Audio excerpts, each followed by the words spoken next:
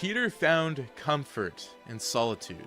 In solitude, there were no witnesses to who he truly was. Whether that identity was Spider-Man or Peter Parker, he wasn't sure. All he knew was that when he was alone, all that washed away, despite if it was just for a moment. A moment of silence was all he needed. Yet even in the quietest places, his mind was still so loud. The TV played in the background as Peter sank into the cushions of his sofa. The radio in the kitchen was on, interrupting the news broadcasts that had the same thing it always did. Spider-Man, the Red Menace, as many journalists were calling him. Some referred to him as a demon or a parasite.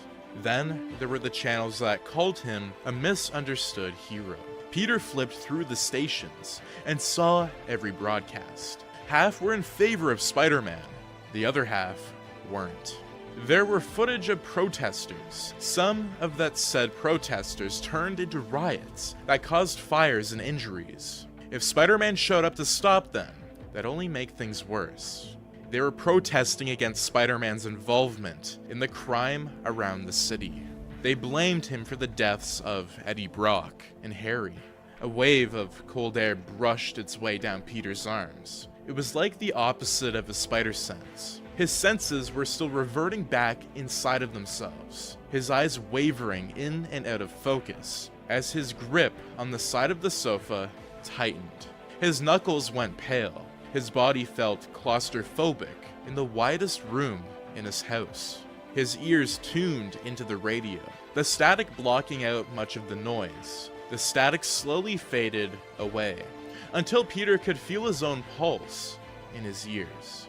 That was when the radio said one thing, one name, Peter, and it was in Harry's voice. Peter managed to snap out of it, moisture glistering on his forehead. It dripped down the side of his face, until it threatened to plob to the couch beneath him.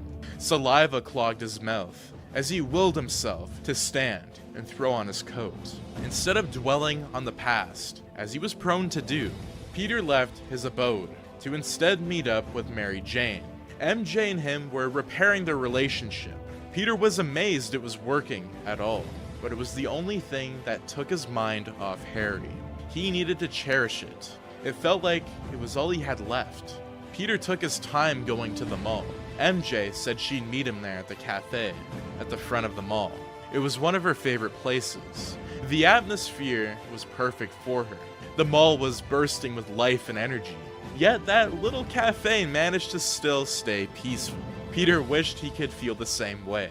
By the time Peter arrived at the mall, he winced from how bright it was. There were Christmas lights strung all over the entrance sign, the glass doors reflecting the moon's light that wasn't blocked by any clouds. It didn't help that every single ceiling light was on and turned up to the maximum brightness. If that was even possible, it could have been his senses acting up.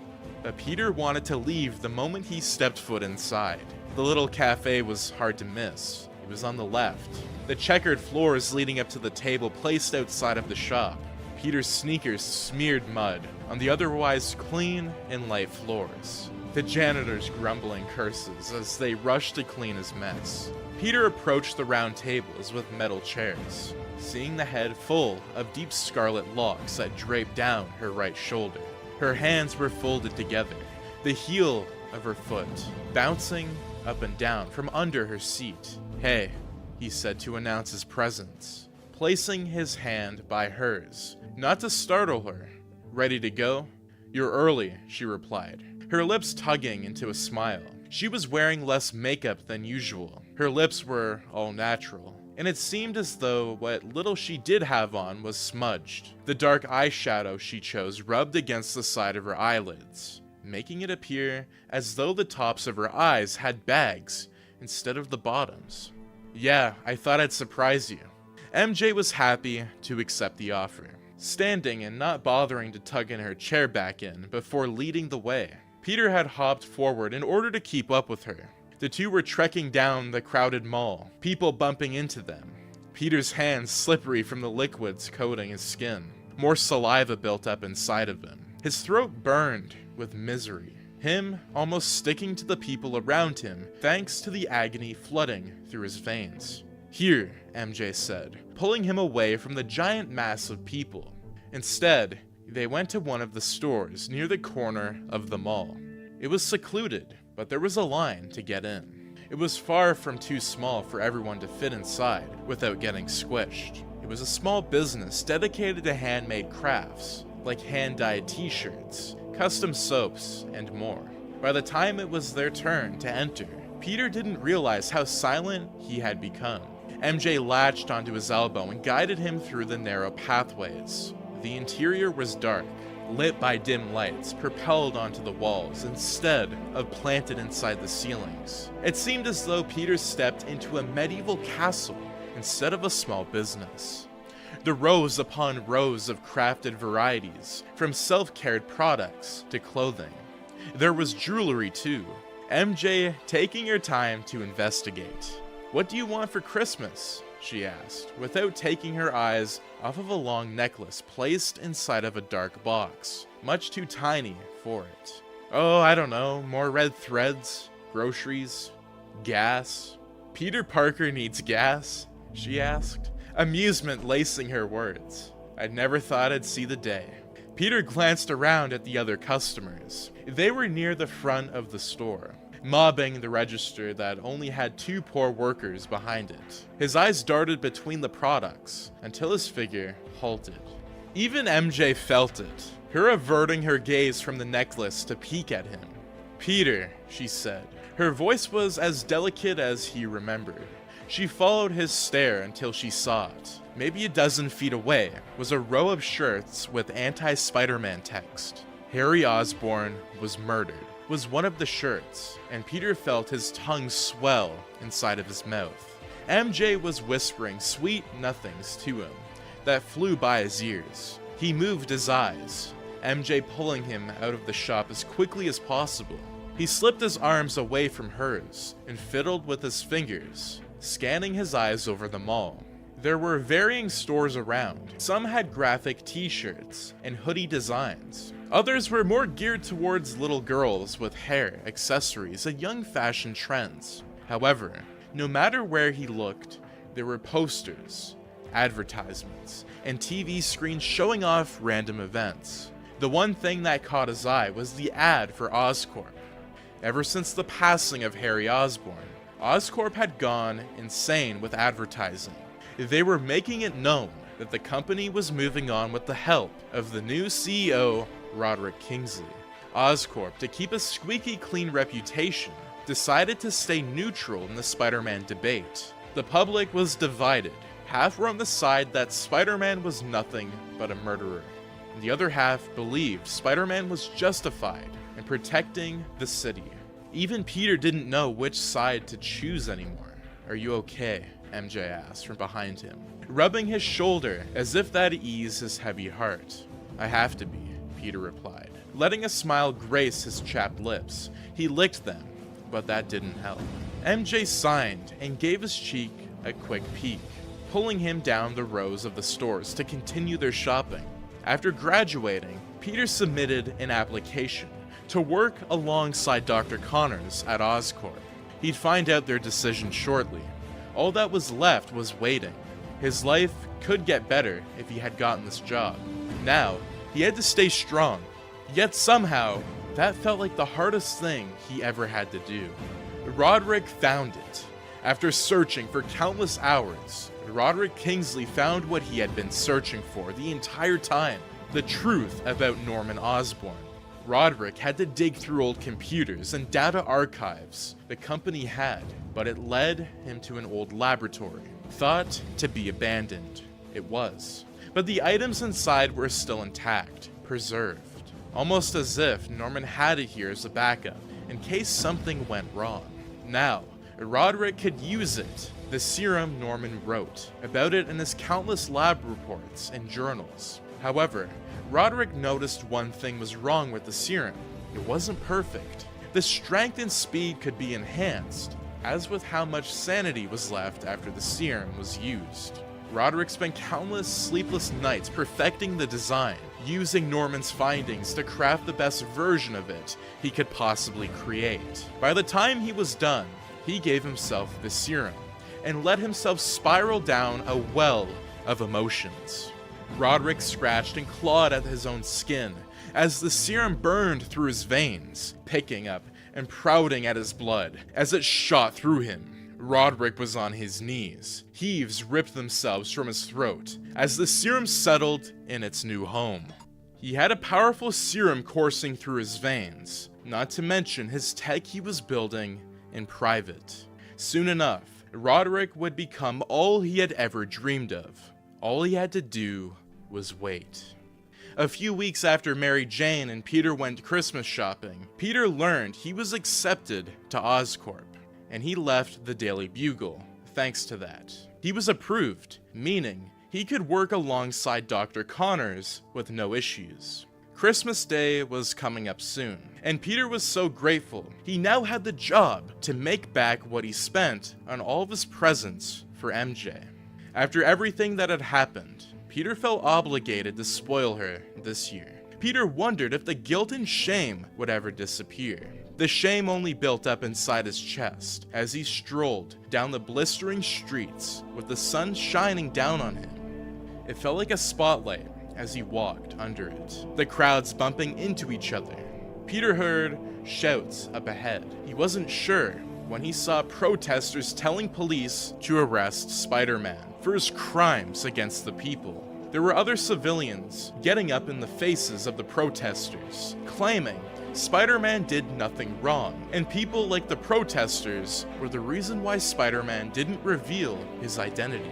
Peter chose to keep his head down and look the other way. He made his way to Oscorp as quickly as he could, but he saw more signs, more propaganda, more t-shirts, claiming Spider-Man was a murderer and nothing more. His lungs collapsed in on themselves, the world feeling blurry. Still, Peter managed to push through and get to his job on time. Yet by the time he got to Dr. Connors to speak with him, he realized he was still out of breath, despite his powerful abilities. "Peter," Dr. Connors said, greeting him in with a smile that stretched his face.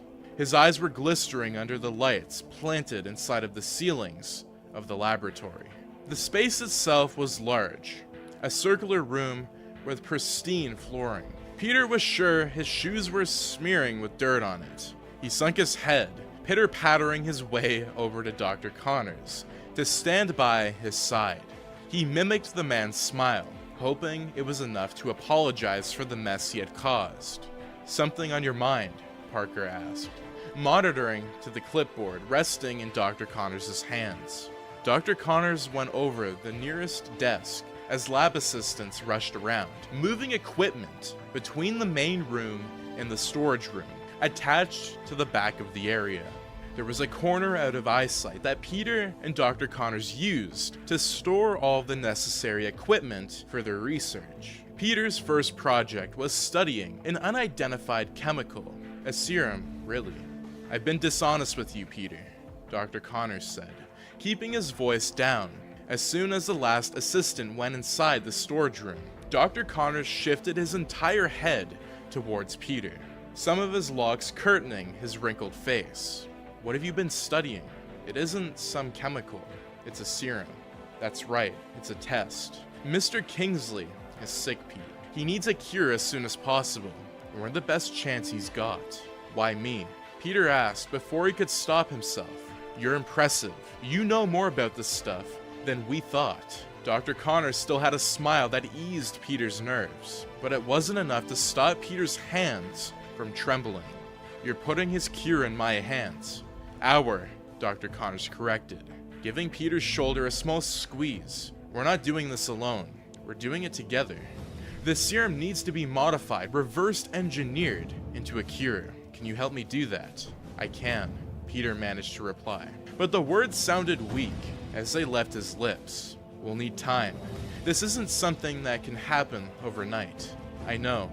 I'll see if I can buy as much time as possible." Peter went back to work. After that, studying the serum and seeing if there was a way to stop it. It was odd, really. It seemed strangely familiar to Peter, like he had seen it a dozen times before. Yet no answer came. He was stuck on the same equations, jotting down the same notes over and over until he was sure he'd lose his sanity. Eventually, after sitting at his desk for quite some time, Peter noticed Dr. Connors approaching him again. He let his rolling chair move back, their eyes locking. Dr. Connors brought his voice to a whisper. "We're not getting much time. I just got off the phone with him. He wants it as soon as possible. Pete, he'll fire me if we don't get a cure for him quickly. My family needs this job. I can't afford to lose it." "Then it's a good thing you won't," Peter replied, grabbing another blank notebook. "Consider it done. Whatever time frame we're working on, we'll manage. Nothing bad will happen to you or your family, I promise." Dr. Connors had the same comforting smile on his face, a small sign passing his chapped lips. He pushed up his glasses to hide the bags under his eyes. "Thank you. I can't tell you how much this means to me. If it means a lot to you, it means a lot to me too. Don't worry. We'll figure this out. I promise." The word promise slipped by his tongue before he could stop it, but it was too late to put it back in. Dr. Connors gave Peter's shoulder one last squeeze before getting up and walking away. Peter watched him go, his calmly hands resting on his desk. He had a time limit now. It was either finish the cure as quickly as possible, or lose his job, or, even worse, Dr. Connors would lose his job, and the ability to provide for his family. Peter wasn't sure if he could handle the pressure. So many had relied on him before, but he ended up failing them too. He heard Harry's voice in the back of his head, but he pushed it down instead, returning to his work. No matter what happened, Peter would succeed. He had no idea what he'd do if he didn't. Peter was still Spider-Man. Although so much had happened in such a short period of time, Peter found solace in the fact that he could put on the red suit and flip through the city. He had just taken down his fifth criminal of the night, a man who tried to steal a woman's purse. The fourth was a drug dealer in an alleyway. The third was a bike thief. The second was trying to stop an armed robber at a grocery store. The first was walking around exposed. It seemed as though Spider-Man would never catch a break, especially tonight. It was a bruiser than usual. It was crime after crime after crime. All Peter wanted to do was sit and breathe. But as he watched the police cruisers escort the thief away, he realized there was no break for him. So, he attached a web to the side of an apartment complex and swung away. The city was just as beautiful as ever. Despite the crime, the night sky illuminated the different colors that blended together in Peter's enhanced vision. There was navy blue from the sky, whites from the glass of the skyscrapers, and crimsons from the brick of the countless apartment complexes littering the city.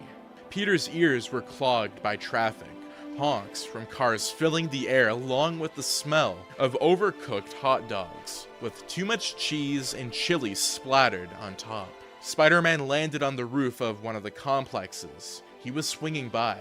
It gave him a moment to catch his breath, but he still got the chance to scan over the busy streets. There were civilians everywhere, making it difficult to distinguish them from each other. Peter crouched and peered over the crowds, searching for suspicious activity. He made sure to take his time. 1 minute turned into 5. It seemed as though everything was normal, until it wasn't. There was a scream that pierced Peter's mind, his body trembling as he launched into action. He swung to the ground and landed on his feet. The people frantically rushing in several different directions. Peter went towards the middle of the civilians with his webs on the ready. Peter directed the innocent away from the scene of the crime. Some of them wore the anti-Spider-Man propaganda, but they were too distraught to make a comment on Spider-Man's appearance. By the time Peter got to the center of it all, he stiffened. There was an armed man there with a mask covering his face. Gloves hugged his hands, thick cloths covering him, so Spider-Man couldn't even attempt to identify the criminal. Although he was wearing layers, Spider-Man could still make out the Harry Osborn was murdered shirt resting on the man's chest. A handgun was in the stranger's grasp as he pointed it at Spider-Man. The hairs on Peter's arms shot up and rubbed against the fabric of his suit. He wasn't sure if he should attack or attempt to talk the man down. Seeing as he hadn't harmed anyone yet, Peter chose to act now, talk later. Spider-Man sprung into action. He leaped with his webs, preparing to fire. The man fired first. Bullets danced their way to Spider-Man's body.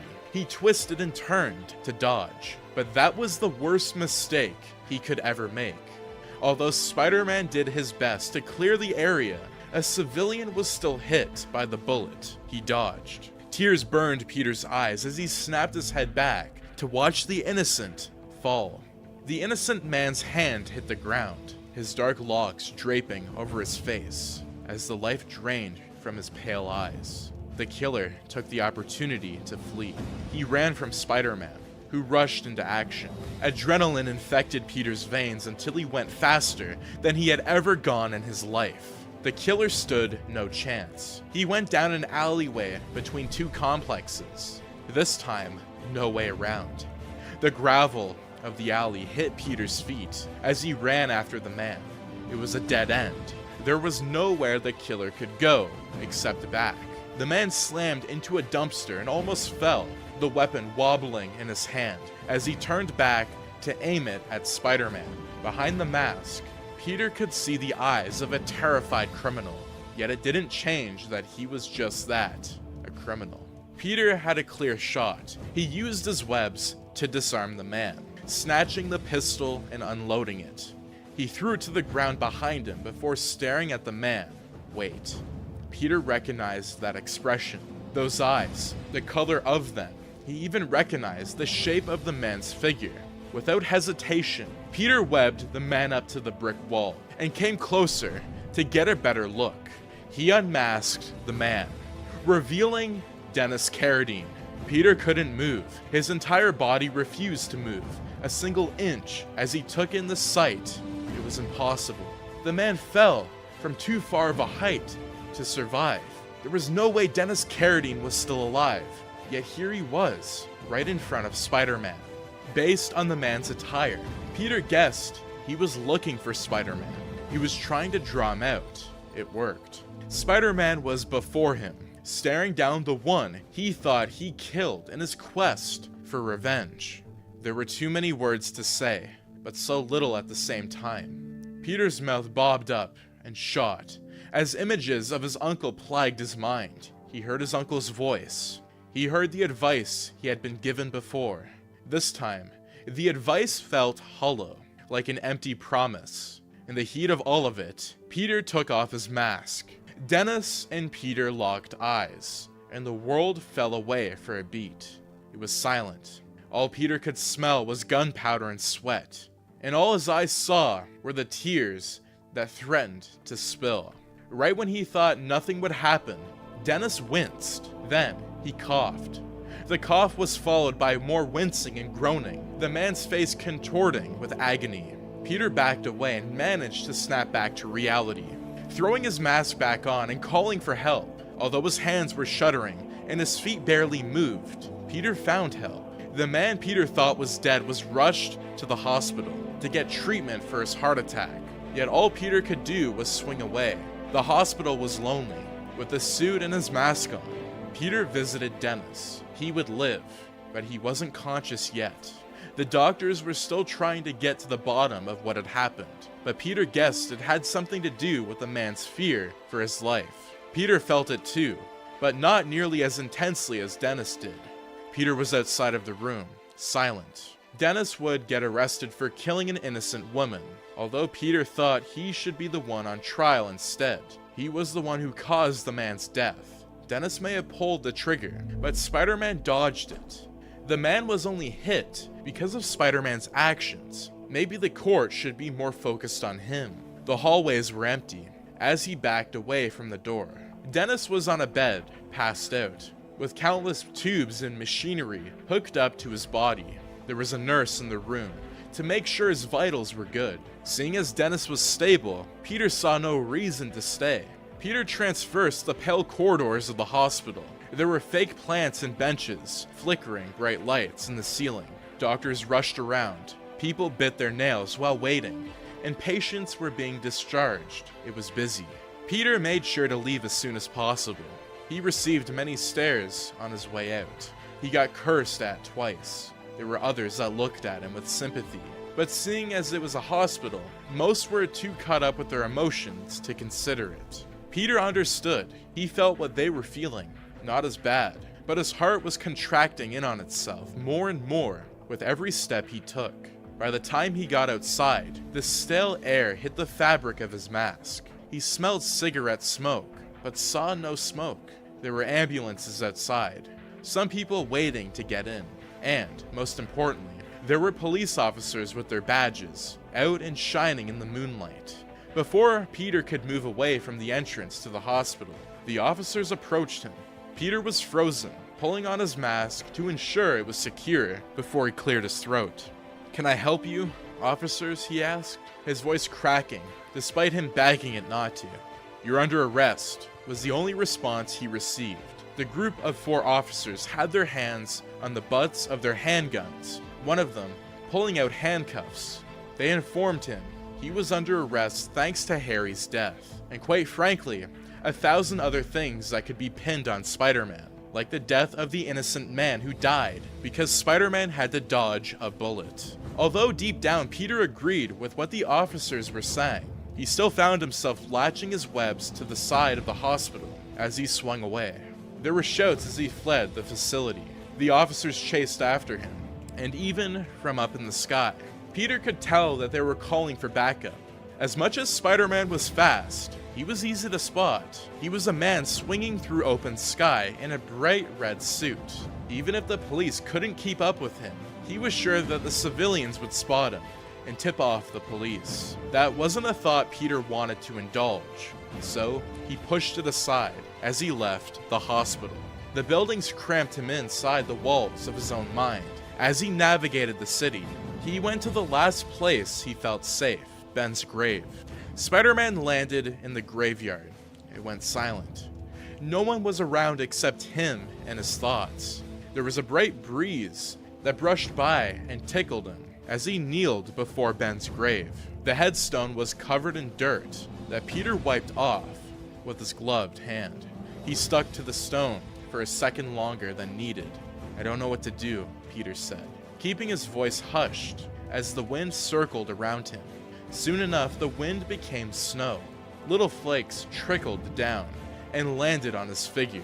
As he leaned closer to his uncle's headstone, "I could really use your help right now," he whispered, his voice stuttering over itself for a beat.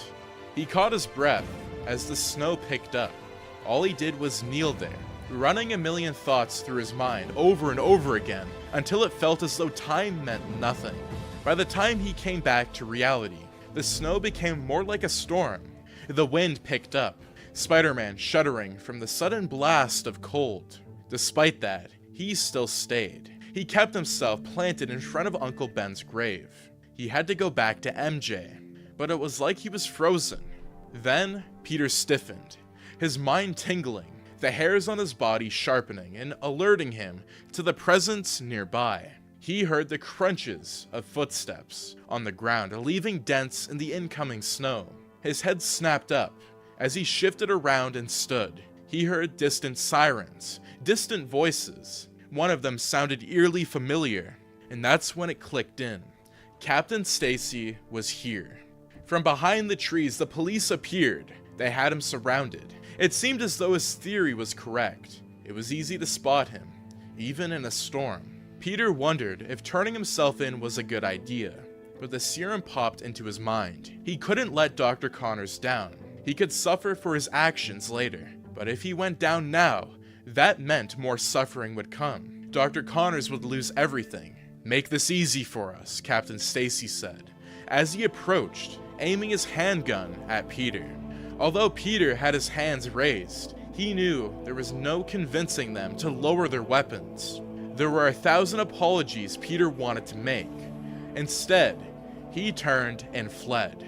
His superior speed and agility allowed him to get the jump on them. As the gunshots rang out, Peter was covered in the snow as he darted through the trees to throw them off. the shots coming dangerously close to his body. He managed to escape, but barely. He attached himself to the skyscrapers and went so high that no one would be able to hit him from that range. It seemed as though the officers gave up this time, which Peter was grateful for. One instinct, he went back to his apartment with MJ. But when he entered through the window, Mary Jane always kept it unlocked. He noticed their bedroom was too quiet. The bed was made, the lights were off, and the floor was clean. No clothes were thrown anywhere, no books on the mattress, and not even any water on the nightstand. Peter took it upon himself to change out of his spider suit and into his casual clothes. He went into their living room, hearing the TV as he approached. The tan carpets sucked in his bare feet as he came out, passing the kitchen that was as clean as the bedroom. That was when he saw the redhead on the couch, spiraled across it, with her hair flying in several directions. The news was playing on the small screen. It was the same thing as always. Spider-Man's face everywhere, police calling for Spider-Man to come out. Then, after a few seconds of lurking, the report switched to tonight's attack, and the two people who were impacted, Dennis and an important civilian. Peter wished he could look away, but his eyes were glued to the screen as the report played out. Dennis was okay, but the civilian was gone, dead, and the people blamed Spider-Man, which was no surprise to Peter. The police begged Spider-Man to come to a court hearing. They set up a date and a time, and everything. Why were they publicly announcing a court hearing was beyond him, but then it occurred to him that every time they tried to talk to him, so far all he did was run away. It seemed as though they were out of options. Right when Peter was about to announce his presence to MJ, his body stopped. The innocent civilian had been identified. It wasn't just any civilian, it was Roderick Kingsley's brother. Peter staggered back and banged his elbow against the kitchen counter behind him. Their apartment was small enough that all of the rooms were connected, including the kitchen by his side, as he almost went trembling into it. "Peter," MJ said, turning her head to lock eyes with him. He was hyperventilating.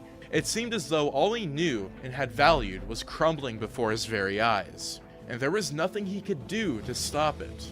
Every time he tried to make things right, he only made them worse. First with Harry, then with Dennis, and now this.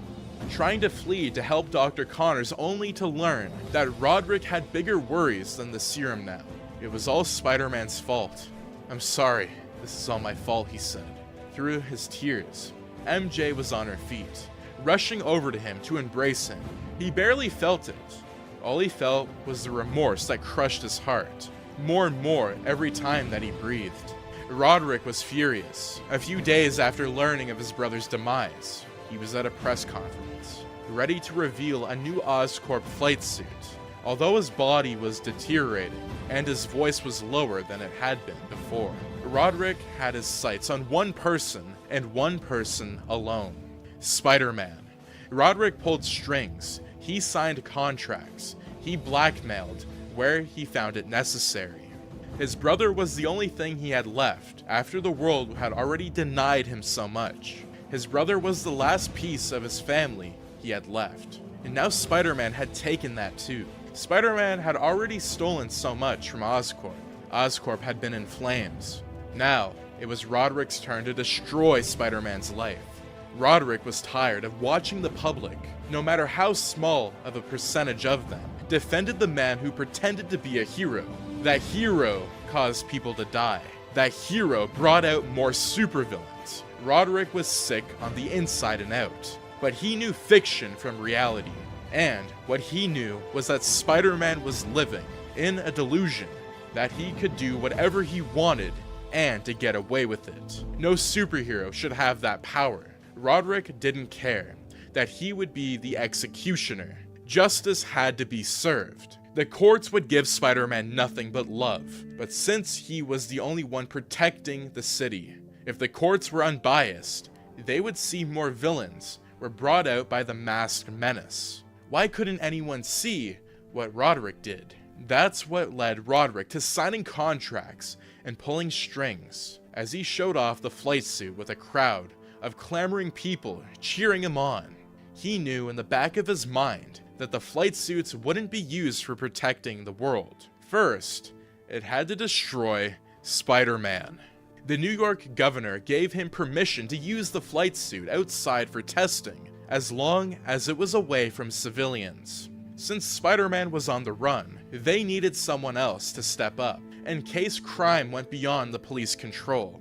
That's where Roderick came in. He was supposed to help with the crime, but in reality, he would help put Spider-Man in the ground permanently.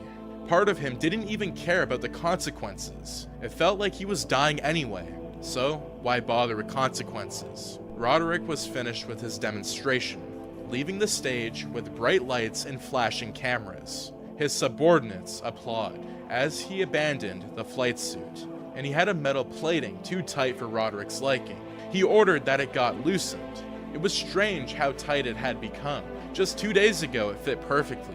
Roderick left his subordinates to instead flee into the shadows. He went back to Oscorp and into his office, not bothering to answer any of his calls or emails. He was groaning as his head throbbed. It seemed like his vision was fading, in and out of focus, as he reached for his phone, putting it against his ears and dialing the familiar number before he could stop himself.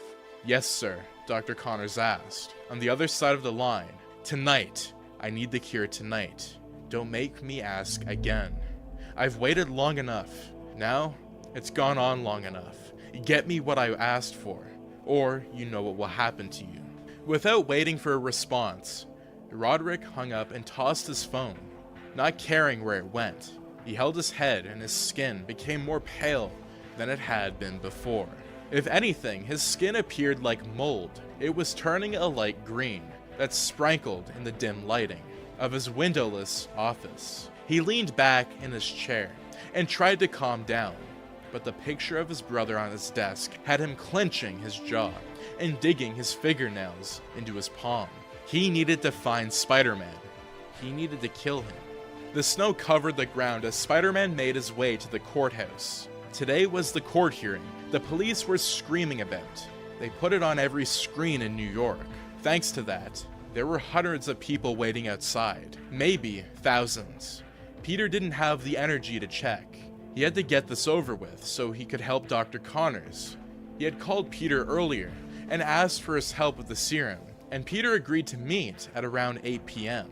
It was an hour after the court hearing, so Peter hoped it would be enough time since it was due tonight. It wasn't like they had any other options. Spider-Man went down the cracked sidewalk leading up to the courthouse. The brick walls of the building seemed intimidating, despite how he had climbed there many times before.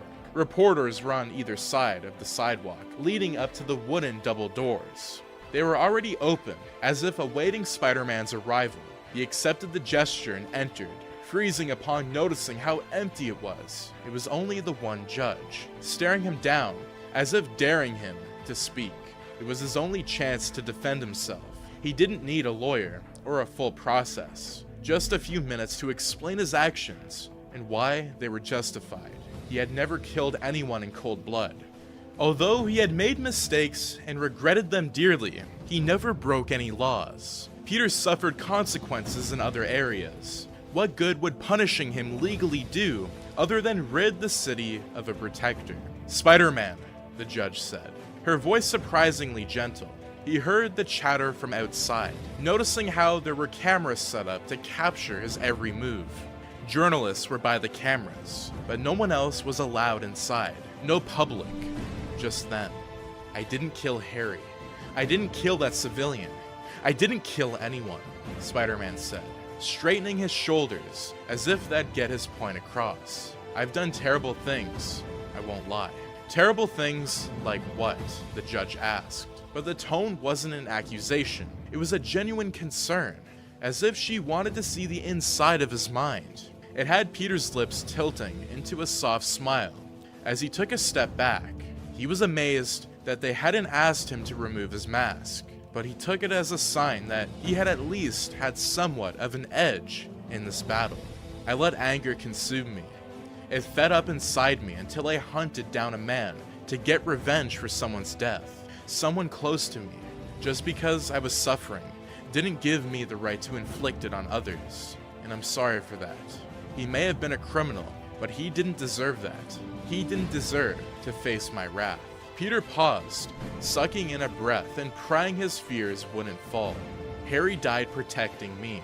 I hurt him so badly in the past, but he still sacrificed himself to save me, and I watched him get stabbed right in front of me. I watched as he was thrown away from me. All I could do is watch as my friend lost his life. Harry Osborn was murdered, just not by me, by Venom. But Venom's gone now, and how many villains appeared? How many of them did I handle? I regret not being able to save all of them, but I want to keep this city safe. That's all I've ever wanted to do. That citizen's death was a complete accident, and I'm so sorry. I know sorry doesn't make up for it, but I hope the family can someday forgive me. That man was caught in the crossfire. If I was just a little faster, a little smarter, maybe he'd still be alive. For whatever it's worth, I don't think you've done anything wrong. I would say not guilty. The judge said. Even the journalists seemed surprised by that. You once stopped a train and saved countless lives. The judge stood as she said it, letting her gown drape down her body. She offered him a grin. I was there. She was there. She saw his face. Peter couldn't believe he was standing across from somebody who knew his identity. Maybe that was why she hadn't asked him to remove his mask. It was something she hadn't seen before. It had his heart jumping between his head and his feet as he processed the information. However, he didn't have the time to process it. As soon as the words clicked in his head, the pillars surrounding the area began cracking. Every crack brought the courthouse down more and more. Spider-Man shouted and leaped after the judge, who was right in the crossfire. Again, it seemed every innocent person was dragged into his mess. They were caught in the crossfire. Even as Spider-Man tried to save her life, it didn't work. She was yet another one of the fallen. The courthouse collapsed around him as he held the dying judge, who got crushed by the rubble. He did everything he could to bring her back, but all she did was flutter, her eyes open, and let out a sharp breath. "You're not guilty," she whispered, her voice hitching. "Don't let anyone tell you otherwise." And then she was gone. Peter watched as her eyes drained themselves of any color. More rubble fell and crashed against the ground, crushing the cameras as the journalists rushed away. However, there was no hope. There were explosions outside, bombings. Peter recognized the sound, although he wished he didn't. He carried the judge's body to safety, then went to the front to see the protesters were bombed. There was a screech of laughter that echoed across the walls of Peter's mind. He heard the wind brushing, but despite the snowstorm clashing through the air, he saw an eerily familiar suit as the snow passed and cleared his vision. There was smoke clogging the area, Peter choking on it as he squinted to spot the single man on a glider. His suit was a mesh of orange and blush, a goblin-like face with glowing red eyes, and a glider with a skull on the front of it. It looked like bat wings stretched out from the sides of the skull, keeping him hovering in the air as he laughed at Spider-Man. "Who are you?" Spider-Man asked, in a shout of praying his voice didn't strain. The man laughed and threw another bomb at the few surviving protesters. Peter reached out with his webs and grabbed it, flying it back at the goblin, only for him to dodge. The bomb exploded and rocked the earth. Peter wobbled, but managed to stay grounded. "Hobgoblin," was the man's response. As he came closer to the ground, he dashed at Peter, but he sidestepped and darted away. Hobgoblin grunted and went back in for another attack. Peter kept dodging. He had seen that fighting style before, as if the name wasn't enough of a giveaway. Now the suit and the fighting style, it was yet another goblin that Peter had to face. But how did this keep popping up? Why was this a recurring theme in his life? The thought of Harry hit the back of Peter's mind, but he had to force it down to instead go after the Hobgoblin. The laughing villain ducked and dived on his glider. More bombs launched in the air towards both Spider-Man and the protesters. Spider-Man managed to protect them, but the fight kept wearing him down more and more. Spider-Man hopped up and kicked Hobgoblin off of his glider. Now it was a fair fight. The two went back and forth. Punches and kicks were exchanged, with Spider-Man taking the lead. He was winning. But all that changed when Spider-Man stumbled over the snow. Hobgoblin took the upper hand. What was once a win for Spider-Man became an easy win for Hobgoblin. Spider-Man was punched, kicked, and scratched more times than he could count. Wrath flooded inside Peter's veins as he yelled, rage overtaking him, until all he saw was red. Seeing the Goblin suit unlocked a new side of him he didn't wish to feel. All he wanted was to see the new Goblin dead. Peter wasn't sure if he was doing it for the people or himself, but the Goblin had to die. Unfortunately, Peter didn't get his wish. Hobgoblin knocked him down and got on his glider. From there, Hobgoblin threw Peter inside the burning courthouse, stabbing his shoulder in the process. The courthouse was collapsing all around him as blood spilled on the floor. Hobgoblin watched as Peter lay on the ground, unmoving as more liquid freed itself from his body. Hobgoblin threw a pack of pumpkin bombs at Peter. He barely got up in time to dive away, but the bombs still launched him back into a pillar. Hobgoblin laughed as he left, fleeing right before the pillar fell and trapped Peter inside. He coughed. He couldn't tell if blood or saliva was on his lips. His vision wavered in and out of focus. His body was going limp.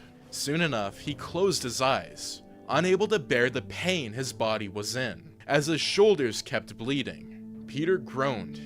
Everything hurt. His arms, his legs, his chest. The overwhelming aroma of smoke snapped him to his senses. He wasn't sure how long he was out for, but the numbness told him it had to have been at least a minute. He was still in the courthouse as it bursted into flames. Rubble surrounding him. If he dug up, there was a chance at survival. It was the best shot he had. With all of his strength he had left, he powered through the rubble. He brushed it aside, yelling out in agony as the rubble weighed down on him more, but he persevered. He came out on top, managing to get through the ruins and make his way to the surface. Peter almost threw up when he crawled to the familiar cracked, snowy sidewalk. The storm was picking up, the cool outside air contrasting the warmth of the fire that could have killed Peter. His suit was torn up, the top of his mask ripped, and allowing some of his dark locks to spring free. He had to get home as soon as possible, otherwise his identity would be revealed. That, or the Hobgoblin would come back to finish him off. There were police outside, searching through the bodies to find any survivors. Peter got up and limped to get them, holding his injured shoulder. What happened? Where's the Goblin? Peter asked the policeman, before him signing. We shot him down, but he was too fast. He escaped through the storm. Peter's stomach sunk inside of him as he nodded. Despite the concerns of the policeman, Peter left. He swung away and escaped into the storm. He shivered, but his body still felt warm. Not knowing what else to do, he sat on top of a roof. It was an apartment complex, one of the many in New York City. He laid down and shut his eyes before a minute, or more like 20. He let his body relax and heal his injuries, but he knew that he needed actual medical treatment. Otherwise, he'd die. He hadn't been this close to death in so long. The last time was with Venom, but Harry saved him from that. Although that wasn't a thought Peter wanted to have, he indulged in it for a second, longer than he needed. He drank in the memory of his best friend, wondering what he would have said if he were here right now. Peter kept himself still, as he still fell into his memories, allowing Harry's face to appear in his mind. It was quiet. There were distant sirens in the blowing wind, but otherwise, it was just Peter and his thoughts. He grabbed his phone, which he was amazed survived the fight, and brought it to his ears. He called MJ, taking off of his mask, so he could suck in in the freezing cold air. "Peter," MJ's voice said after only 2 rings. "MJ, I don't know what to do. The court hearing and the judge said I wasn't guilty, but this goblin showed up and bombed the place." "It's another goblin. I have to stop him before it gets out of hand, but I don't know if I have the strength to do it." "You do," she said in a tone that soothed his ears. "Please, Peter, trust me on this. You can do it. You'll stop him and protect the city like you always do. If you don't believe in yourself, at least believe in me." Peter sniffled, gripping the gravel beneath him to keep himself grounded in reality. "Thank you. I'll see you when I can. Come back to me, Parker. You're not allowed to leave yet." He found himself laughing before he could stop himself. Wouldn't dream of it. MJ hung up first. Peter scrolling through his contacts to find Dr. Connors. It was past 8 by now. It was strange, really. It seemed like the fight was a minute, but in reality, it took longer than Peter imagined. Time flew by as his shoulder bled and his body ached. Still, he managed to press on Dr. Connors' number and pressed the phone against his ear. Nothing. Ring, ring, ring. Nothing. Dr. Connors never answered, and Peter stiffened. Where was he? But Peter had no time to worry about the dock. There was clamoring from below. Peter glancing down in time to see the remaining protesters getting into a brawl. It seemed as though they were split over whether it was Spider-Man's fault or not. The police were there, trying to separate them. Peter swung back and hit on top of a building next to the courthouse, listening in on the chaos. There was nothing he could do except watch as the police got it under control. Despite being called not guilty, despite the judge wanting to protect Spider-Man, Captain Stacy got assigned to take Spider-Man in. Peter's heart shattered in his chest as he gathered the courage to leave, deciding to leave the courthouse behind him. After all, what else could he do? The Oscorp lab was longer than it was the last time Roderick saw it. He kept making expansions to it, demanding more materials and asking for more space. His subordinates had no choice but to accept, as he hopped off his glider and limped his way to the middle of the laboratory.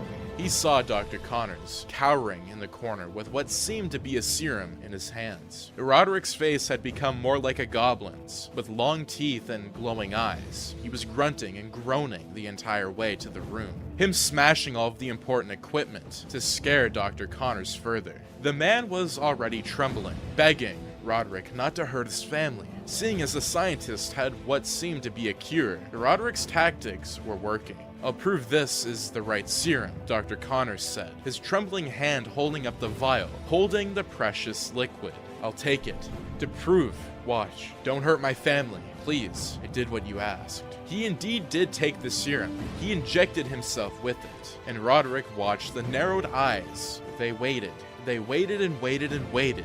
Roderick's impatience grew when nothing happened. Granted, Connors wasn't infected with what Roderick was, but he figured at least some change would happen. Connors was the same, and Roderick's fury boiled over and took control. Roderick charged forward and began choking Connors. The scientist was lifted up by his neck, him crawling at Roderick's hands to no avail. Roderick was much stronger than the feeble man. Roderick glanced, but then he noticed a spark in Connors' eyes. No, actually, it wasn't a spark. His eyes were turning green. Before Roderick could react, he was pushed back into the nearest wall. His glider got crushed under his weight, him glaring at Connors from across the way. Hobgoblin went to the weakened Connors and threw him on the ground, grabbing a bomb and rolling it next to him. Then, Hobgoblin left. Now, all that was left was the scientist's family. Peter, he didn't know what to do. Oscorp was his last chance at finding answers, so that was where he went. After stopping at his apartment to patch up his shoulder wound, with the help of MJ, he took some painkillers and went out to find Dr. Connors. Now, he was entering the lab and was amazed to see it caught on fire. Equipment was destroyed. Hobgoblin's glider was crushed in the corner, and no sign of any serums were anywhere. All that was left was Dr. Connors' unconscious body, lying in the middle of the floor. Peter, overwhelmed from the chaos that had been that day, instinctively screamed for help. He didn't care that his voice sounded much too like Peter Parker's, despite him being Spider-Man now. He prayed and wished that somebody would come, but it seemed as though no one was around. Connors perked his head up at the sound of Peter's voice, beckoning him to come closer. Peter agreed, kneeling next to the man and listening to every word he had to say. "My family," He's going after my family," Connors managed to say, his voice cracking over every syllable. Luckily, it seemed as though something went right that day. Peter heard voices outside, and soon enough, the police entered with Captain Stacy, front and center. Although Peter knew Captain Stacy was after him, it brought him consolation to know that at least Dr. Connors would be okay. And that was exactly what happened. Captain Stacy escorted them out of the burning building and took them to the cars outside. There were fire trucks zooming down the road to get there, and everyone was searching for the perpetrators of the crime. Everyone silently agreed that they knew who it was. Peter knew, he was sure Dr. Connors knew, and the cops knew as well. In the course of just a few hours, everything had fallen apart. Peter was barely holding it together, especially when Captain Stacy approached him by one of the trucks, keeping one hand too close to his gun for Peter's liking. "You know we need to talk," Captain Stacy said, Peter dipping his head in form of a nod. "Listen, I don't know what the judge told you, I wasn't inside, but it seems like destruction follows you everywhere. Even if you're not guilty for at least some of it, it's best to keep you off the streets, yeah?" Captain Stacy had handcuffs out, pointed at Spider-Man. Although he knew there were far more important matters, running away again would make him look even more guilty. "A man's family is in danger. Please, you can arrest me, but please, his family. Dr. Connors, the man I brought out of that building, his family, they need help." Captain Stacy didn't wait for Peter to finish. He slapped the handcuffs on him and put him in the back of the truck. It was sturdy, almost as if they put him in here in hopes that it would tame his power. If Spider-Man wanted to break out, he was sure that he could. Still, he slumped back in the seat and signed, awaiting further notice from the police. A minute ticked by. 2, 3. Soon enough, Spider-Man's senses heightened. He felt goosebumps form on his arms and legs. It was quiet, yet it felt so loud. Everything clashed together in his mind until he could hear the faint laughter. Seconds later, an explosion went off. The truck flipped, Spider-Man going with it. He yelped as he collided with the ground, the windows shattering and glass flying everywhere. He was cut several times, tears forming in his already weak suit. His ears rung as he attempted to put himself back together, his vision blurry. He still heard the shouting outside. That was what caused him to snap to his senses. The handcuffs were weak around him, so he tore them off with what strength he had left. Then, he crawled out of the window and noticed the familiar face terrorizing the police. It was the Hobgoblin, laughing and holding bombs. He had a different glider, an older model, it seemed. Spider-Man got to his feet, limping and wobbling. The police were in danger. Captain Stacy was in danger. That adrenaline that caused adrenaline to kick in. Spider-Man getting in front of Captain Stacy just as Hobgoblin threw another bomb. Spider-Man grabbed it with his webs, launching it in the other direction, back towards the fearsome foe. Hobgoblin laughed and ducked out of the way of the explosion, grabbing Spider-Man by his chest. Spider-Man withered in the man's grasp, but it was inevitable. Spider-Man was pulled into the building next to Oscorp. It was much smaller, but still at risk of the fire due to how close it was. The inside was wide and free of civilians. Desks were overturned, almost as if this was an abandoned office building. Seeing as it was next to Oscorp, Spider-Man wouldn't be surprised if that was the case. Peter heard the flames cracking outside. He heard the sirens. He was grateful the police didn't come in and try to intervene. By this point, they knew not to interfere with Spider-Man's battles. It would only result in more unnecessary death and destruction. "You think you're a hero," the Hobgoblin said, his voice teetering between a rasp and a laugh. "How many have died because of you? How many more will die because of you? What about the villains who rose? Would they have come if you never existed? If you never dared to flash your face on every billboard in Times Square? Protecting the people," Peter replied. But the words felt weak as they passed his lips. He could see Harry's face in the back of his mind. He curled his hands into fists. Without another word, the fight broke out. Peter used the large walls and high ceilings to his advantage. The windows were shattered, with the light from the fire being the only light illuminating the space. Peter grabbed several pieces of glass and swung them towards the Hobgoblin. He dodged again and again, throwing more bombs to catch Peter off guard. With his new glider, Hobgoblin zoomed towards Peter. He hit his chest, sending Peter flying back into the wall. The thud sound his body made had Peter grunting, his vision fading in and out for a second or two longer. Hobgoblin hopped off of his glider and took a bomb, likely the finishing blow. Peter didn't allow that to happen. He stood, raising his hands and preparing to fight. However, his mask was too torn. He could barely see through all the fabric. Not knowing what else to do, Peter took off the restrictive mask, dropping it by his side to face down Hobgoblin. The goblin chuckled more, and the sound descended into a fit of chaotic laughter that echoed around the room. Peter held his ground, but his posture faltered when Hobgoblin took off his mask to reveal Roderick. Although part of Peter wasn't surprised due to the demand of the serum, it still made his heart twist and turn. Guilt crept up the back of his throat in the form of bile. But Peter managed to hold back. "I wouldn't be here," Roderick said, circling around Peter. "If it weren't for you, you killed my brother. You can say it was an accident all you want, but I watched you jump out of the way and dodge that bullet. The bullet that took away the last piece of my family that I had left. I'm so sorry," was all Peter could say, as moisture swelled up in his eyes. "I never meant for this to happen." "Peter, Peter, Peter," Hobgoblin said, picking up his mask and making it a tisk sound with his tongue. "I always thought you would change our company, Parker. What happened to you?" "It's too late," Roderick said, with a dismissive hand wave, throwing the mask back on and getting on his glider. "Dr. Connors failed me. You failed me in too many ways to count. I made Connors a fair deal. The serum for his family. I don't have the serum. Maybe this will give him some new motivation." Before Peter could reply, Hobgoblin sped towards him. He was hit in the chest, flying backwards and going through the brick wall behind him. Peter yelled out in pain as he hit the outside ground. The sidewalk beneath him cracked and filled with moss. He was frozen on the ground, agony shooting through his veins. He was sure his shoulder wound reopened. There was blood all over him as he glanced up and saw the police trucks in the distance. The police attempted to fight Hobgoblin, but it was no use. He had bombs, and he had used them to destroy the remaining trucks. Captain Stacy got out, and Peter reached out his hand despite him being too far away to help. The police captain shot at Hobgoblin. He was no match. Hobgoblin laughed as he pulled out an army Swiss knife and threw it into the captain's chest. It sunk into him. What Peter imagined was his heart. All he could do was watch as Captain Stacy fell over,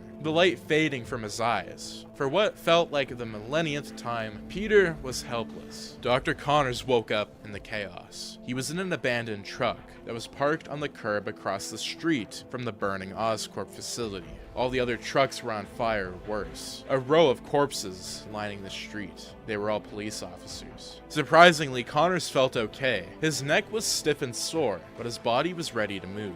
He got up and was amazed to see the doors of the truck were unlocked. He fell out, grunting, when his knees skimmed across the concrete ground. More sirens were wailing in the distance, and the rising moon was blinded by the howling flames behind him. Not knowing what else to do, Connors left the scene. Roderick was after his family, so that was his priority. He dashed down the street, not caring that to the civilians. He looked like a maniac. His eyes were bulging and his hair frizzed. His lab coat was torn enough for him to decide to shred it from his body, revealing the white scrubs he had underneath. It took 5 minutes of constant running until he reached home. There were no flames, but arguably something worse was waiting for him. Hobgoblin. The glider was floating next to him. Connors' wife and son were being held captive by the monster across from him. With his head, the goblin motioned to the bridge in the distance. "I'm going to take your family on a tour of the city.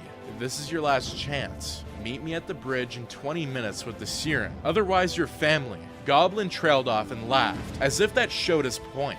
He held Connors' wife and son in his arms as he got back on his glider and flew away. Connors tried to stop him, but they were already gone. They soared into the night sky, and Connors could only watch. His heart fell into the soles of his feet as he staggered back. 20 minutes, that was all he had left. 20 minutes until his family would die. Peter had a trail of blood behind him, After wrapping torn fabric around his face to hide his identity, Peter left the fight scene behind. He had to get to Connors before Hobgoblin did, but there was one issue. Peter was powerless in front of Goblin. If he were to survive, he needed gear, better protection, time to think of strategies. That led him to the place he didn't want to go back to, Harry's house. He limped there as crimson liquid stained the snow beneath his feet. It was cold, yet Peter didn't feel it. There was a strange sense of warmth hugging his body as he entered the abandoned house. It was even emptier than Peter remembered it. No noises were there, except the sound of Peter's footsteps pressing against the creaking wooden floorboards. The walls were cracked, no lights on. Only the dim moonlight peeked through the window lit the path Peter had to take. There were sheets covering what used to be Harry and Norman's belongings. There were old pictures and masks lingering around the space. Although there was little furniture, there was a tiny couch in the corner with a basketball on it. Peter chuckled as he approached, taking off what was left of his mask to get a better look at it. He held up the basketball, rubbing over the surface of the rotten item. There was a cracked mirror next to him, reflecting some of the moonlight. It shined on Peter's face, highlighting the texture of the ball in his grasp. "I remember when you couldn't get in the basket," Peter said. His voice was merely a whisper, floating in the air and swirling around the isolated space. It was quiet. There were crickets outside, chirping away. Occasionally, he heard a bird squawk. Then, he heard something else, a small laugh, and it came from the mirror. Peter tilted his head towards the disturbance, and what he saw had his eyes nearly bursting free from their sockets. Harry. He was in the reflection, parts of his body missing due to the cracks in the mirror. Peter still held the basketball as he rushed over, halting in front of the distorted Harry and giving him a grin. "Hey buddy, how are you?" Harry asked, Peter's mouth opening and shutting as he contemplated on what to say. Harry was all he could come up with. He choked over the single word, rubbing his fingers over the basketball and begging no tears would come. "I know how you're feeling, Pete. I've been there before. You're lost and confused. Everyone is counting on me," Peter said, his voice stumbling over itself. "I can't do it alone. I can't beat him. He's too strong." "You're stronger," Harry replied, the two words spiraling around Peter's mind until he felt dizzy. "You're not alone. No matter what battle you're in, you have us by your side. You always have a choice, Pete." Peter nodded with tears clouding his eyes. He couldn't handle staring at the face of his former friend, so he glanced at the ball. It was silent. Crickets replaced what used to be Harry's soothing voice, and when Peter peeked up again, Harry was gone. The reflection was gone. He put the ball back where it belonged and stepped away from the mirror, moving his gaze to the entrance to the goblin lair, his hand wrapping around the knob to the glass door. But he was halted by another presence. "Don't go in there, sir." Peter whipped around, dropping his hand. "Bernard." The man kept staring at Peter until he lowered his head, stepping away from the lair and leaving it behind. He went to the couch and sat, being sure to stay away from the basketball. Bernard did the same, but he stood before Peter, keeping his hands folded in front of him. "I don't know how to beat him. He's more powerful than anything I've ever faced before. How am I supposed to do that?" "I've watched you take down worse than this," Bernard said, with a soft smile that tugged on the corners of his lips. "I won't lie to you. The fight won't be easy, but you'll manage." "How?" "My mask is pretty much destroyed. My shoulder is stiff, and my back feels like it'll break at any moment. It's Roderick. Roderick's the Hobgoblin." "That makes no sense either. How did he..." "Norman has a secret lair underground. It's an Oscorp. Extra suits, masks, gliders. That's the only explanation. You fought so hard to get here, Peter. Please don't give up. Not yet." Peter set his jaw, considering Bernard's words. Then he nodded. "Okay, I'll beat the goblin once and for all." After, he took his mask and left. He searched for Connors, finding him outside of his house in the cold. He was distraught, his whole body trembling while his eyes were wide. Peter took him inside, rubbing his arms to warm him up. "He took my family," Connors muttered, repeating the words like a mantra. "We need the serum. He took them to the Brooklyn Bridge. If we don't have the serum soon, we'll get the serum. Do you have a lab here?" Connors gave a half nod and led Peter to the basement, where there was indeed a lab. It was much smaller than the one at Oscorp, but it would do the trick. It was dirtier, chemicals left out of the lab, coats thrown all over the place. "We can fix Roderick, okay? Let's work together quickly," Peter said, taking off his torn mask. Connors kept to himself, staying quiet and focused as he worked on the serum. Together, the two looked over all their notes, reading through each line carefully, until they came across the conclusion that they had to risk it all. They didn't have the time for testing and experimenting. So, they made a formula and went with it. It was the best solution they had in the limited time frame Goblin gave them. By the time they were done, Peter grabbed the serum and Connors and swung to the bridge. He had his mask on now, but it didn't seem like it was doing much anymore. His left eye was showing, as was his chin. They arrived in 2 minutes, spotting Hobgoblin on the bridge with Connors' wife and son. There were cars on the bridge, but due to Hobgoblin's presence, the bridge was shut down with police trying to defuse the hostage situation. It was Peter's turn. No more being helpless. No more watching as people died. Peter approached and kept Connors behind him, instructing him to stay back no matter what. Connors was reluctant to agree, but Peter's stern tone warned him that he could handle it. He had the serum in his grasp, Hobgoblin eyeing it and keeping the wife and son behind him. His glider was hovering by his side, him hopping on it and coming a bit closer. "The serum first," Hobgoblin said, holding out his hand. Peter tiptoed closer, about to drop the serum in Goblin's hand, when a spider sense went off, but it was too late. Hobgoblin threw Peter into Connors, who yelped and went flying back. His body spasmed, his eyes turning green. Peter wanted to rush to see if he was okay, but the serum was about to fall off of the bridge with his webs. He grabbed it and brought it back, but Hobgoblin was already on the move.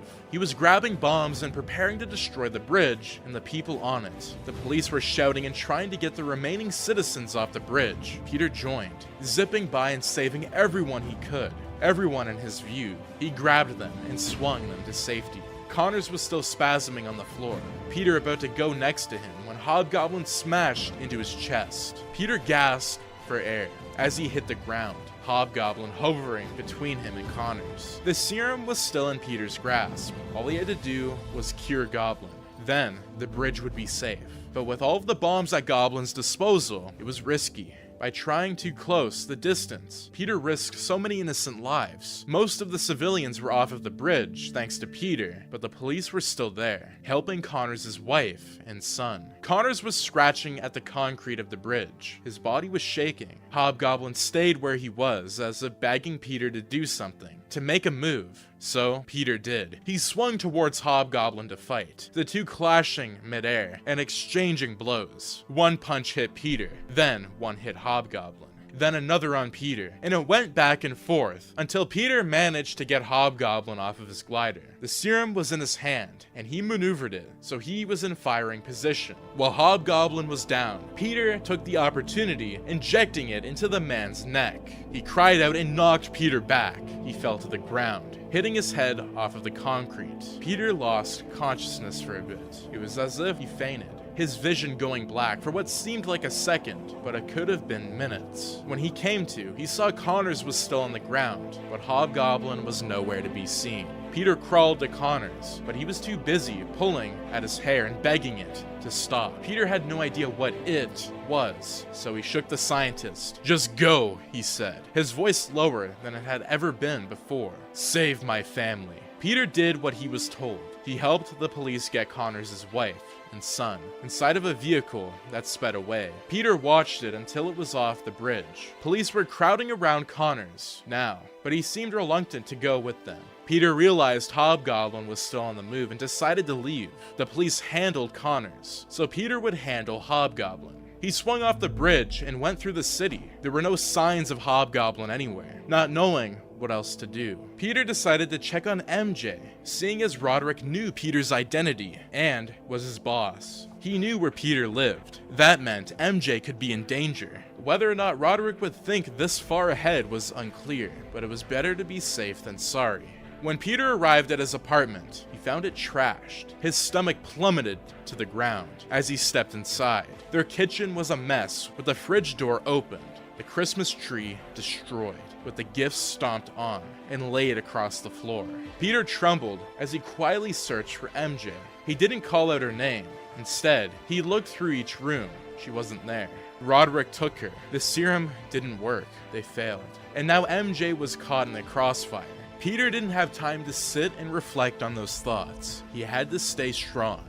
Where would he have taken MJ? This wasn't like a hostage situation in return for someone else's. Roderick took MJ so he could kill her, probably slowly, brutally, just to punish Spider-Man more. Roderick didn't know that Peter knew about the secret goblin lair in Oscorp. Although the building was mostly destroyed due to Hobgoblin's carelessness, the underground would probably remain intact. That was Peter's only lead, so he went with it. He swung through the city, and he wondered if this night would ever end. It seemed as though things kept piling on and on, never ending, until Peter would never recover. The adrenaline masked most of his pain and panic. But since he was out of the fight, he got a chance to feel his shoulder, expanding and contrasting. His arm was in agony that shot like little spikes of pain to the sides of his body.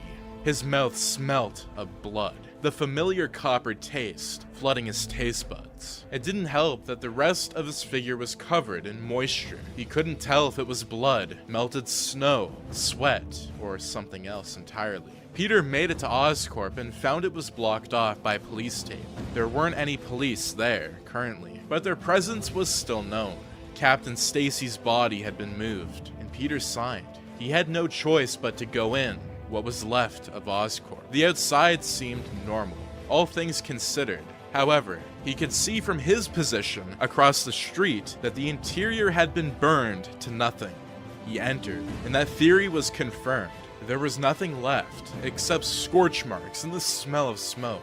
It clogged his nostrils until they cried. Peter ignoring it too, instead searching for the underground lair. The rubble covered most of the ground. Peter had to take his time despite him not wanting to. He searched every door, every crack in the floor, every bump in the wall. Still, he found nothing. "Don't give up," was what Bernard said. Peter groaned and got back to work, finding a door in the corner and going inside. It wasn't the lair, it was a laboratory that looked a bit like Dr. Connors' home lab. There were chemicals all over the place, lab coats out. This seemed like the only place unaffected by the fire. Peter searched the space, noticing how the walls were thicker, like they were designed to withstand a lot of the outside force. There was another room in the corner. Peter going inside and realizing it was the closet. There were lab coats hung up, disinfecting chemicals everywhere on the shelves. However, that wasn't all. There was a laundry bin covering a spot on the floor. Peter tilted his head and moved to the bin, noticing a dent in the floor. He traced his hand along it until he felt a handle.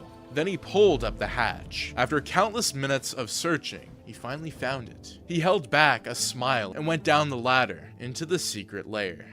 When his feet hit the ground, he heard voices in the distance. He didn't hear MJ's, but he heard Goblin's. The man's voice was loud and obnoxious, laughter following most of his sentences. This was Peter's chance. He could ambush Goblin and take him out. So that's what he did. He hid in the shadows. It was a dark lair that had little lighting. Only small bulbs, half of which out due to the years of abandonment. He saw MJ was strapped to a table, Goblin hovering over her and holding a tray of various instruments. Peter's theory was correct. A slow and painful death to destroy Peter Parker. It made him sick, but at least he knew he still had time to plan his attack. There were vents in the ceiling, extra suits and gliders in the corner of the room. Checkered floors with goblin masks covering the black and white patterns. Peter stuck to the wall and crawled to the ceiling, slipping inside the nearest vent entrance. He was still a good 30 feet away from the goblin. He went as quickly as he could, making sure he didn't make a peep or accidentally cause the vent to shake. He stopped when he was directly above Goblin, the exit to the vent before him. All he had to do was kick it down, and the panel would land on Goblin's head. Peter lined up the shot. Just as Goblin went to start the process, Peter rushed into action. The panel launched down and smashed against Hobgoblin's head. He shouted, and backing away from MJ, Peter jumped down. And that was when Hobgoblin grabbed a remote from the tray and pressed on the giant red button. He laughed as the chamber began to flash in a sea of scarlet emergency lights. "What did you do?" Peter asked, not hiding the horror in his voice. "I wasn't sure if you would track me or not," Roderick said, placing the remote back down. "I wanted to take my time with your lovely friend, but you always have a backup plan, don't you think?" 2 minutes, Peter. Tick-tock. That was when Peter realized the place was rigged to explode. 2 minutes to defeat the Hobgoblin and get MJ out of there, and far enough to keep them both safe. His heart pounded, his throat, as he got into a ready stance, preparing his webs to fire. If Connors hadn't already exposed me to the police, Roderick said, pausing to laugh. I'm sure he will. That is if the government doesn't recognize my flight gear first. There's no reason to keep going. All I want to see is you suffer, like you made me suffer. I'm taking you to hell with me, Spider-Man. And then they fought. A fistfight broke out. MJ watched in horror as Peter ducked and dodged as many attacks as he could. He got punched in the face, leading him to stagger and almost fall over. Hobgoblin was fast and aggressive. Each punch was harder than the last. He was worse than any goblin Peter had ever faced in his life. Hobgoblin was jumping and laughing throughout it all. And even when Peter did manage to land a punch, the goblin only grinned wider. They went back and forth until Hobgoblin knocked Peter back. His wrist got caught under one of the gliders. Him groaning and trying to free it, Hobgoblin grabbed a pumpkin bomb and approached as the timer clicked down. See you in hell, Spider-Man, Hobgoblin said as the goblin dropped to his feet. Hobgoblin laughed louder than he had before, watching as the bomb ticked down. Peter broke his wrist to free it, and he jumped to the table, knocking it over to protect both him and MJ. Hobgoblin, realizing what just happened, screamed as soon as the bomb went off. Everything went white for a moment. Peter had no sense of direction as he snapped back to himself. The chamber was flashing, a scream sounding off in the corner of the room. The timer was nearing the end, signaling that the chamber was about to explode. Peter grabbed the tray that got knocked over, stealing the scalpel and freeing MJ from the table. She was trembling and saying something to Peter, but he couldn't hear it. He was too weak. Besides, he was trapped under yet another glider. His wrist was broken, his shoulder bleeding, and his mask completely torn from the fight. His face was on full display, MJ's crying eyes staring back at him. Get out of here, please, he muttered, glancing at the door and seeing Roderick was near it. Peter almost threw up. Roderick's legs were gone, and he was howling about his pain, withering around. Eventually he passed out, either due to the shock, stress, blood loss, or a mix of all three. I can't leave you, MJ said. But one look at Peter told her all she needed to know. She hesitated but still decided to agree. She kissed his cheek as the water flooded the floor. It was coming from both below and above them, meaning the water pipes were shattered. Soon enough, the room would be flooded with water. Go save Roderick, not me. We'll all die if you try to help. Although MJ wanted to fight, she didn't. Goodbye, Peter, she said through her tears, getting up and dragging the unconscious Roderick out. The timer kept clicking down, Peter shutting his eyes. There was less than a minute left. Hell, less than 30 seconds. The water soaked his suit until he was flooding. Soon enough, he would drown if he wasn't blown up first. The glider was still holding him down. His best hope was that the water would cause it to float a bit, giving Peter room to escape. He kept his eyes shut as he listened to the rush of water entering the room and the click of the timer. Time slowed, and Peter heard a voice. It reached out to him through the darkness, and then he saw the face of Ben. Peter almost cried at the sight of his face, the man's soft, kind smile, causing Peter's heart to ease, even if it was just for a second. Are you ready to come home and see me? Ben asked, his voice dancing around the corners of Peter's mind. Peter then saw Harry's face, Otto's, all the faces of the ones he had lost. Then he saw Dr. Connors, MJ, Roderick, the ones he hadn't lost yet. Even if Roderick would always stay the same, Peter rubbed his lips together and let out a breath as the water lifted the glider. With great power, there must also come great responsibility, Peter whispered. As the faces faded away, the water flooded the area, Peter using his working hand to web anything he could. He tried pulling and pulling, but it was no use. As the water engulfed him, he realized he was helpless. Peter still didn't give up. He thrashed until he got out from under the glider. The countdown was seconds away from hitting 0. He kept swimming up, reaching out as if MJ was there to guide him. However, instead of MJ's hand, he saw a green one, a large green one. It had scales, claws, and it looked disoriented thanks to the water.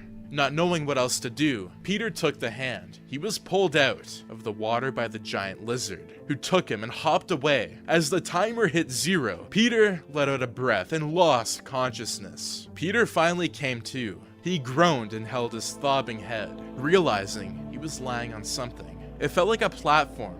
Peter nudged the side of his head until he regained focus. He shook himself back into reality, glancing around and seeing he was above what was left of the lair. It was destroyed by the water and the explosion. It seemed as though nothing was left. Oscorp was a mess. In the distance, he heard voices. He was guessing the noises caused the people to come. That or MJ calling the police for help. He wasn't sure which, but that meant he'd have to deal with the public. When he glanced around, he saw no one was there. That lizard wasn't there. But Peter didn't need to see him to know who it was. It had to be Connors. Based on the way he was acting earlier, it had to be him. That and the green eyes gave it away. Peter sat up despite the searing pain in his body. He webbed up his shoulder, glancing down at what was left of the lair. There was a single half-broken goblin mask floating in the water. It shined in the water, but it was barely visible due to the darkness of the room. Peter stared at it, a soft smile coming to his face when he realized it was over.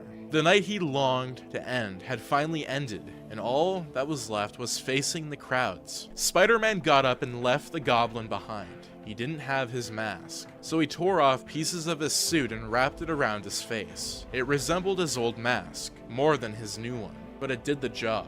His eyes were visible, but he didn't care. He didn't have the strength to care anymore, not after what he went through. The public was out there, standing before him.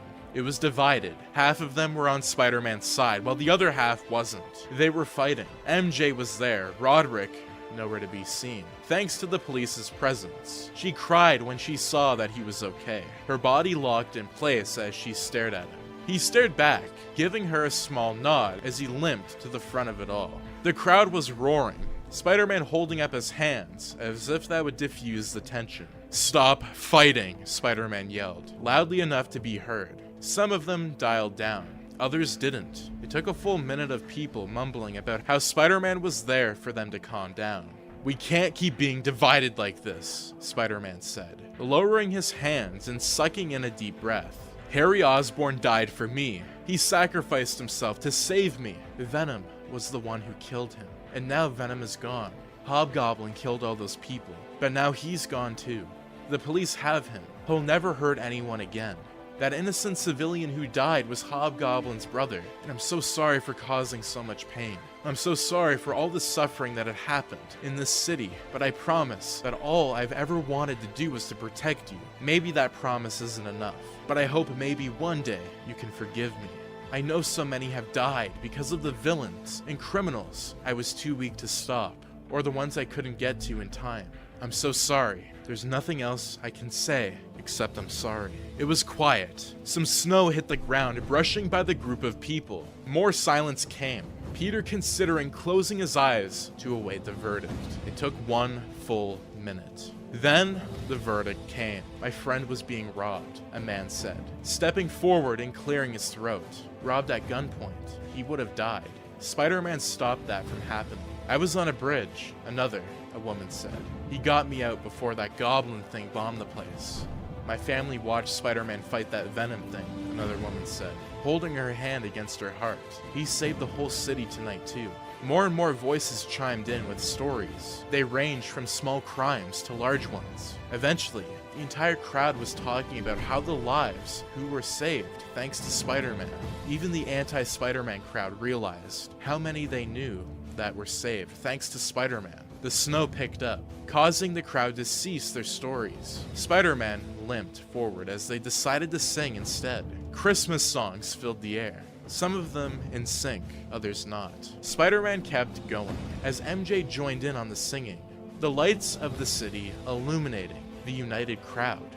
There were billboard advertisements, some news stations, however. The singing stopped when the Daily Bugle played on one of the nearest screens. The volume was on, and Spider-Man heard words he never thought he'd hear. Hobgoblin was a menace to society.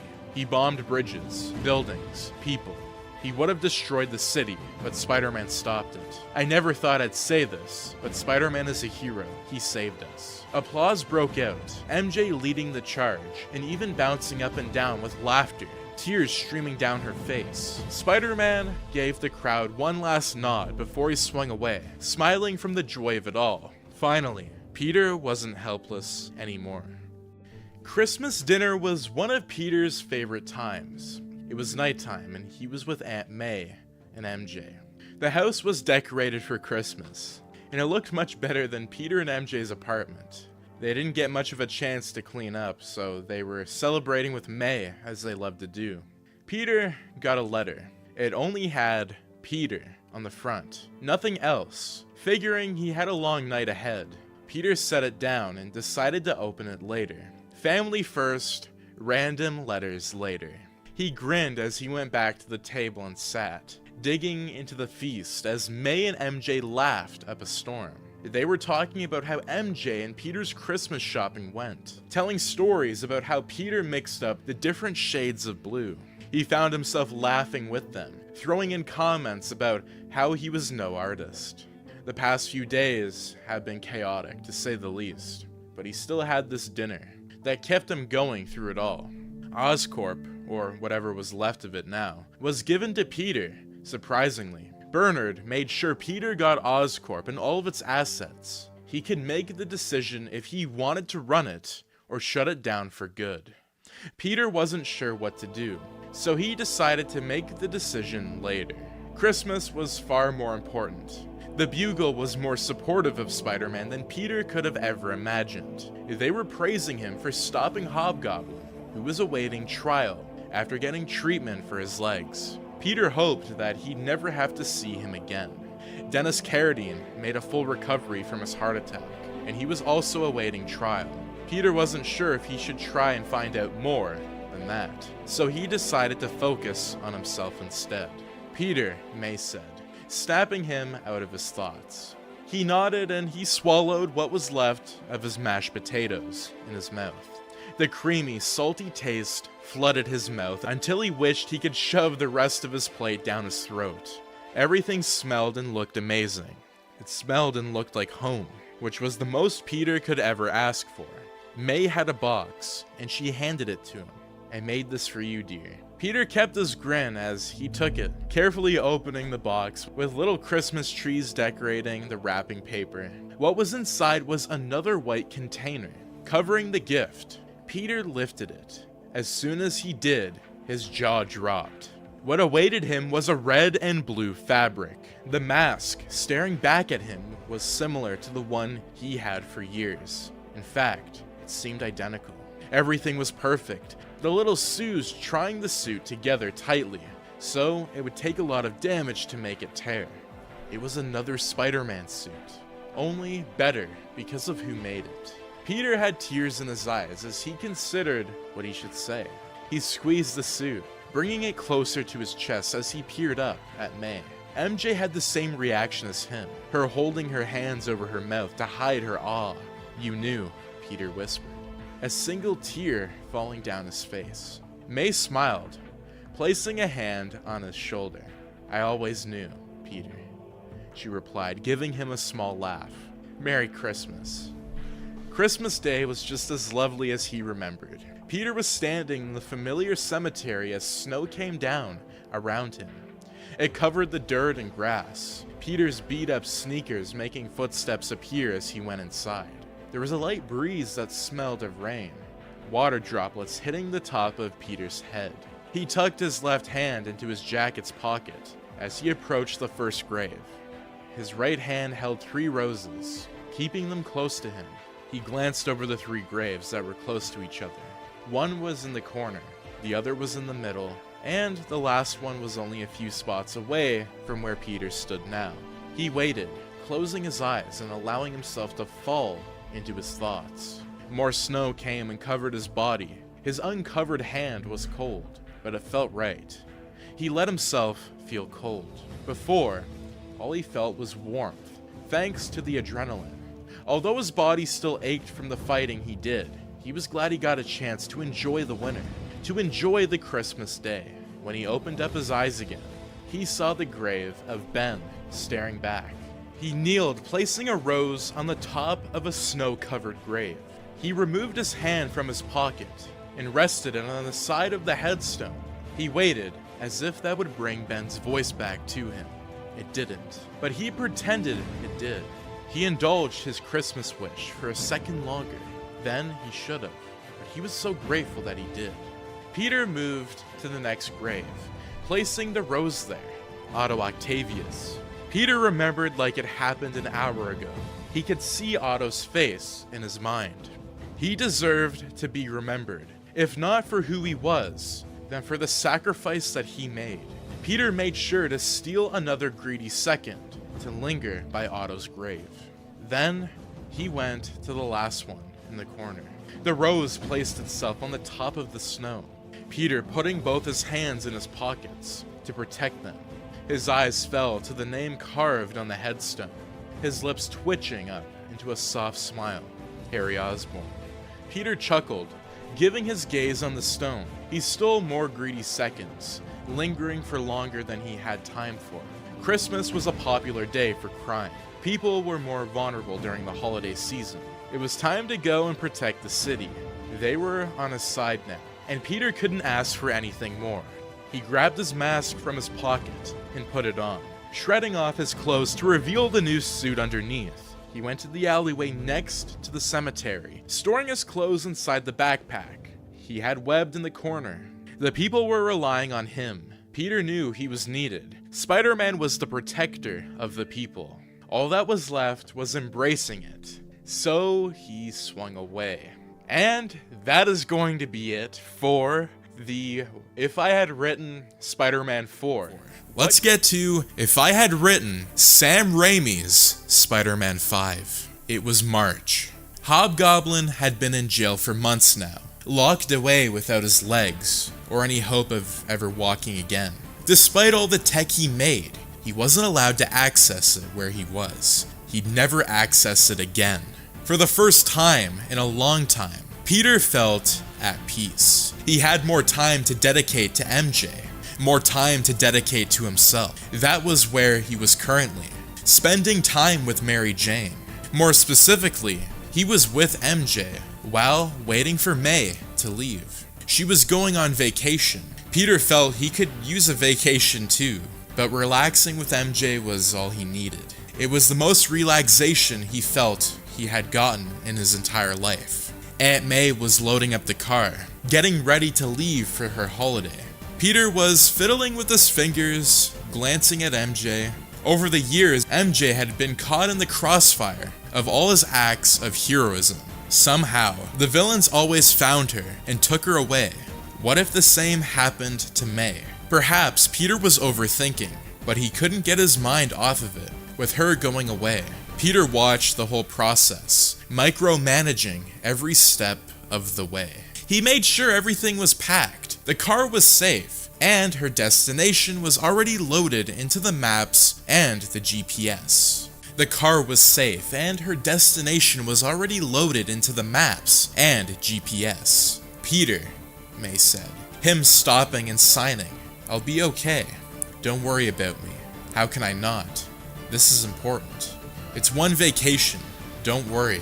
I'll be okay. Although Peter couldn't believe it, he decided to agree. He sat back with MJ and watched as May finished the process by herself. It was quicker than he expected. In less than a minute, May was ready to say her final goodbyes. Stay safe, Peter said as he embraced her, refusing to let her go. May hugged back and patted his shoulder, giving it a squeeze as if to say, it's okay. Peter decided to believe her, pulling back and staring into her eyes. Let me know if anything goes wrong. I'll be okay, please believe me. Peter agreed, MJ taking her turn to hug May. MJ said her goodbyes, and soon enough, May was gone.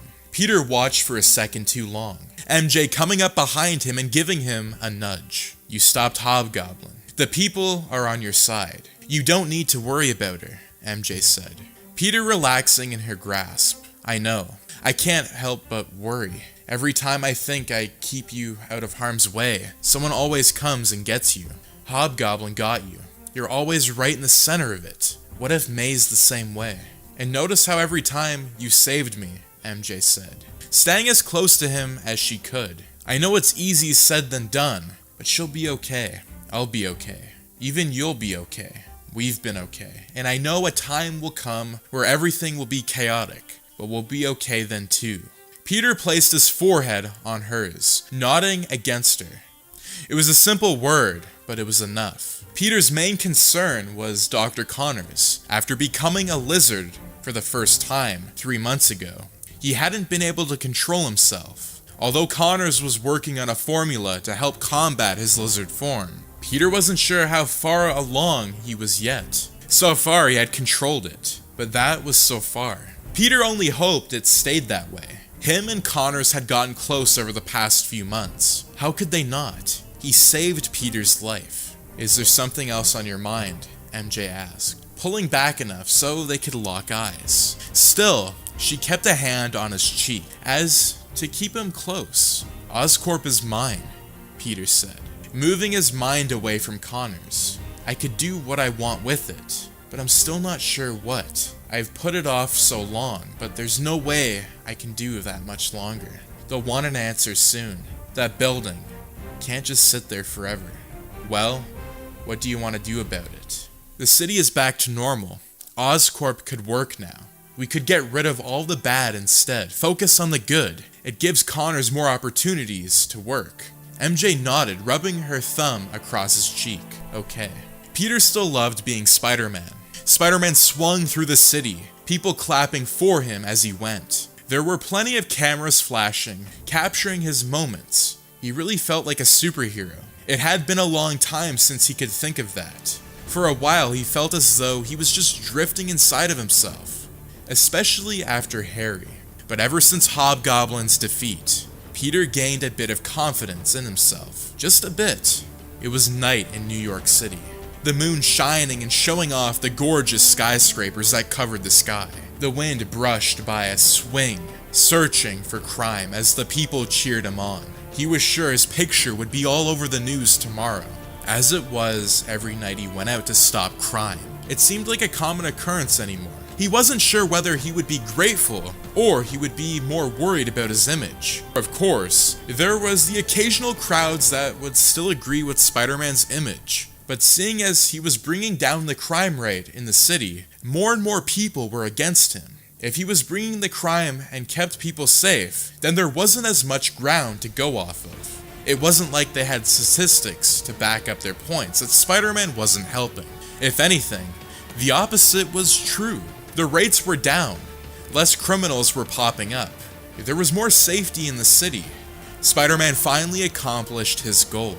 Peter dipped down and zipped into an alleyway. It was a hot spot for drug dealers. Peter liked to monitor it. He figured they'd learned by now, but they hadn't. There was yet another deal going down.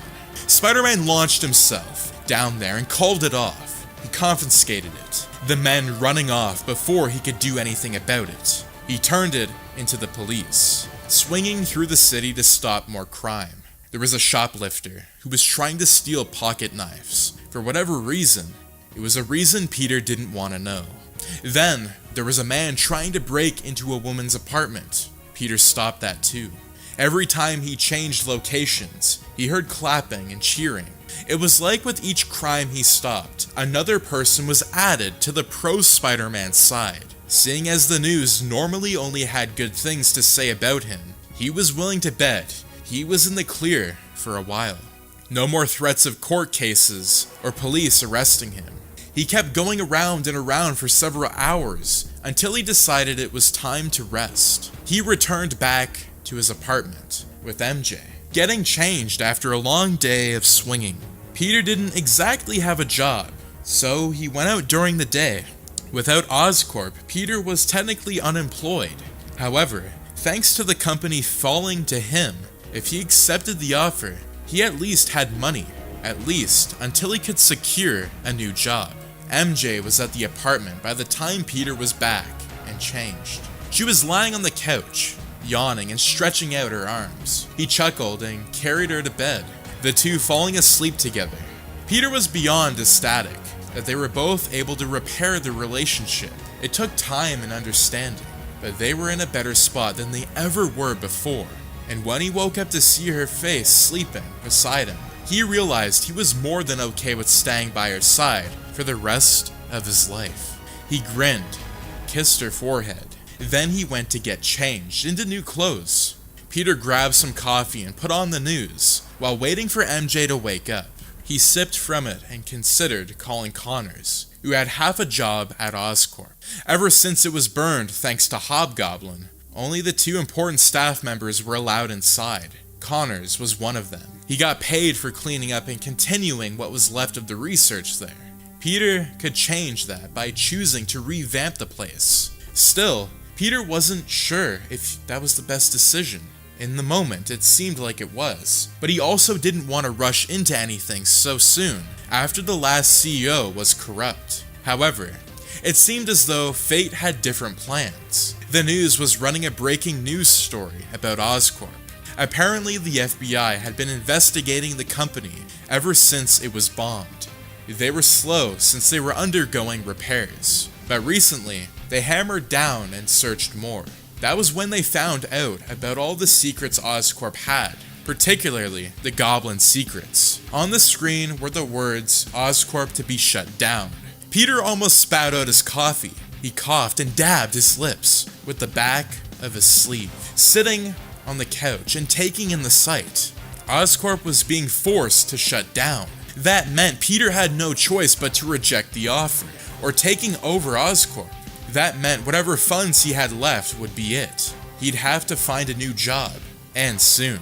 Not only that, but it'd impact Dr. Connors as well. His family wouldn't have the same financial support. Granted, Peter was sure Connors had some savings, but after all the work he did trying to contain the lizard, Peter was sure even that savings account was starting to look dry.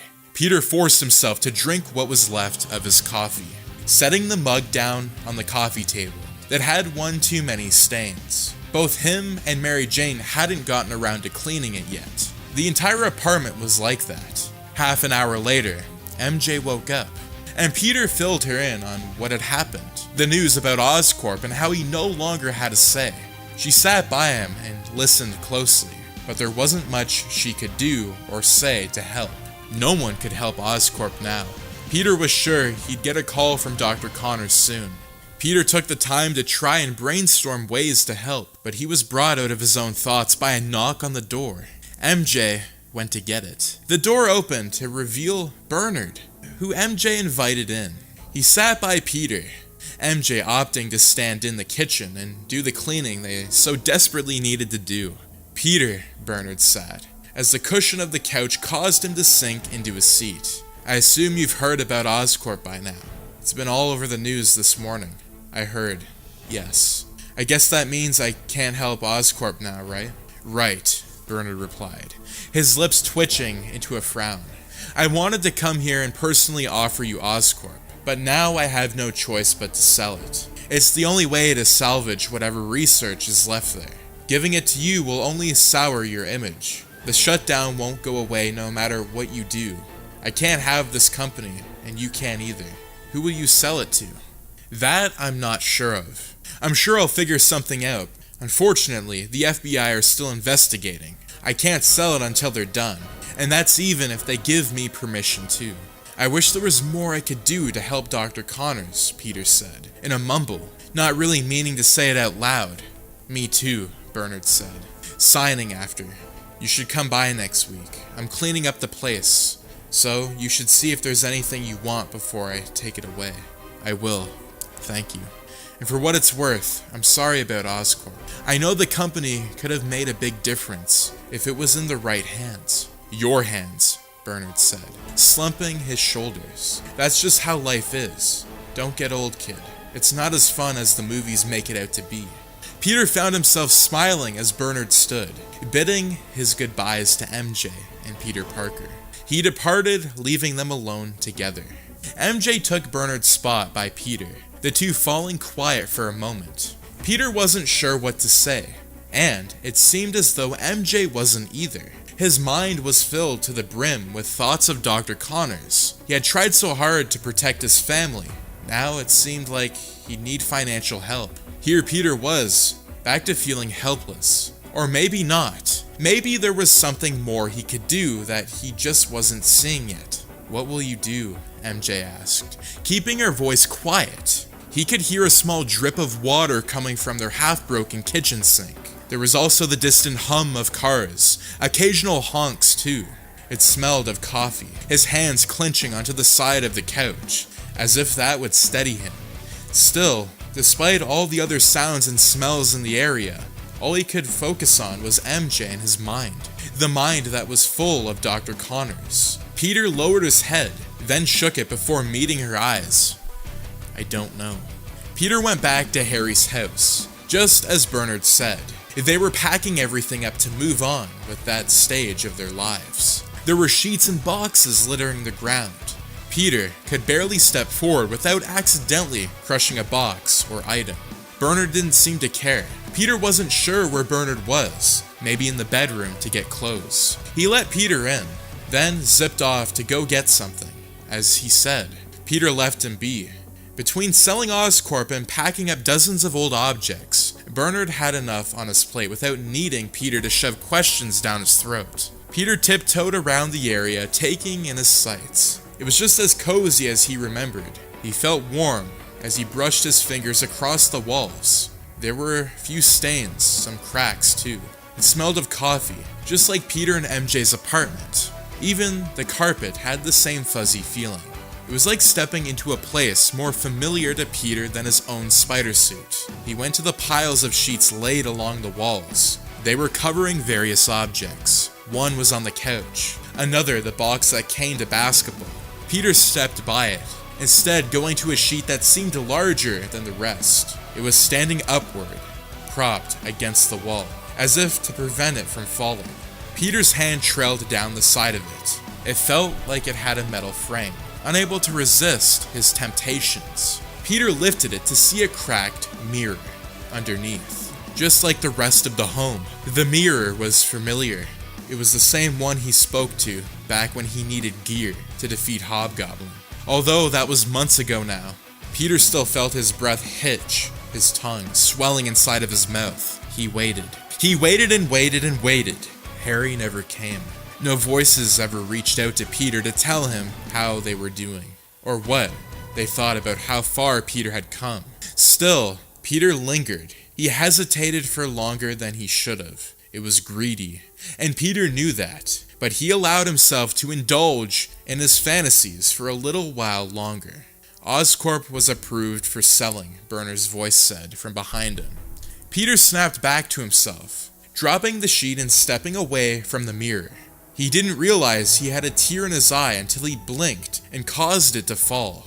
He quickly wiped it away before facing Bernard. Did it sell fast? In 2 hours, Bernard replied, signing and leaning against the covered couch. Sold it to the company named Quest Aerospace. But apparently that company is merging and becoming Alchemax. They were the highest bidders. Maybe they'll turn it around. Will the FBI be involved?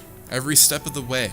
They're making sure there's no changes of Oscorp ever getting corrupt again. They're running vigorous tests on the candidates for the CEOs, doing surveillance to make sure no secret rooms were installed while it was being remodeled. Hopefully no more goblins. Hopefully, Peter agreed. He didn't see anything he wanted to take. It was time to leave that part of him behind. Even if it hurt, he gave Bernard a tight smile.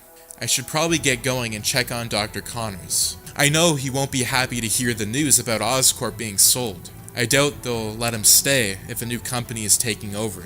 I doubt it too. Are you sure there's nothing here that you need? Bernard asked, stretching his arms out and monitoring to the rest of the interior. Peter gave the place one last glance. It was dusty, but still somehow tidier than Peter and MJ's apartment. The sheets made the place feel abandoned and lonely. Peter stalled himself, grabbing onto his fingers and searching. He wasn't sure what he was searching for. All he knew was that he wanted to find it, but he didn't. And that was when he realized he needed to leave. So, he went to the door and grabbed the handle. shifting to face Bernard one last time. This time, he gave the man a genuine smile. Goodbye, Bernard.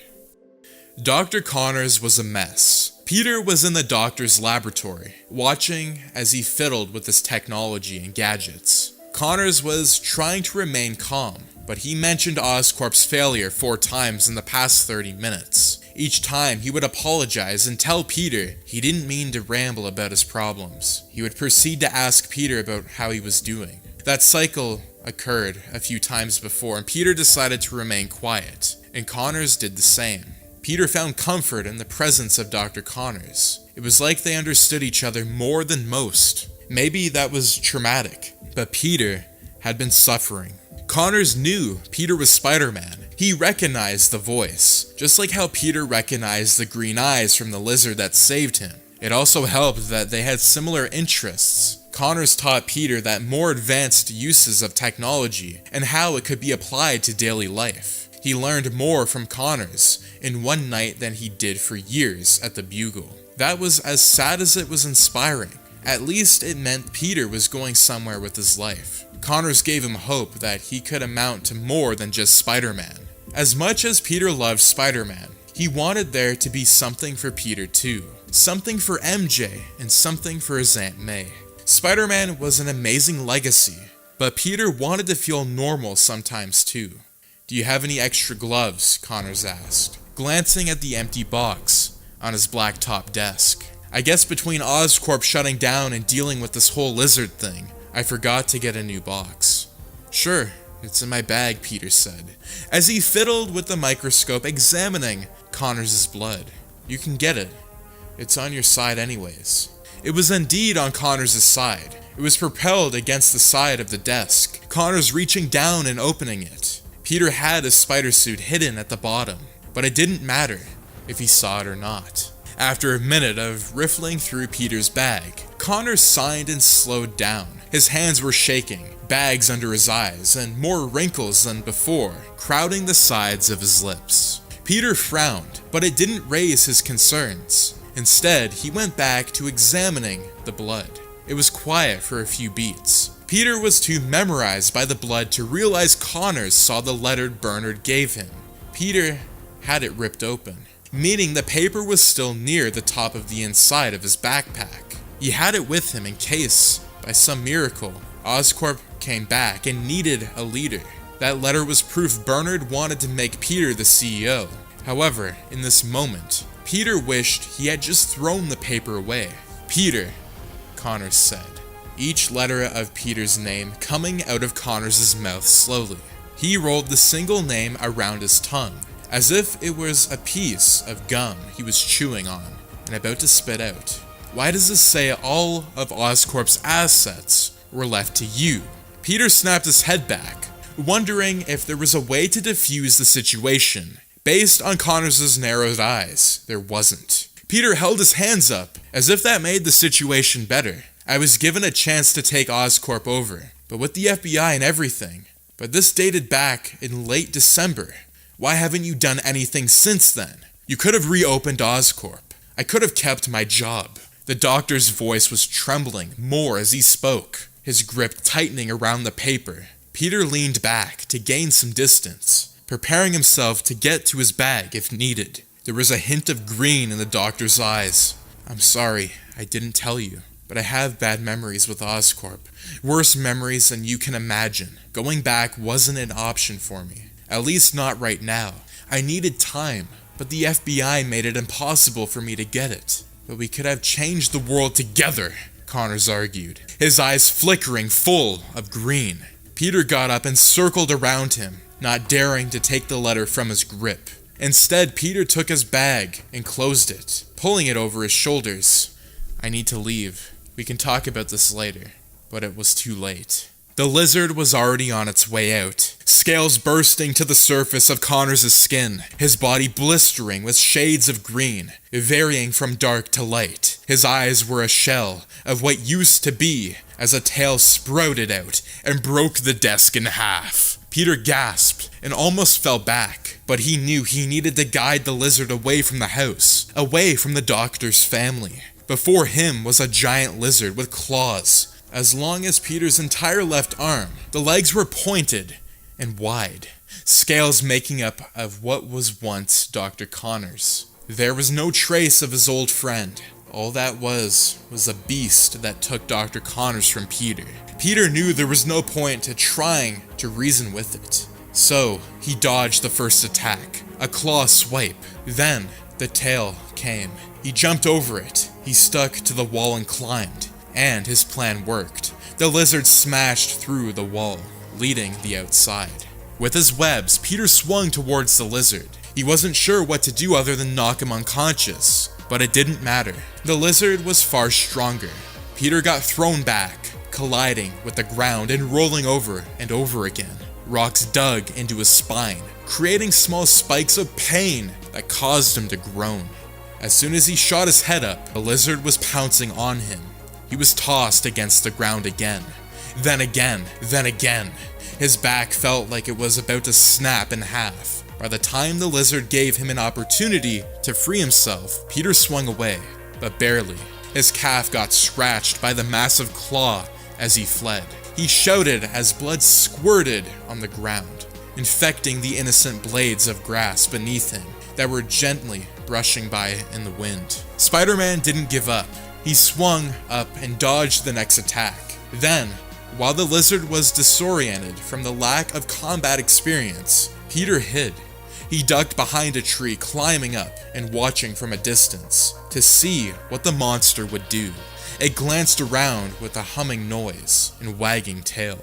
It rocked side to side, coming dangerously close to the structure of the small house that seemed like an outliner in New York City. After a full minute of silence, waiting, the lizard left. Peter stayed in the shadows while he tracked it. Although he was injured, he needed medical attention. He decided that the doctor came first. He was in there, inside the lizard, trapped, but there. Peter couldn't give up, not yet. All Peter wanted to do was help. There were so many who were relying on him, and at the same time, there were so many he let down, like Roderick's brother, Ben Parker, Harry Osborn, Eddie Brock, Captain Stacy. The list went on and on. All people Peter couldn't save. He refused to add Connors to the list. They had come too far together. Peter refused to back down until he was forced to be by the Grim Reaper. Peter followed the lizard to the sewer system, but he had lost the beast inside of it. It was dark and smelled of vomit, mixed with the other odors Peter didn't seem to have the stomach to inhale. He opted the breath through his mouth, sticking to the gloomy corners of the tunnel. Not that there were too many corners, but the dim lighting helped him blend in. There were lights strung up. There were boxy lights with metal bars acting like cages to keep them contained. Some of them were out. Others were flickering. Very few were actually on the operational to full capacity. The sewer was made of concrete. There were cracks in the walls. And Peter saw a long claw mark. He followed it, avoiding the waters as best as he could. He stuck to the pathway. There were two pathways on each side of the opening in the middle, where all the disgusting liquids and God forbid solids were. Peter was limping thanks to his calf injury, and he had got thrown so much that his suit had a few new holes. But he took the time to slow down and think. He needed help to guide him through this. If he wanted to save more people, he needed to let others in. More people knew about Peter's secret. It was time he did something about that. He decided to call MJ, keeping his voice quiet in case the beast was nearby. But that seemed unlikely. It was a giant lizard. It'd be kind of hard to hide in the sewer. Peter already checked the high ceilings and dimly lit corners. Nothing. That meant either the lizard had escaped, or somehow it was hiding in plain sight. MJ, Peter said, when she picked up. Before she could raise her concern, he signed. It's Connors. He found out about Oscorp and how I could have let it. 1 minute he was getting angry. The next he was turning into a lizard. I'm trying to track him down now, but I'm not sure where he went. How does a giant lizard hide? I'm not sure. Please be careful. Are you hurt?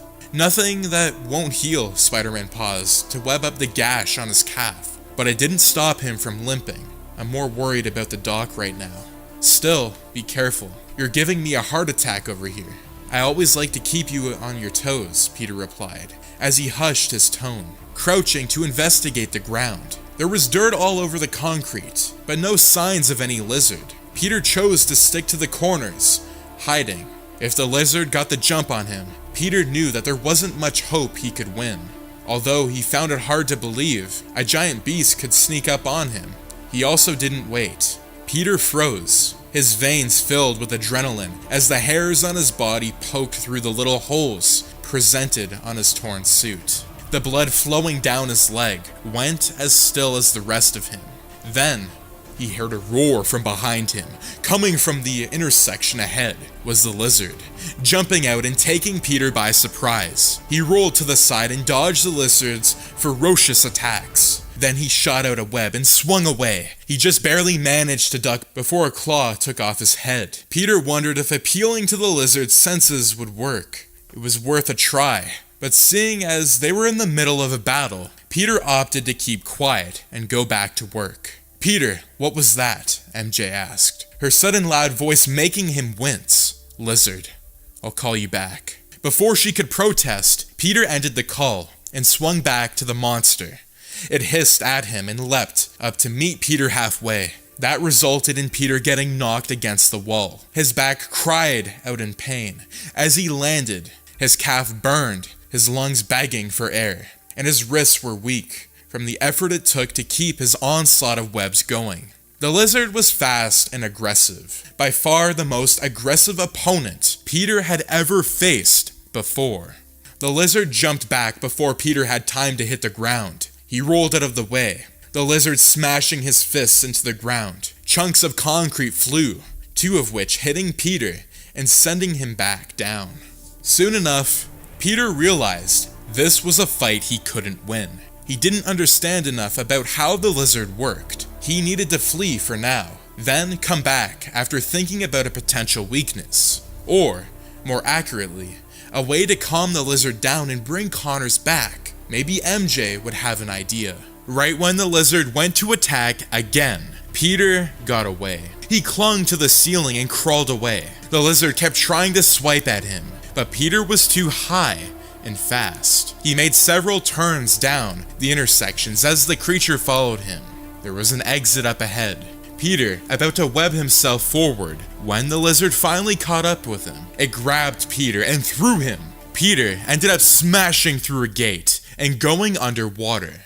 Unfortunately for Parker, the lizard was just as deadly underwater as he was above. While Peter withered in liquids he didn't want to identify, the lizard seemed to be at home. It swam towards him, and the battle continued underwater. Peter held his breath and shot his webs out, trying to stop the thing from getting any closer. He failed. He was kicked back, and although he moved much slower, he still went out of a pipe and shot out of the sewer system.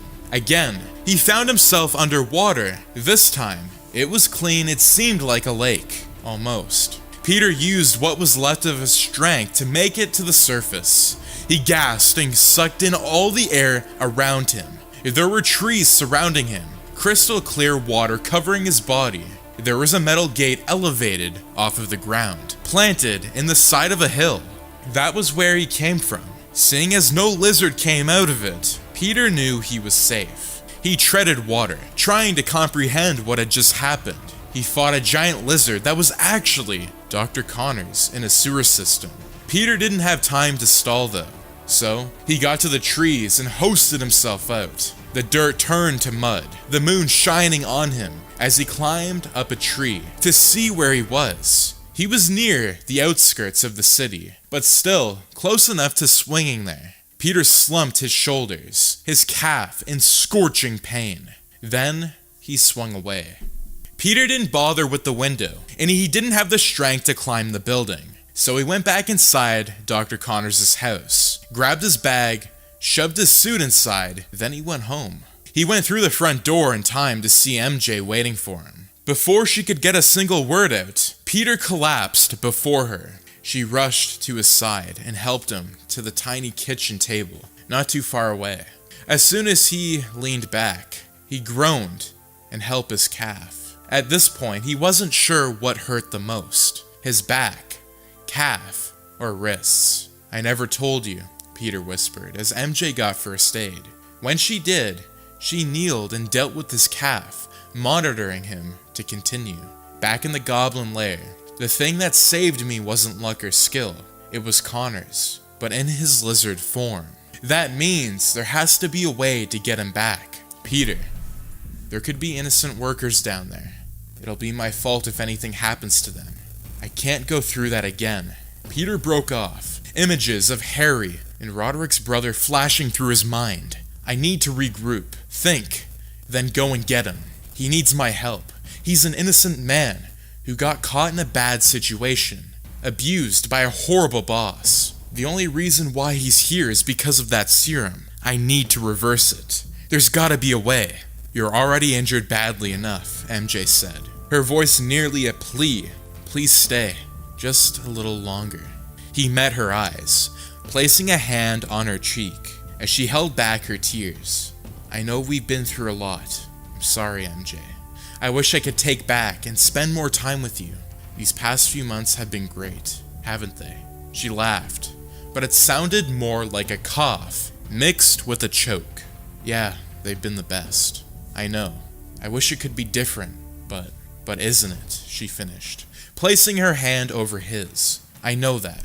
I'm not mad at you, or blaming you. I made my choice to stay with you, and I don't regret it. The only thing I regret is the pain it brings you. I wish I can take it away. You already do. More than you know you do. Trust me, MJ. This will work. I'll find a way to fix this. MJ smiled, and it felt like the most genuine smile he had ever seen. If anyone could fix him, you can. Peter thanked her as she went back to work with helping him, dabbing down any blood that was on his skin, and preparing medicine for him to take. While she did all that, he fell into his thoughts. He remembered all of the times he went over to Dr. Connors' house, spending time with his family at the lab. That was all he did these past few months, and it allowed Peter to learn more about himself and his passion for learning. Connors unlocked that side of him and helped him get through it. What kind of person would Peter be if he didn't help Connors now? That's when Peter realized it. Connors' lab. That was where Connors spent most of his time, trying to find a cure for Hobgoblin. There was a DNA, serum, chemicals, equipment, everything Peter needed to find a way to cure Connors. Seeing as Connors himself was working on a cure, there had to be something left behind for Peter to look at. Connors didn't want to get Peter involved, so he didn't let him see any of the files. But now, despite times called for desperate measures, Connors, his lab, Peter said in a mumble, his eyes widening. I can sneak in and look for a cure. I can look at Dr. Connors' DNA. Maybe reverse engineer a cure. MJ chuckled, packing up the first aid and giving him a smile. Go get him, Tiger. Peter wasn't expecting this. The home he planned on sneaking into was nearly destroyed. There were claw marks on the walls, the door thrown off its hinges, a gaping hole above it, as if someone over 8 feet tall barged in. The whole house looked like a shell of what it used to be.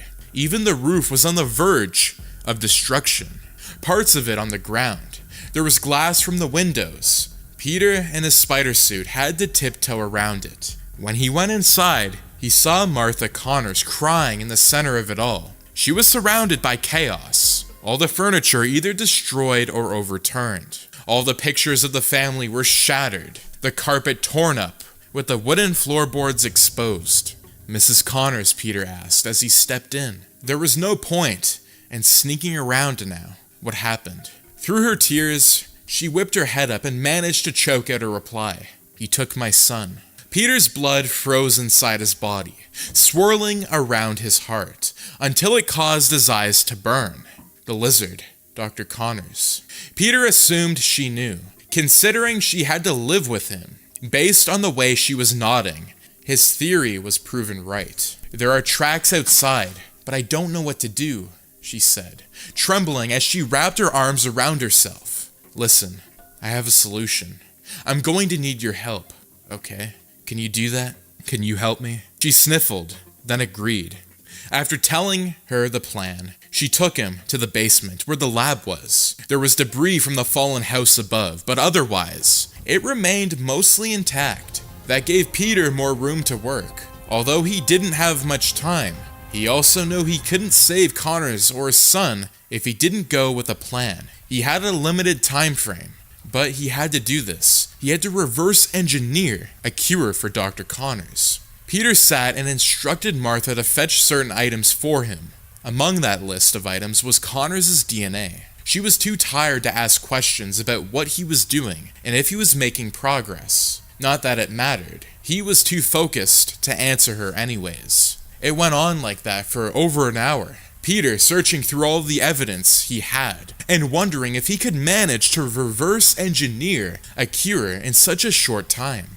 They managed to make the first serum for Hobgoblin rather quickly, but this was a completely different animal, literally. By the time the clock ticked closer to 2 hours, Peter had finally figured out a method to create a serum. It wasn't foolproof, but it was better than nothing. It was the best shot that he had. The lizard was 3 times deadlier than Peter, and if he went to fight with nothing but his webs, he was sure Connors' son would die in the crossfire. Peter couldn't handle that. No more deaths because of people that were caught in the crossfire. Not again. Never again. Martha ended up sleeping through the half an hour it took Peter to engineer the cure. When he had it bottled up and ready to go, he tried to maneuver around her without waking her. He failed. She opened her eyes, her lids swollen like her lips. She shook her head and was about to stand, but Peter held out his hand. "Stay here. I'm going to try and find them. Please, don't get involved. Your son will need you when he comes back, okay?" Without waiting for her answer, Peter went upstairs, got changed into his spider suit, shoved the serum in his bag and swung outside. The entire house was outside at this point.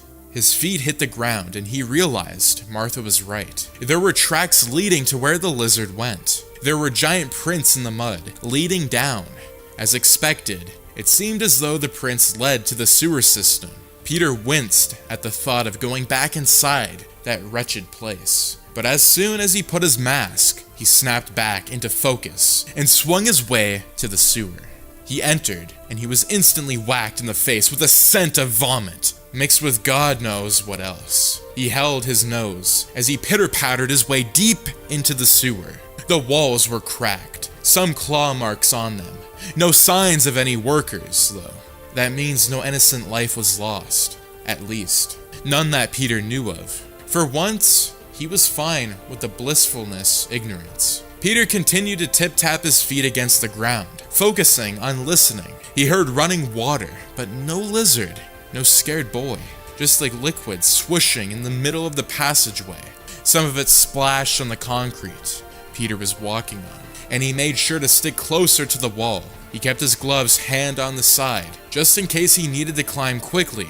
The lizard managed to ambush him last time. Although Connors wasn't exactly quiet anymore, he got the jump on Peter last time due to the corners and shadows. Peter made a mental note to keep a closer eye on them. There were also the intersections that hid the next part of the sewer. Whenever Peter came up on one, he made sure to jump into it to ensure no lizard would hop out and stab him. The only issue was that the prints went dead. Peter saw no footprints beneath him, at least none that were his own. He occasionally dragged in some mud from the bottom of his feet. It made him wince as he continued scanning over the area, as if that would give him the answer. That was when he heard a sniffle. It was faint. He had to strain to hear it, but there it was. Peter picked up his pace, turning his walk into a trot. That trot turned into a sprint, when there was another sniffle, followed by a beg, a plea. It was a boy's voice, and Peter swung into action. He turned the next intersection, spotting the lizard not too far away. It was hissing and groaning at the boy it held captive.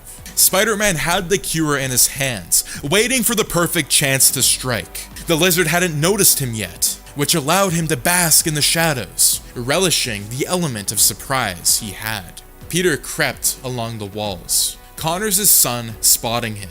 Luckily, the kid was smart enough not to draw attention to it. He stared for a beat, then brought his eyes back to the lizard. The creature didn't notice, or if it didn't turn to see who was there. Spider-Man got as close as he could, thanks to Peter crawling around in the sewers and mud earlier. He blended in with the environment. The lizard's nostrils flared, as if taking in the scents around him. But Peter flew under the radar that got him close enough to make the jump. With all of his strength, Peter sprung into action, hopping on the creature's back and pulling out the cure. A ferocious roar ripped itself free from Lizard's throat. Peter got thrown off before he got the chance to jab it with the cure. Peter groaned as he fell into the water, getting a mouthful of disgusting sewer water that tasted so bad it made his eyes burn with tears. Peter broke free to the surface, coughing and swinging out before the lizard could grab him again. Connors' son was left behind, still a hostage, while Peter did his best to battle the beast. Together, they went back and forth, Peter jumping around and staying as aligned as possible. If he were to survive, he needed to stay strong and on his toes. The lizard had brute strength, but Peter had the agility to move around at a fast pace. That was exactly what he did.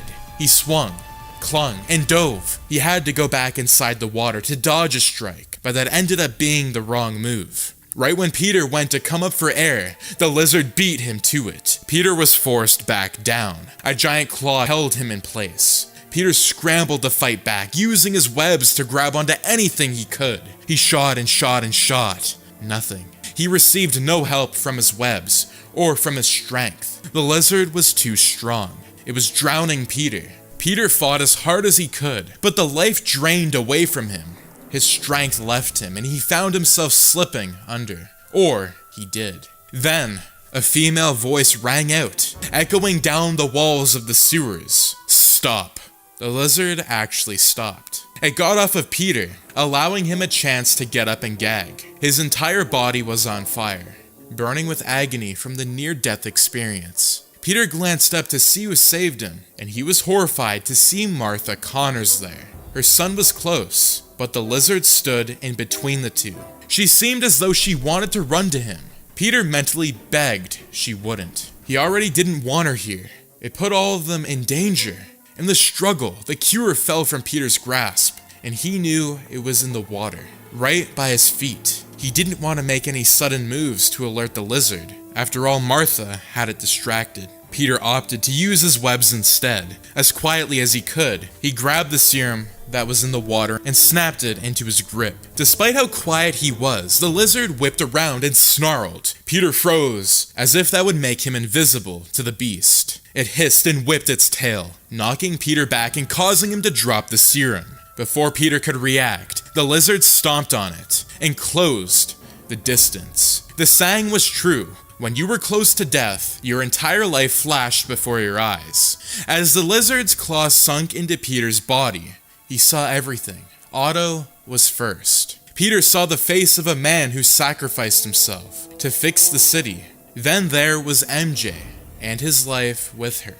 Aunt May on vacation, unprotected despite how Peter was told over and over again that she would be fine. Uncle Ben plagued his mind more than the others, but that changed when Harry came into his mind, his friendship that ended far too soon. As he staggered back, he clung to the image of Harry until it fizzled away into the abyss of Peter's mind. The lizard pulled its claw out and let Peter bleed out. Blood poured out of the wound near his gut, the lizard snarling and pinning him to the wall. The force of the pin caused the sewer walls to crack and break off. Some pieces dropped by Peter's side, him coughing out a sea of red. Peter did all he could to fight back, but the lizard still had the upper hand. It ripped Peter's mask off in the struggle, and Peter's face was shown.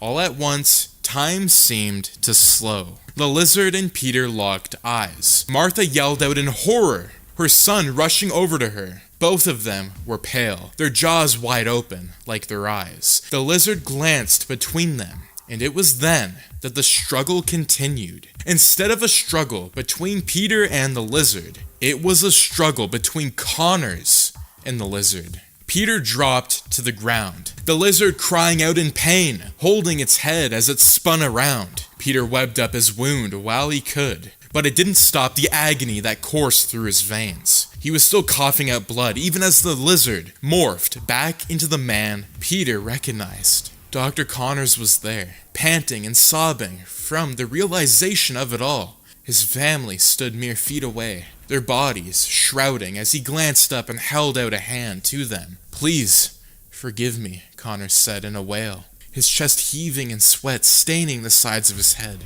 "I'm so sorry. This is all my fault. Please, I didn't mean for any of this." Much to Peter's surprise, the family shared a hug, but it was brief. Martha and her son rushed to Peter's aid. As soon as they gave Connors what little comfort they could, Martha told him to stay calm, but he couldn't. The wall behind him was crumbling, pieces of it breaking off. Right as he gained the strength to stand, his spider sense flooded over his body. He gasped and pushed Martha and his son back. However, he didn't see the results of his efforts. The wall collapsed, falling all over Peter. He was about to cry out for help, but a piece of it slammed against the back of his head. Everything went black. Connors couldn't move. The wall collapsed, leading to chaos. Peter was trapped under the debris. His wife was unconscious, and his kid was sliding down the concrete. Thanks to the destruction of the wall, the entire sewer was on the verge of collapsing. At least, this side of the sewers. The water, that was still red from Peter's blood, was spilling everywhere. They were angled downwards. The wall on the far end of the sewer cracked, almost like it was going to break. Connors trembled, glancing at the three he cared for most. They were in this situation because of him. All because he couldn't control himself, because he couldn't come up with a cure faster. And beyond that, he destroyed the cure Peter had. He think he did, anyways. His memories of what had happened while the lizard took control weren't the best. As he stared at his family, his son gradually sliding down more and more, his eyes shifted, his skin bubbled, his strength doubling. This time, he was in control. He groaned and grunted, but it paid off. The lizard was under control. Back in his lizard form, he stumbled. Still, not used to being in control, he pushed through, grabbing his wife and prancing back towards the entrance of the sewer. He put her there, going back over so he could get his son and Spider-Man next. However, everything changed when the back wall gave out and the angle that they were at changed. They began sliding as the foundation gave out. His son moving much faster now. His wife was close to him, so he reached out and wrapped his arms around her so she wouldn't take the impact. Right in time, Spider-Man woke up, thanks to the fall. He was able to escape the debris, grabbing Connors' son. They went falling out of the sewer. There was a pipe that led to a muddy area. Connors cradling his wife in his arms as they fell. When he hit the ground, pain shot up through his body. He coughed as his lizard powers faded from him, setting his wife down safely on the ground. There was a lake nearby, the trees covering the night sky. Connors stared at the stars, his claws going limp, as he slowly turned back into his normal form. He glanced down and saw the issue. He landed on a boulder that broke skin.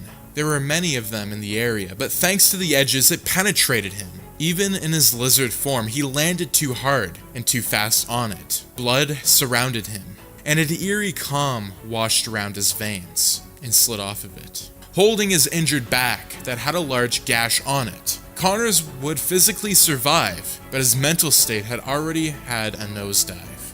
Now, what was left for him to do? Connors was completely back to normal, his skin the same color he had gotten used to before the lizard took over. He shrouded, bringing his hands to his face, as if that would throt out the sorrow he caused, and went quiet for a few beats. Then, his wife snapped back into consciousness right as their son approached. Peter was in the background, stumbling and trying to regain his footing. Blood still dripping down his skin, but Connors couldn't focus on that, seeing as Martha tapped his chest to get his attention. "I'm sorry for everything," Connors said, his voice no louder than a mutter.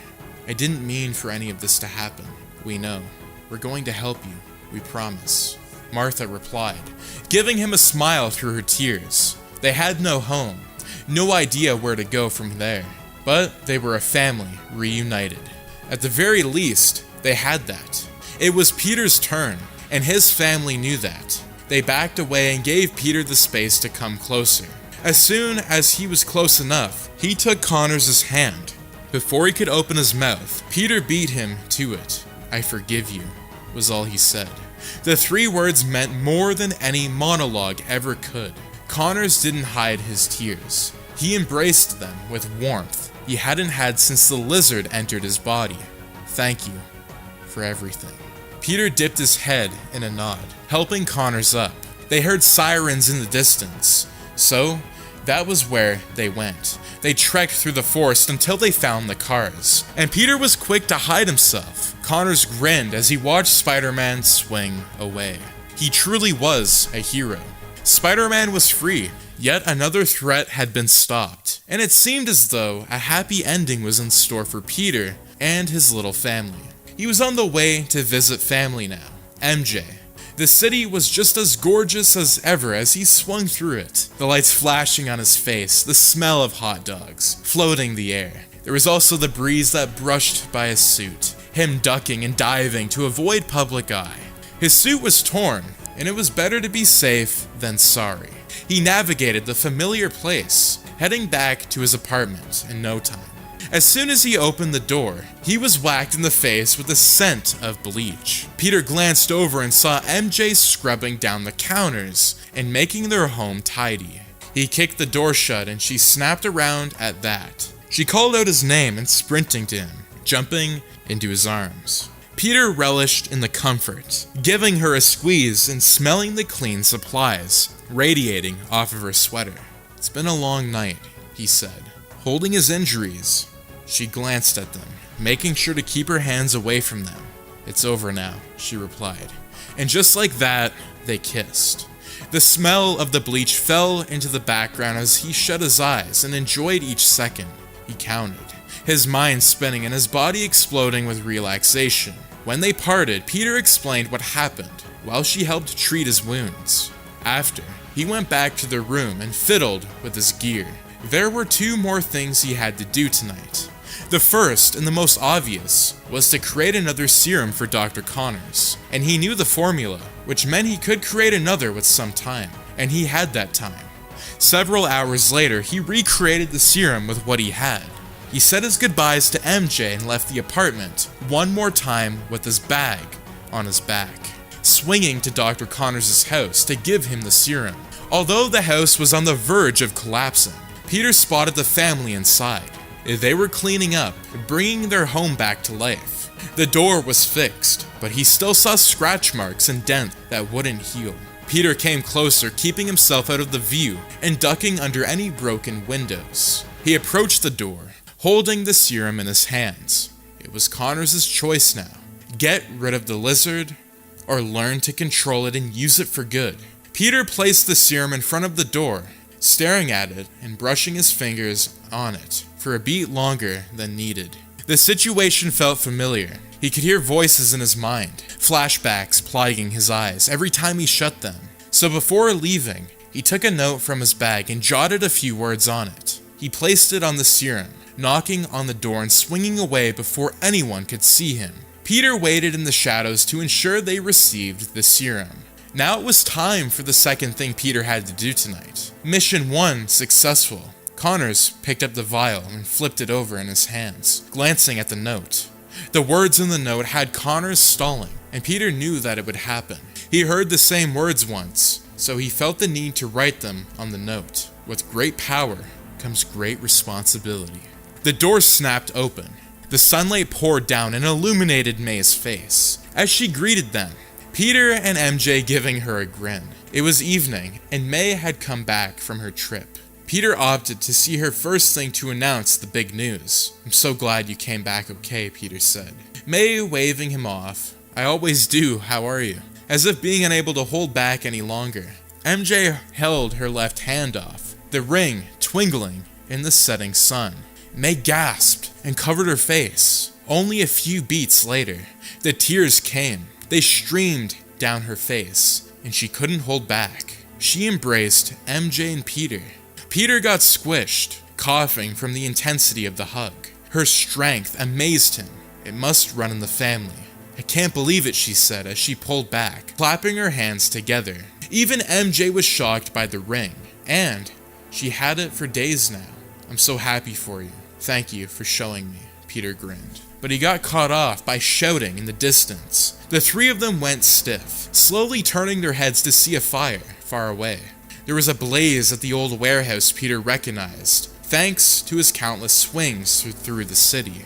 Compared to many of the crimes he dealt with daily, this one seemed rather small, especially when compared to Dr. Connors. Although there were sirens, meaning the fire department was likely already there, Peter knew he couldn't ignore his duty. For the longest time, Peter struggled with the idea that he couldn't save everyone. It got under his skin and chewed on his heart until it shattered. Despite his feelings, he knew he had to persevere, because if he didn't, then no lives would get saved at all. He couldn't let Uncle Ben down like that. He couldn't let Harry down like that. The trio shared a glance, but it was May who spoke first. "Go get it, Tiger." MJ laughed, Peter joining in a second later as he brought his trusty bag forward. He could never go anywhere without it. Him being Spider-Man and all, after changing in the bathroom, Peter was ready to swing out into the world and be Spider-Man. MJ and May gave him some space as he leaped, swinging from the building to building and going back into the heart of the city. The setting sun was the same color as the burning building. There were people relying on him, so he let out a breath and he wouldn't let them down. MJ watched in silence. MJ was clapping, laughing from the adrenaline out of it all. May was sure MJ had a blast living with the Spider-Man, the man who saved lives on a daily basis, stopping villains and criminals alike. It would be admirable. May almost admired it. Almost.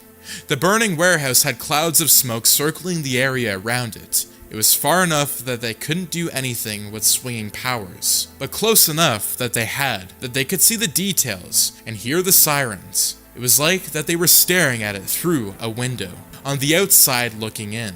"He's got this," MJ said, giving May a glance, and it would have been reassuring, but May didn't care enough to meet MJ's eyes. "You and him worry about each other a lot. It's cute." "I'm sure," May replied, her voice scratching in her throat, as it passed her lips. As soon as MJ looked away, May observed the woman. She was alone, vulnerable. Spider-Man went to go help others, leaving May open. Seeing as she was admiring the view of Spider-Man saving more people, this was the perfect opportunity. May took a step back, slowly, not alerting MJ to the sudden change. May held her hand in front of her, waiting for the perfect moment to strike. Spider-Man was too far now. Not that he would even know. May stared at the back of MJ's head.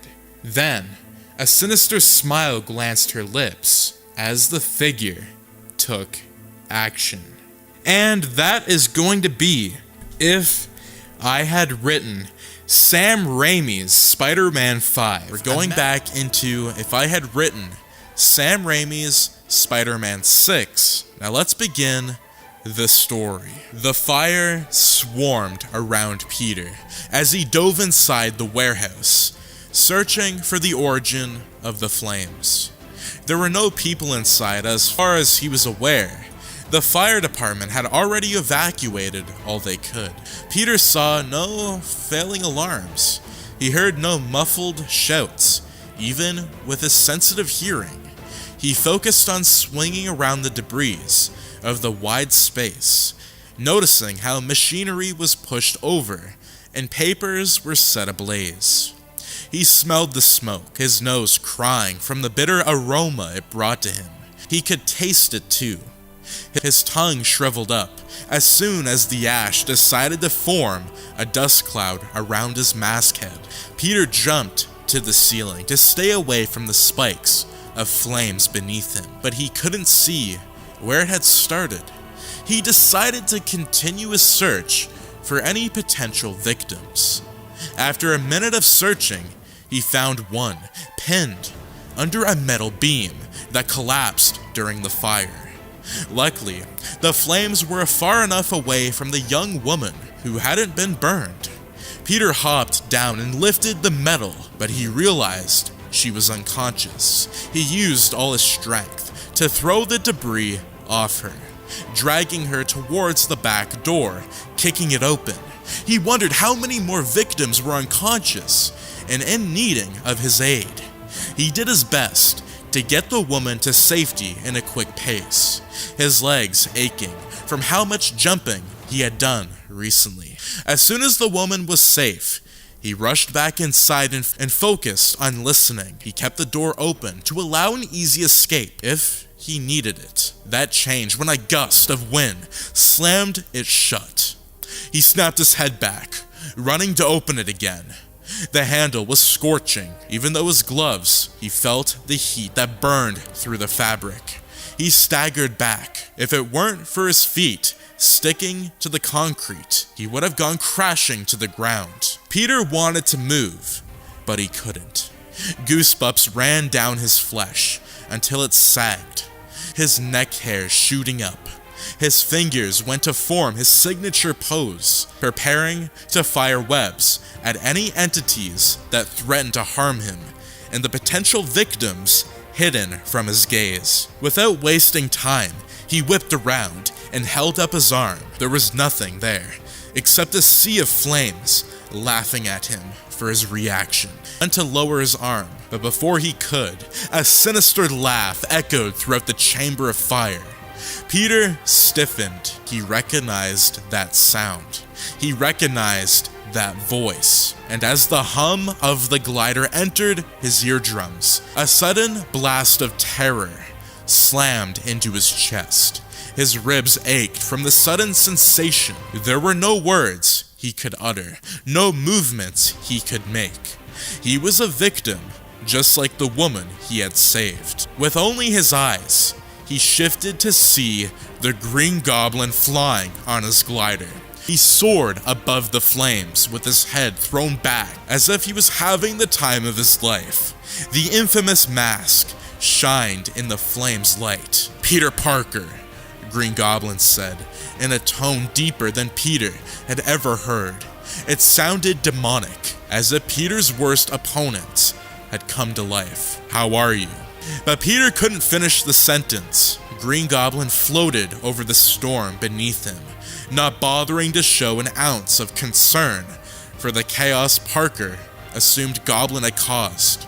Despite that, Goblin didn't throw any bombs or attempt to take out Peter, not yet, anyway. He stayed there, just out of reach. Peter could lunge towards him and unleash a fury of webs at him, but his feet stayed glued to the ground until Peter swore he left cracks in the surface. "Oh, Peter," Goblin said in a mocking voice. It was as if he was using baby talk on Peter Parker. "What's wrong? Nothing to say? You're gone," Peter forced out, almost coughing from the weight of the words. "How are you here? I know you're gone." Goblin lowered his glider and hopped off it, ever so casually. He had a grace to him Peter hadn't seen before, and that had him snapping to attention. It had to be another copycat. There were plenty trying to recreate the Goblin's madness. Peter wouldn't stand for it. He buried the last Goblin. He wouldn't let another rise. Peter attacked with his webs, but as soon as the fluid was about to make contact with the man's helmet, the Goblin disappeared. The glider turned into a cloud of ash that joined the smoke of the fire. The fire overwhelmed his senses. He had to take off his mask and spit out a chunk of liquid that he didn't want to know the components of. He pounded his fists on his chest, as if that would bring him more oxygen. In his desperation, he took one last second to listen for possible survivors. He wished he had saved more, but he was certain there was no one else present. After gaining his confidence, he hopped up, threw his mask back on, and sprinted for the exit. However, while running, the exit kept getting farther and farther. It felt as though Peter was running in a loop that would never end. He reached out his hand and shot a web. The door evaded it and mocked him in the process. It mocked him like the Goblin did before. Peter gave up, shooting at the roof and flying up there. He latched onto the ceiling and climbed towards the door. it still fled. Peter tried his next best option, punching his way out. The metal roof was thick, but not so thick that his strength couldn't free him. He banged his fist against the ceiling over and over again, creating a dent that didn't even form a hole for him to slip out of. Throughout it all, Peter hadn't processed what was happening to him. He didn't know how Goblin came or how the door left him. His instincts was to survive, yet he couldn't. The ceiling wouldn't budge. There were no cracks large enough for him to pry tiles up. He was out of luck. It was hopeless. Right as Peter was about to succumb to the flames, he felt another presence. He figured he was suffering from hallucinations at that point, considering how much the smoke had clogged his nostrils. He fell from the ceiling and landed on his feet, peeking around the empty area. The flames appeared to have lost their light. Their luminance faded away and became a mere whisper. Peter pitter-pattered closer to where he sensed the presence. His spider sense told him there were people all around him, but he couldn't identify exactly where. Although the loss of fire allowed him to breathe, the newfound sense of himself didn't help him narrow down where the person or people was. Then, he got his answer when a mechanical arm rose from the debris. It parted the beams and revealed a single man rising to the center of the room. He had 4 legs that did the work for him, his familiar face coming into Peter's vision. Parker fell back and crawled away, hyperventilating at the sight of Dr. Otto Octavius before him. The man was very much alive and well, his skin healthy, no blood or bruises on his figure. It was as if he was young and spry again. The man came towards him with a set jaw and bright eyes that seemed as if they were calling to Peter Parker. Parker answered them, scrambling to his feet and rushing to the one he thought had died. "Otto," Peter said in a hushed tone. It felt as though a blanket fell over his voice. For the first time since he entered the warehouse, Peter thought something had gone right. If only he didn't up being wrong. Otto lowered himself to be eye level with Peter. Peter could see the cracks hidden inside the man's irises. There were flaws in his appearance that Peter had not noticed before. He saw the gashes on his neck, the ripped jacket hanging off of his figure, the stains on the edge of his boots.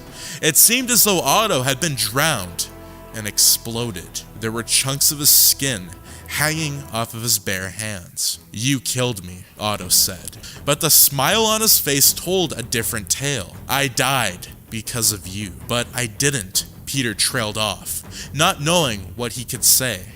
Tears pricked at his eyes. He didn't know if he should have attacked the man before him, but he didn't have the urge to hurt him anymore than he already had. Yet, there was a part of him that wanted to set Otto free. "I'm sorry," Peter whispered, before firing a web to detain him. However, just like the goblin, Otto disappeared. He faded to ash like the fire had. More confusion swelled inside until he froze. "Peter!" The male voice reverberated through his lungs and squeezed his heart. Peter shimed his feet in the direction of the person who spoke, but he didn't want to look and see. He didn't have the strength to witness what he had caused. When he locked eyes with the new figure across from him, he didn't know how to react. Across from him stood Harry Osborn, wearing casual attire, as if it was just another Tuesday. "Hey, buddy," Harry said with a kind smile. It was too kind for Peter. He didn't deserve it. "How have you been?" "No," Peter muttered, his hands gripping the side of his head. "No, this can't be real. You're gone. Otto's gone. Goblin's gone. None of this is real." By that point, Peter thought that he had died in the fire, and he was experiencing hell. This was a punishment for Peter. He was sure of it. "I can't do this. You need to leave me alone." Contrary to Peter's words, he didn't act. He could have shot a web to make him disappear like the others, but he didn't want to. He wanted to cling on a little longer. There was a greedy side of him that bursted through his body and overtook his actions. He had his fingers close to his wrists. All he had to do was squeeze, and Harry would join the others in what Peter imagined was a peaceful world. "I'm so sorry. I'm sorry about everything," Peter said. He hesitated. Then, right before he could press down on his wrist, Harry faded away. Peter backed up and almost gagged. He thought he couldn't get away. He thought this was all a dream, yet all of it came crashing down on him when out of the shadows came 4 figures. He saw Sandman and Venom, Doc Ock and Green Goblin. Then above them was Harry Osborn in the Goblin suit, swaying back and forth on the glider. Peter readied himself for battle. The 5 villains approached without an ounce of fear residing inside their intense glares. It was as if they were controlled by a higher power Peter couldn't see. And then he got his answer. Green Goblin died from his own glider, a male voice said. The voice echoed like it wasn't in the room with Peter. It seemed as though it was bouncing throughout his mind. Interesting, right? It wasn't your fault. Yet you blame yourself. You blamed yourself every second of every day for a death you never caused. Who are you? How are you doing this? Peter shouted. Show yourself. Don't hide behind the others. If I were you, I'd be more worried about the people in front of you. Now, what do they have in common? Spider-Man. The voice asked in a tone that danced through Peter's veins and caused adrenaline to shoot up his bloodstream. Leave them alone. They've done nothing to you. The voice didn't reply. Peter was left alone with the 5 across from them, and all at once, they attacked. Venom pounced. Peter dodged and swung away. He was confused as to how the flames weren't there anymore. He wondered if he had dreamed up the entire thing, and he was fighting to wake up. He hit the side of his head, but his consciousness didn't come back to him, forcing him to believe this was reality. Harry zoomed up to him, as to not let him get away. With one web, Peter disabled the glider and caused it to zip away around the room. Harry jumped off of it before it came crashing into the wall.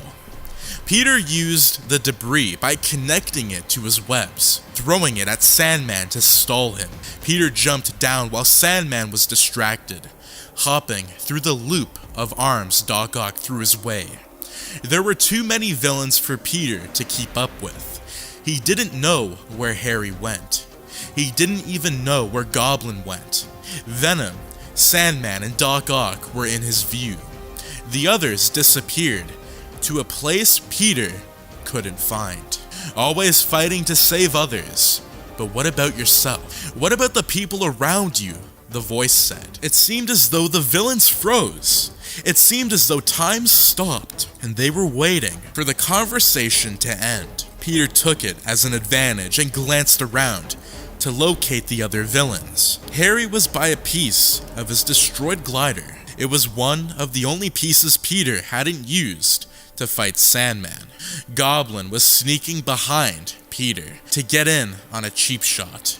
Peter positioned himself so he was facing all of them, his fists raised and ready to take them on by himself. Do you believe you're making a difference? How many lives have you ruined because of your actions? How many lives have I saved? Peter retorted, but it sounded weak as it left his tongue.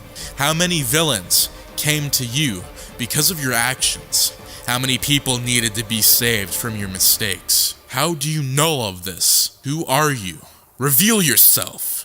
Peter's senses didn't alert him to where the voice was coming from. All he saw were the fake villains before him, the empty warehouse that used to be filled with the flames. Congratulations, Spider-Man. You passed the first round of my tests.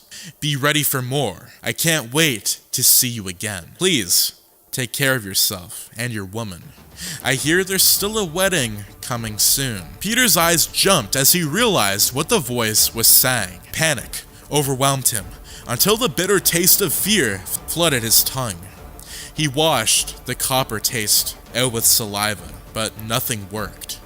He ran to the door and threw himself out of it. As soon as he did, a white light engulfed him, and he gasped as soon as he snapped up. Peter was lying outside of the warehouse, but at the front side of it, not the back. There were no police, no victims, no firefighters.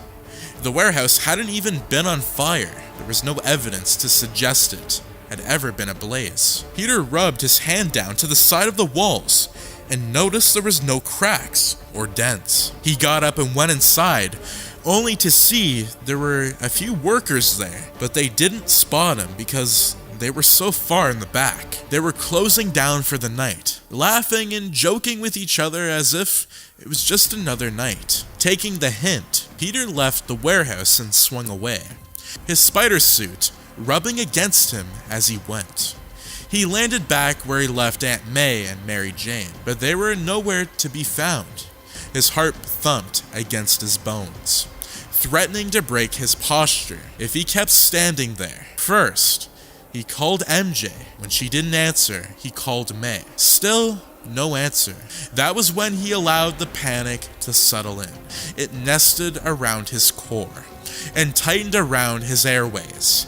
Yet another failure to add to his nerve-ending list. Peter had time to think about what had happened, but he was so preoccupied with Mary Jane's disappearance that he pushed aside the idea of trying to comprehend the villains, the fire, and the voice. Was the voice real? He couldn't tell for sure. Peter went home, as if that would give him an answer. Mary Jane wasn't there, but he was expecting that. Every sign of his future wife was gone, rid from the world, as if she was never there. Part of him wanted to file a missing persons report. Another part of him knew, if he did that, he'd be putting more people in danger. Innocent policemen who wanted to do their job and keep the city safe. Peter didn't want to involve them in such a complicated case that he didn't know the truth of. Before going to the police, Peter decided to make a plan. He'd investigate the warehouse, investigate the connection between the villains the voice showed him, then find a cover story for what he told the police about MJ's disappearance. Harry, Venom, Sandman, Green Goblin, and Doc Ock. All villains Peter fought, but that was too oblivious. It had to be something deeper. The voice seemed to know more about Peter than Peter knew about himself. He felt strange, thinking something like that. But it was true. It was almost like his inner voice speaking to him. He wondered if it really was a dream, disguised as reality. Peter rubbed his hands and saw there was no evidence that what he saw was real. The fire wasn't real, so how could the villains have been real? Maybe there was no connection. Peter gave up on finding the connections and instead drafted a cover story in his mind. Instead of mentioning Spider-Man, Peter would mention how his fiancée hadn't returned home, and it wasn't like her to run off. Her personal belongings were still in the apartment. Belongings she'd never leave without. His last resort was putting on the news. The Daily Bugle didn't have any stories relating to a burning warehouse or deceased villains coming back to life. More importantly, there were no stories about Mary Jane and Aunt May's disappearance. Although the events of that night were bulging his mind, he knew he had to go out searching for Mary Jane, even if half of what had happened was fake, or all of what had happened. Half an hour later, after scrolling through news channels and preparing to go out again, Peter left his apartment in his spider suit, swinging from rooftop to rooftop in search of Mary Jane. There were no signs of her out front. She was easy to spot, considering her red hair always shined in whatever light it was exposed to. Despite swinging through the city and observing every person he saw, MJ didn't appear. He went to the cafe she went to, the theater, the mall they always went Christmas shopping in. Still out of options, Peter returned to the scene of the crime, the warehouse. The lights were shut off, meaning no one was inside. He peeked his head in just in case and found nothing. The machinery was shut off, no workers were present, and hazardous materials were moved to the corners. Peter investigated the outside first. Since the warehouse was near the outskirts of the city, there weren't as many cars and people passing by. He didn't expect MJ would be there, but he hoped there'd be a clue as to what had happened. It couldn't have all been in his head. There had to be someone who noticed Spider-Man swinging around the warehouse. He searched for cameras that could have the answers, but before he got an answer, his foot felt something sharp pick at him. Peter jumped back and lifted his leg in time to see a shining object there. It was hidden in the grass, hiding from plain sight. Peter kneeled down and brushed it off, picking it up and seeing it was a glove that shimmered thanks to how golden it was. From the angle Peter held it at, it almost looked mechanical, like it was supposed to be attached to something else. Not knowing what else to do, Peter held onto it and continued to look for cameras. He found some around the perimeter of the building. There were red lights flashing, displaying the cameras were still active. Peter slipped inside the warehouse and noticed how a security guard was waiting for him. The security guard was much taller than him, donning a navy blue uniform that caused him to blend in with the dark space. The security guard lowered his flashlight. "I really don't want to fight you." "Good idea," Peter replied. Before motioning to the door, he came in. "There are cameras outside. Any chance you can show me what had happened tonight? Other than you swinging around?" "Not much. Show me anyway." The guard shrugged and led Spider-Man to the corner where the office was. The door opened, revealing a tiny room with a single metal chair and an array of screens showing the security cameras. It smelled of dust, and seeing as there was a dusty bunny in the corner, Peter figured it was fitting. Spider-Man sat in the chair and left the security guard to do his work. Soon enough, the night was being replayed before his eyes. There were too many cameras for him to keep up with, but he did his best. He wished his spider sense could help him in a time like now, but he hadn't to rely on him. If only he could trust himself to do that. "Wait," the guard said as he scrolled through the hours. "What's that?" He pointed to the screen in the far corner, Peter leaning closer to observe. It was the corner of the warehouse, the same corner Peter was just in when he found the glove. The man slowed the footage. Peter saw from the corner of the screen a figure approaching the warehouse. The dark sky caused the figure to seem darker than before, but Parker saw the glove fall off of a hand. He couldn't identify if the culprit was male or female. He couldn't even see the person's attire, only the glove falling off of a hand that had no tattoos, birthmarks, or other identifying marks. "That's creepy," the guard said with a whistle. "Who's come here to drop a glove, then leave?" Peter stared at the glove in his lap, running his fingers over it as if that would give him the answer. The security guard noticed and backed off. "I don't know," Peter quickly said to ease the man's nerves. "I found it outside. I'll stick around the area for tonight to make sure nothing bad happens. Let me know if you see anything else on the cameras. I'll be patrolling the walls." And that he did. Peter climbed around the walls and searched for any other clues. He found nothing. He took his time to sit on the edge and analyze the glove, and he obtained. On the inside of it was a print, lowercase m, but otherwise there was no letters or signs that it belonged to someone Peter knew, or anyone he could find, for that matter. Peter laid on the roof and stared at the M as if an answer would come. There were millions of things that could be related to the letter M. Even Mary Jane could be related to it, and that was assuming the glove was a clue left for Peter. The voice seemed cocky, like it knew Peter personally. Peter huffed and gazed at the moon instead. The moon didn't have an answer for him either. The moon was just yet another thing that had an M in it. Peter hopped up and swung away. He felt bad about leaving the security guard behind, but he knew what M meant. At least, he had a theory. The M was print and blocky, and if Peter remembered correctly, the M in Alchemax looked identical to it. It was a long shot, but it was the only chance Peter had. After Quest Aerospace and Oscorp had merged together, Alchemax was born, and Peter thought of the idea. He took the familiar roads to Alchemax and sat at the ledge across from it. He held up the glove and saw the letters were identical. which was the best clue Peter had gotten all night. It was still a long shot after all. Alchemax surely wasn't the only place in the city that used the same font for an M. Unfortunately, Peter didn't have many other options. Peter watched the bright lights from inside the giant corporation. He wondered if he could gain access to the inside to investigate the proceedings. Seeing as Peter had access to Oscorp not too long ago, he considered using his status to get a tour of the new facility.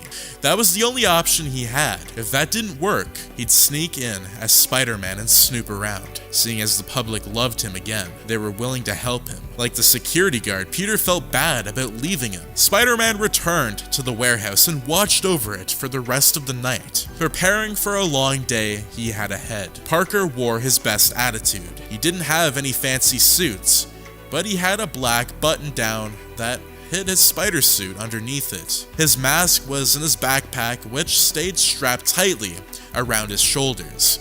As he approached, the goth light that was Alchemax, standing below it, had him feeling like an ant. The smooth white walls of concrete made up the side of Alchemax's buildings. Ever since the merge, this building hadn't been the same. Peter thought he would see a hint of Oscorp there, but he couldn't spot a single sign of the old corporation that brought him so many memories. He wasn't sure if he should be disappointed or relieved. Peter entered through the resolving glass door and found the inside more beautiful than the out. It had a wide lobby with couches set up in the space. There were fake plants to make it look nicer, employees rushing around to get where they needed to go. Peter rubbed his sleeves and felt out of place in such a giant area. Although he was familiar with lab work, being in such a vast space made him nervous. It seemed as though every time he was in a large area, something went wrong. He couldn't shake off the thought of the courthouse out of his mind. That and the sewer where Connors almost died. There was a front desk not far from him. He approached and saw that there were 4 people working there, 3 women and 1 man. One of the women beckoned him over, and he stopped in front of her. She pushed up her thin glasses with her wrinkled index finger and glanced up at him, her cyan irises almost glowing in bright light of the lobby. "How can I help you?" she asked. "My name is Peter Parker. I'm here for a tour of the facility. I used to be in charge of Oscorp. I wanted to see how the company is running now." The woman's eyes bulged upon hearing his name, Mr. Parker. "I didn't realize we were getting a visit from you today. I'll arrange a tour right now. Thank you for stopping by, and I hope you enjoy your stay." Peter was unaware he was so famous in Alchemax, but he wasn't about to complain. Seeing as Alchemax seemed to be in the center of everything, Peter hoped this would give him some answers. His spider sense didn't tell him anything, but he didn't expect it to. Not yet. Anyway, Peter only waited for a minute before a man approached. He held out his hand and Peter shook it. "It's an honor to meet you. My name is Quentin Beck, and I'll be giving you a tour around the facility today," Quentin said with a smile that didn't quite reach his dark eyes. "Thank you," Peter replied, unsure how else to answer. Quentin dropped his hand and led the way through the lobby and to the hallway in the corner. Parker noticed how much brighter it got. It was uncharacteristically bright. In a way, Peter felt like he was being blinded. He couldn't tell if the lights were turned up too high or his enhanced senses were causing him to act out. "What brings you in here today?" Quentin asked with a charming smile. He had a warm and friendly face. Peter found himself relaxing too. Quentin had a fuzzy but well-kept beard, with thin lips hiding underneath the bush of brown hair. "Just wanted to see how the company is doing. It's been a while since I've been here," Parker replied, glancing around at the walls. There wasn't a single sign that the building had ever been Oscorp. It stung as much as it brought sincerity to his heart. "Makes sense to me.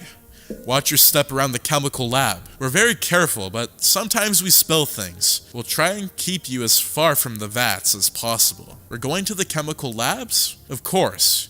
You need to make sure everything is safe and up to date, right?" Quentin asked, his voice a bit tighter than before. "Right," Peter answered. As they walked by a series of workers crowded around a machine Peter couldn't see. There were doors on either side of him, labs showing what they led to. Some of them were offices, Some were meeting rooms, and others were areas Peter didn't know existed. How about we tackle the lab first? It's not too much farther. Sure, Peter said, his dressy shoes squeaking against the clean floors that didn't have any dust on them. What do you do here, if I don't mind asking? I'm a transfer from Oscorp. I work directly under the CEO and make sure the company is working as intended. Why is someone so important giving me a tour? I insist, he replied, with a kind smile that showed off his perfect white teeth. Peter continued following him until they reached a glass door that had a caution hazardous chemicals inside sign on the front of it. Peter questioned if going inside was a great idea, but Quentin was already stepping in before Peter could voice his concerns. This is where most of the magic happens.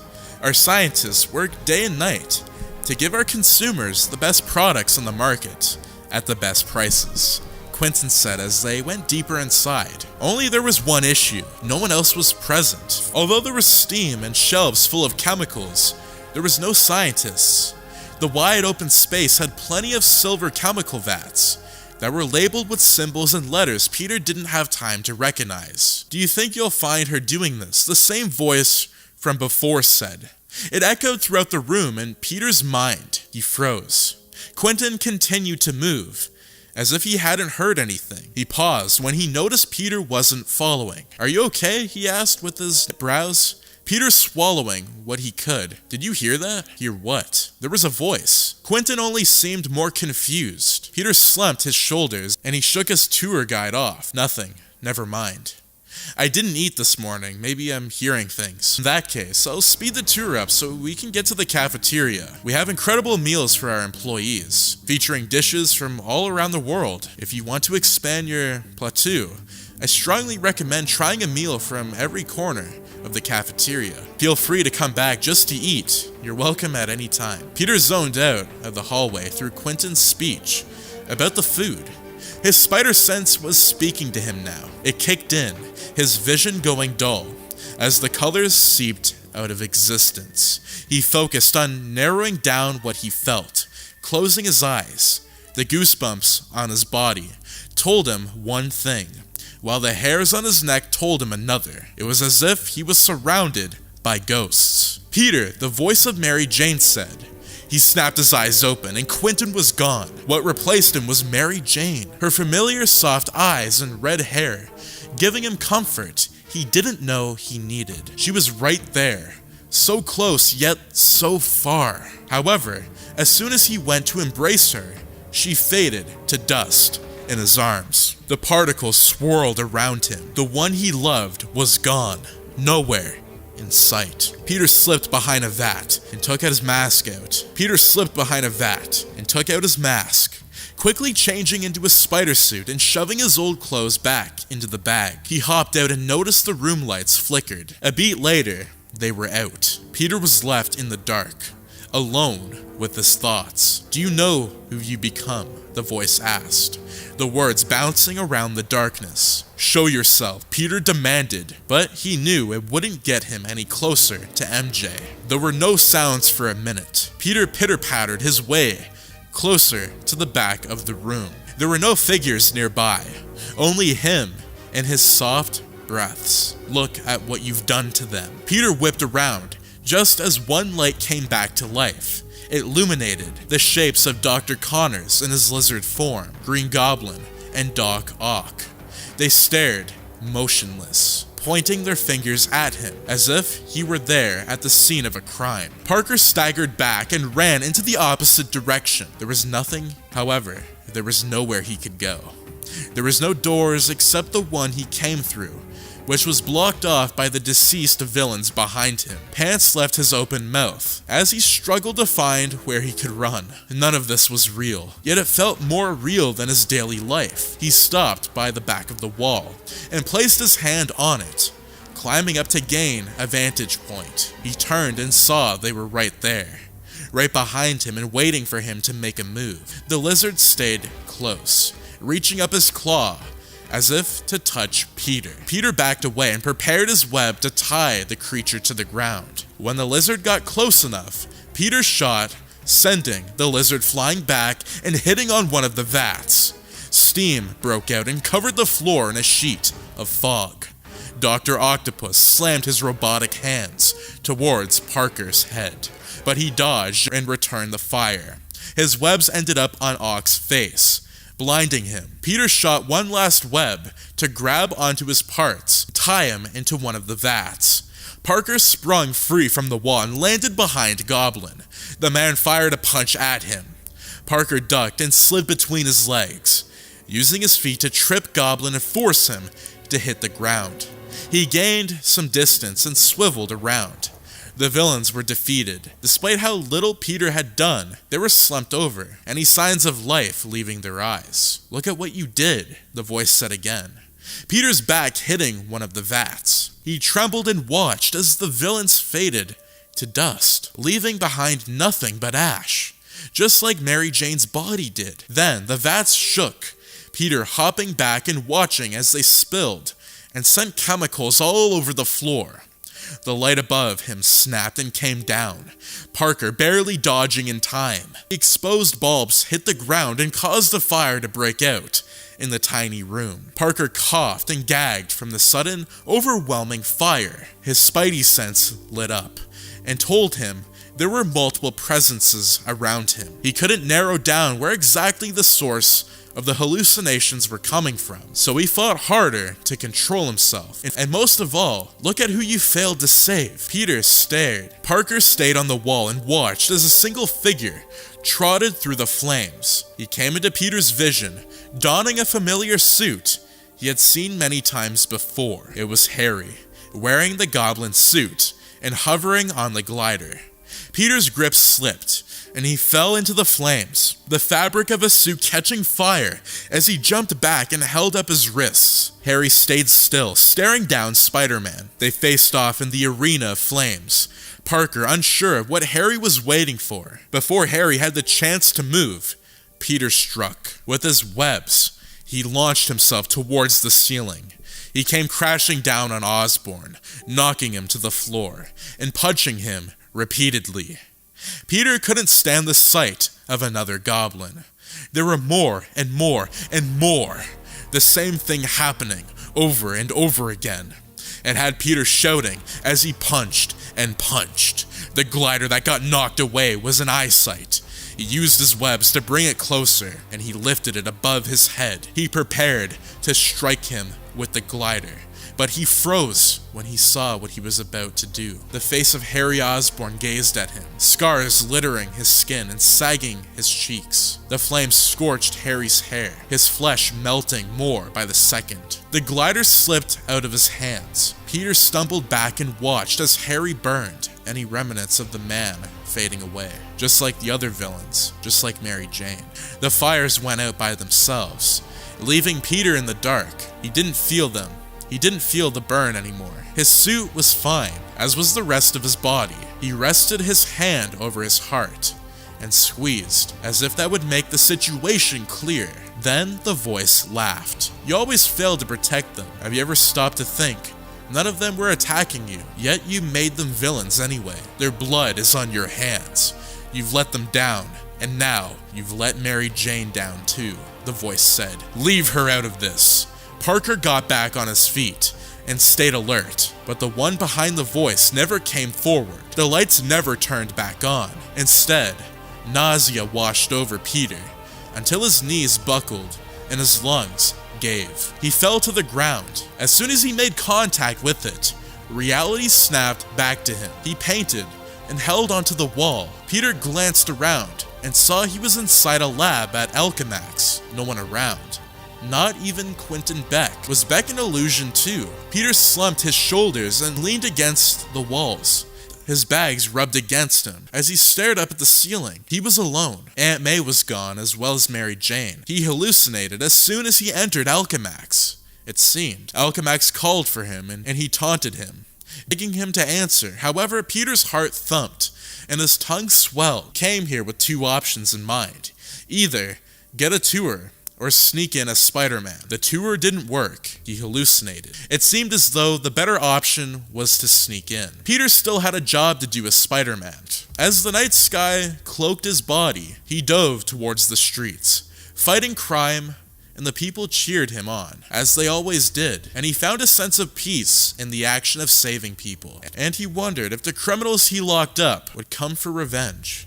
He wondered if the voice was right. Peter created villains instead of saving them. Peter knew that not everyone could be saved, but how many did he harm because of his actions? He had failed time and time again, and him being alone didn't help. He had no one to turn to, no one to talk to. It burnt his heart, even as he clung to the wall of an apartment building. Peter was in an alleyway with the suit covering him. He stayed low to the ground and listened for any activity. Alleyways were always beaming with criminal life. He used his scanner to identify most criminals. But tonight, he wanted to be on the front lines and investigate Mary Jane's disappearance, while also fighting crime. After, he'd go to Alchemax and sneak in. He didn't know if he could wait much longer, but for the sake of the city, he did. People passed by and cheered his name when they saw him. Others ignored him, while a very select few rolled their eyes. New Yorkers tended to keep to themselves and did not care about others around them. They had too much to do and places to be. Peter had too much to do tonight. He wondered if he would become one with the masses, not caring about the world around him, as he focused on one thing. A few minutes passed by, and right when he thought he wouldn't get any action, a woman walked into an alleyway. She had her eyes set on Spider-Man, her blouses hanging off her body with jeans so dark he could barely see them from his position. Despite her dark pants, she had bright blonde hair that lit up the alleyway. Parker left the wall and stopped in front of her, about to ask what she needed when she held up her hand. "I've been looking for you," she said. "I've never been able to corner you. You're always on the move. Today's my lucky day, huh? All I had to do was follow the cheers. Is there a problem, ma'am? Did someone hurt you?" He recognized her all too well, and he feared every word she had to say. The woman before him was Gwen Stacy. Her father died in the crossfire of yet another fight involving Spider-Man. "Did you know my father?" she asked. But Peter knew she already had the answer. "I work closely with the police." "Then you know he's dead because of you. He was only there because you were there. He was only there to get you, but because you couldn't do the one thing he asked of you, he died. All you had to do was answer for your crimes. Well, how about now? You don't deserve the key to the city, Spider-Man. Are you going to answer for the crime against my dad? I'm so sorry about your father. I didn't want him to get hurt." "But he did," she interrupted, her tone sharp and heavy, like it was being weighed down by thousands of webs. "And you've moved on. What about the people who haven't moved on? What about me? How can I get over it when you're swinging around as if nothing ever happened?" "I don't," he replied in a gentle tone he hoped would calm her down. "There isn't a day that goes by where I don't think about all the people I couldn't save, your father included. It wasn't about saving him, Spider-Man. You led the threat right to him. You caused him to die. Wherever you go, it seems like more people end up hurt than saved. Why is that? You have no idea how badly I want that to change. I'm out here every night trying to atone, and I know nothing I do can make up for your father. But I hope you know I'm trying. I'm saving as many as I can. I'm stopping crime and doing what I can. But no matter how much I do, I can't save everyone. I'm so sorry. I know it's hard to believe me, but I did everything I could. If you want to hate me, seek revenge, or try to lock me up, I won't stop you. It's within your rights." And Gwen stared, her eyes narrowing, but she didn't speak after that. Peter waited to see if she would. When no words came, he slipped by her and excused himself. He had to get to Alchemax. As much as he wished he could comfort Gwen more, he knew it was on her to move. Peter had learned that the hard way. If there was another way to take away her pain, he'd do it in a heartbeat. Parker swung through the streets of the city, locating Alchemax in a matter of minutes. Sneaking in would be nearly impossible due to the security.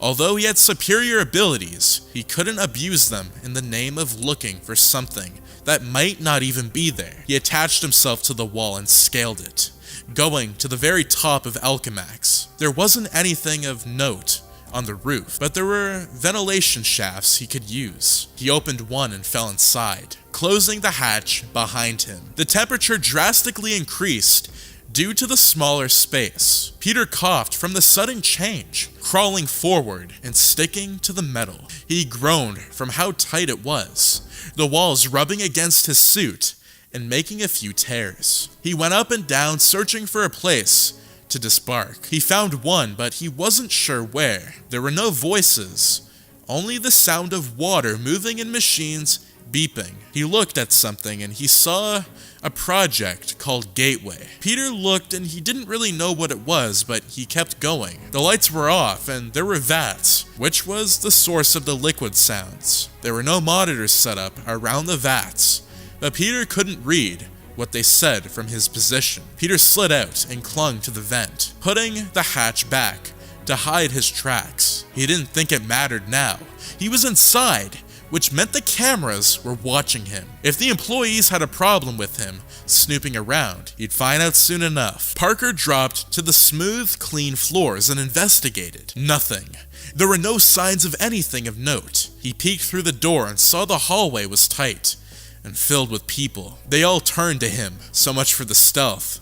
The scientist fell quiet at that, Peter stepping out and holding up his hands. He hoped his spider suit would show he wasn't an enemy. "Hi, sorry, I got a report of a disturbance here, and that I should proceed with caution. Did you guys see any suspicious people go by?" he asked. The scientists shook their heads, and Peter faked a sign of disappointment. "I'll go investigate the lower floors. Any chance you can call around and see if we can find the prep?" They agreed, and Peter getting directions to the elevator, so he didn't have to crawl through the vents anymore. He was already suspicious enough. He figured he didn't need to draw more attention to himself, especially that he was in a secure location that said Gateway. He didn't know what the scientists were working on, but he knew that it was something very interesting. The elevators were full of life, but Peter managed to get on with only 2 other people. The entire ride down to the lobby was quiet. The 2 scientists on either side of him folding their hands together in front of them and pretending they weren't freaking out around Spider-Man. The doors parted and Peter leaving last and searching for the front desk. He figured there was one person who could help, assuming any part of his hallucination was real. The woman behind the front desk was different from the one he saw that morning. She didn't seem affected by Spider-Man's arrival, even as she glanced up and saw him waiting there. "Is Quentin Beck here?" Peter asked, smiling despite how she couldn't see it. "I'd like to speak with him. I was informed by the police about a case I need to speak to him about." Peter was aware being Spider-Man came with certain privileges. One of those privileges was gaining the people's trust without having to do much. It gained him access to things like the cameras at the warehouse.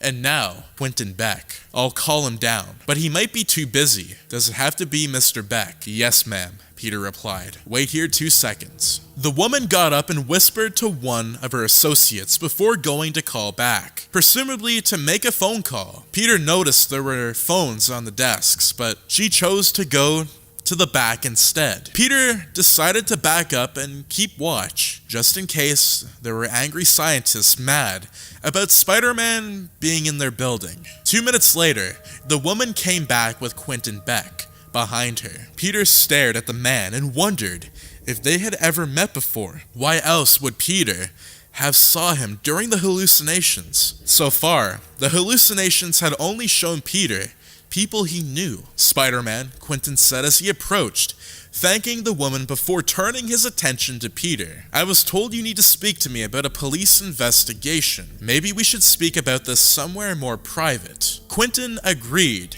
taking Peter to the back once again, where there were more phones and private elevators. They entered and Quentin taking them to the 13th floor. "I'm a big fan, by the way," Quentin said, as the elevator dinged. "I used to go to all of the events in the park, celebrating you.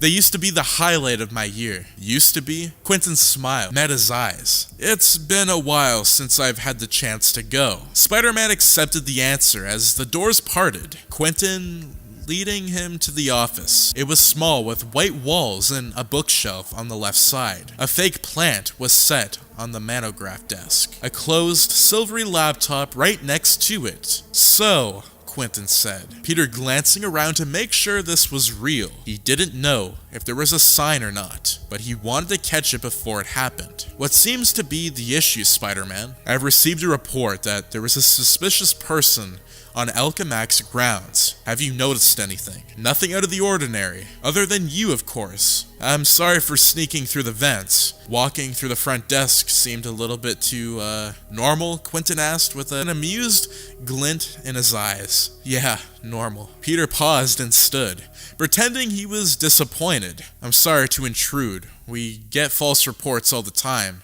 So, nonsense. Surely you can stay a bit longer and check around. If someone reportedly had a suspicious person, we want to be sure no one's on the property, for their safety and for ours.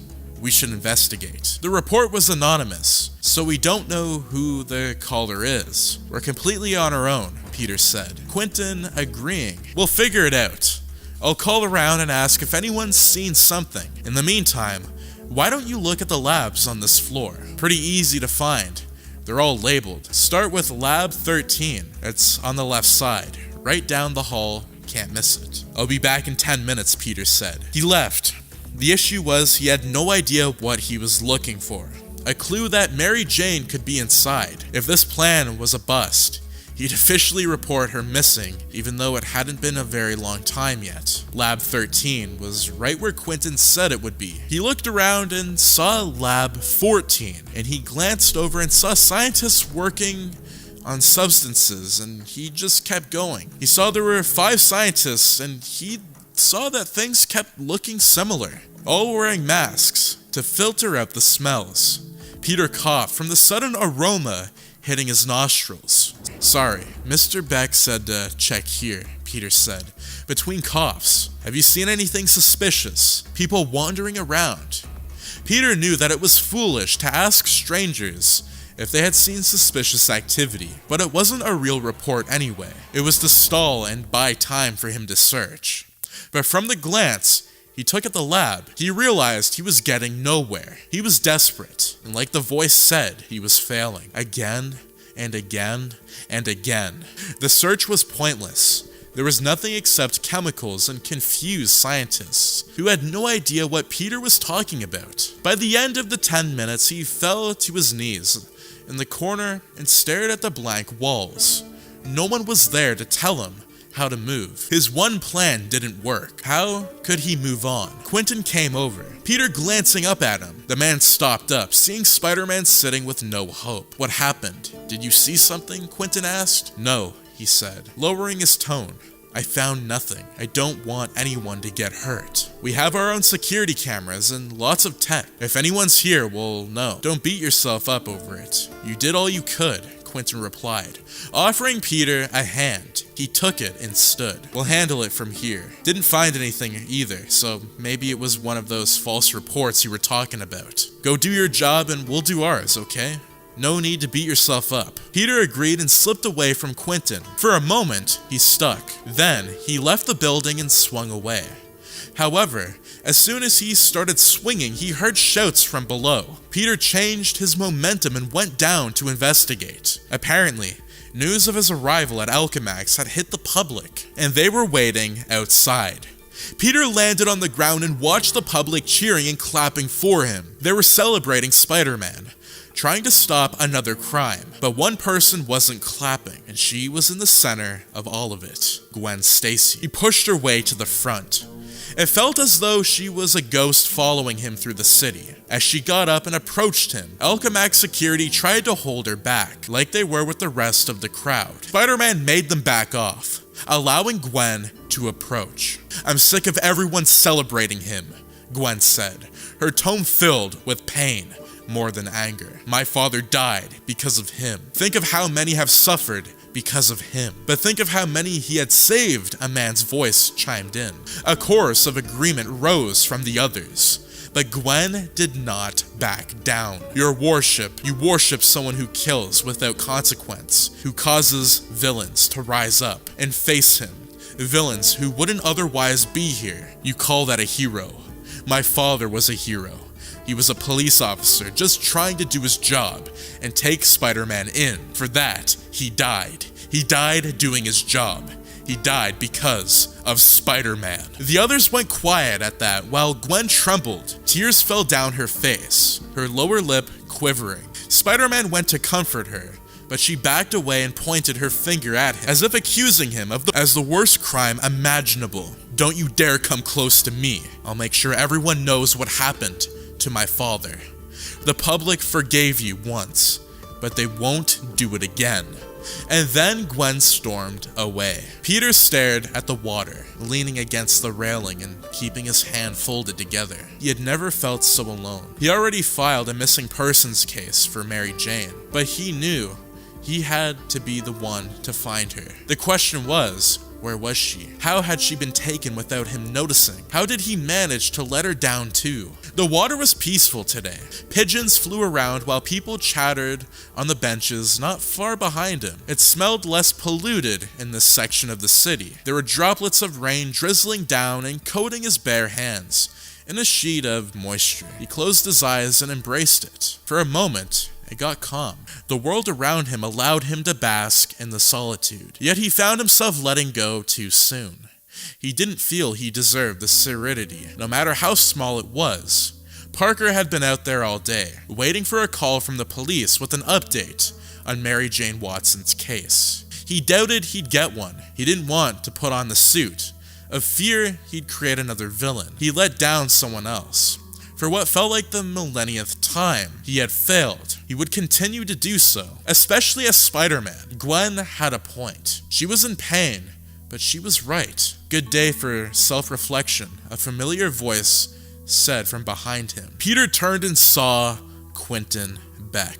Assuming his hallucinations started before Quentin and him met. Quentin had never seen Peter before, only Spider-Man. You think? Peter asked, Quentin chuckling at that. Seeing as I just got off a 16-hour shift, yeah, I think I could get some self-reflection with where the hell I went wrong in life. Peter grinned. Not a big fan of long shifts. What gave it away? Quentin asked. Then he paused. Quentin Beck, it's nice to meet you, stranger. Peter Parker, it's nice to meet you too. Was I brooding too much? Is that why you came to talk to me? You're the first person I've seen outside of work. Cut me some slack, I'm a little people deprived. Glad to be of service, Peter said, his voice cracking as he cleared his throat. It was strange to live a double life, especially in moments like these. Quentin went quiet, as did Peter. They stared out at the water.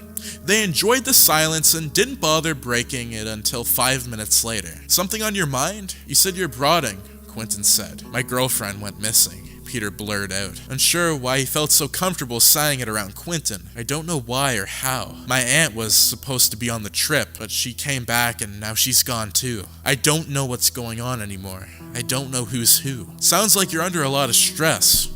Are there any clues? Nothing. I reported it to the police, but they haven't found anything yet. Not that I would know where to start anyway. I let them down. I let everyone down. Why is everything on you? Quentin asked. Why is it only you who let people down? It's my responsibility to help them. It's my responsibility to keep them safe. Yeah, Quentin agreed with a shrug. Yeah, it is. It's your responsibility, and you can argue it's your fault. But you're one guy.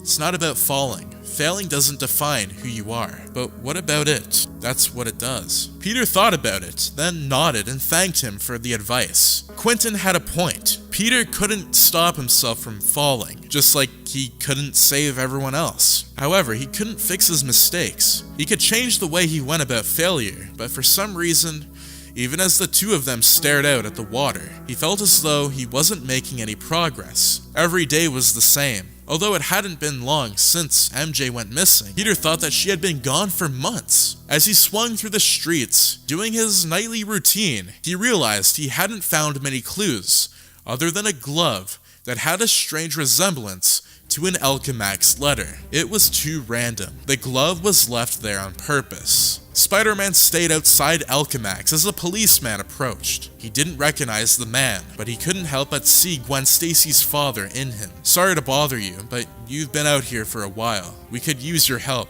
the man said. Just 5 more minutes. Is there something wrong here? No, nothing. I just want to make sure they're up to code. They deal with chemicals. Can never be too safe about that, Peter said as an excuse. Fair enough. but I doubt you'll see how safe it is by staring at it from the outside. Peter signed, okay, wait a minute. The policeman gave up and went back to his courier, which was parked in front of Alchemax. Peter knew he had an obsession with the corporation, but he couldn't help himself.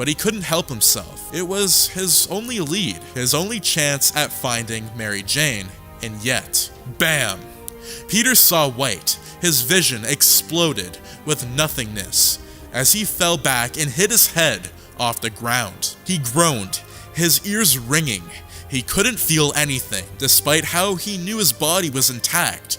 He couldn't feel his fingers or his toes. He couldn't feel the concrete around him, telling him he was still alive. Seeing as he got blown back, he was willing to bet this was reality. When his ears came back to him, the first thing he heard were screams. The familiar smell of smoke came to him as he snapped to his feet and saw the front lobby of Alchemax got blown out by an unknown source. Spider-Man jumped up and crouched, searching for injured citizens. There were a few, weeping and begging for mercy. He went to them and helped them to get away from the fire, evading the lobby. Then, when Peter thought he'd have a chance to get people to safety, green fog slowly came out of the hole. Parker froze and watched as it grew closer. For a moment, everything was peaceful. The explosion, the screams, and the fire fell out of his mind in favor of the hypnotizing fog. The fog engulfed him until he realized what was happening. Something was there. A figure with a bull-like head and a long cape came out of the madness. He was decked out in green, the same color as the fog, golden accents highlighting his suit, except he was missing a glove. Peter got the person he was escorting to safety before facing his opponent. The stranger was the one responsible for everything that had happened thus far. Where's Mary Jane? Where's May? Parker demanded, the man brushing the comment off. You got to Alchemax quicker than I expected. It was such a small clue. It could have meant anything. Where are they? Peter repeated, arching his arm and preparing to strike. Away.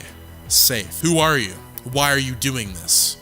As if on cue, Dr. Connors, in lizard form, came out from behind him, as did Harry and Doc Ock. What do we all have in common? The villain said in a slow, taunting tone. I don't know, Peter said, prying his voice didn't crack. A few years ago, I didn't have a spot in Alchemax. The villains continued acting as if Peter wasn't there. I worked a warehouse job. My warehouse was caught in the crossfire of one of your fights. I watched you swinging from place to place, but as my building caught on fire, you didn't help. I looked you in the eyes, and you left. Your mask was torn enough for me to see who you are.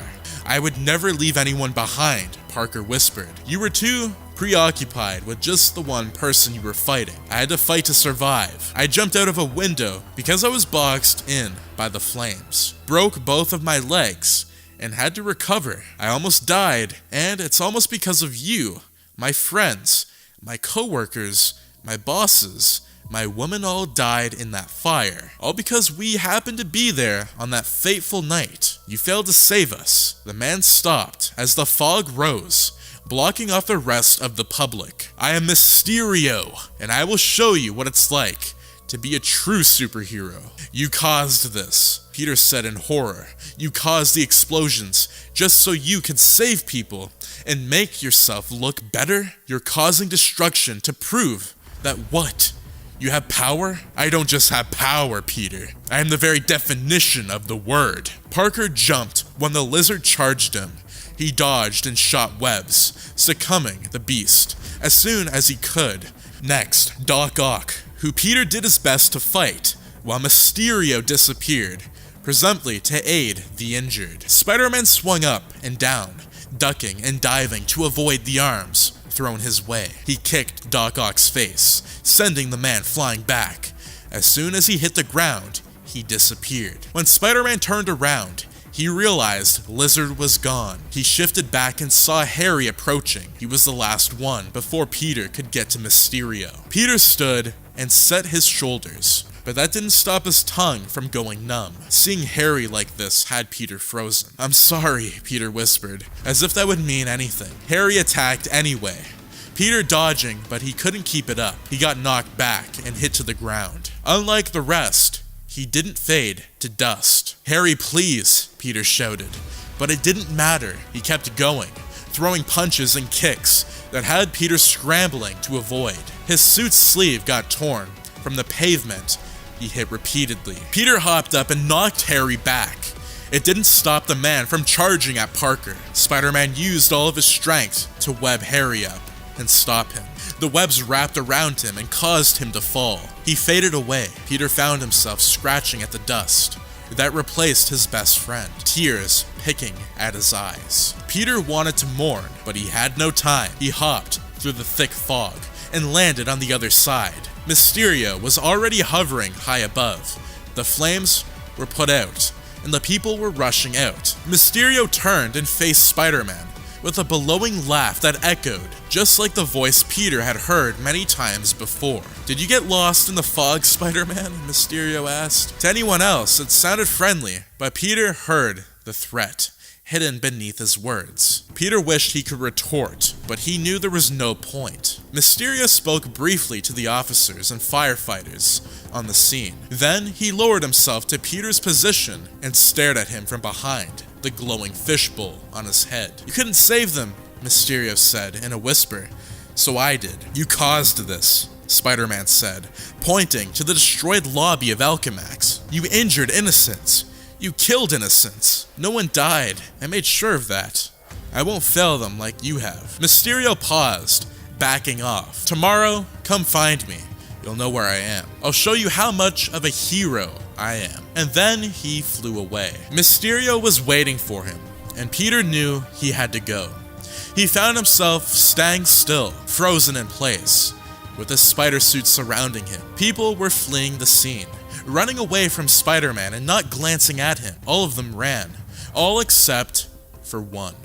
Gwen Stacy was the ghost who kept following him around. She stayed there, facing him while the crowd ran in the opposite direction. She was the only face he could see. Spider-Man went up to her. As soon as she was about to speak, he held up his hands and cut her off. "I had an uncle," Peter said, his voice on the verge of cracking. "He was the greatest guy I ever met, always inspiring me to be the best version of myself that I could be. But one day, that changed. He got shot by a criminal, and he died in my arms. There was nothing I could do except watch."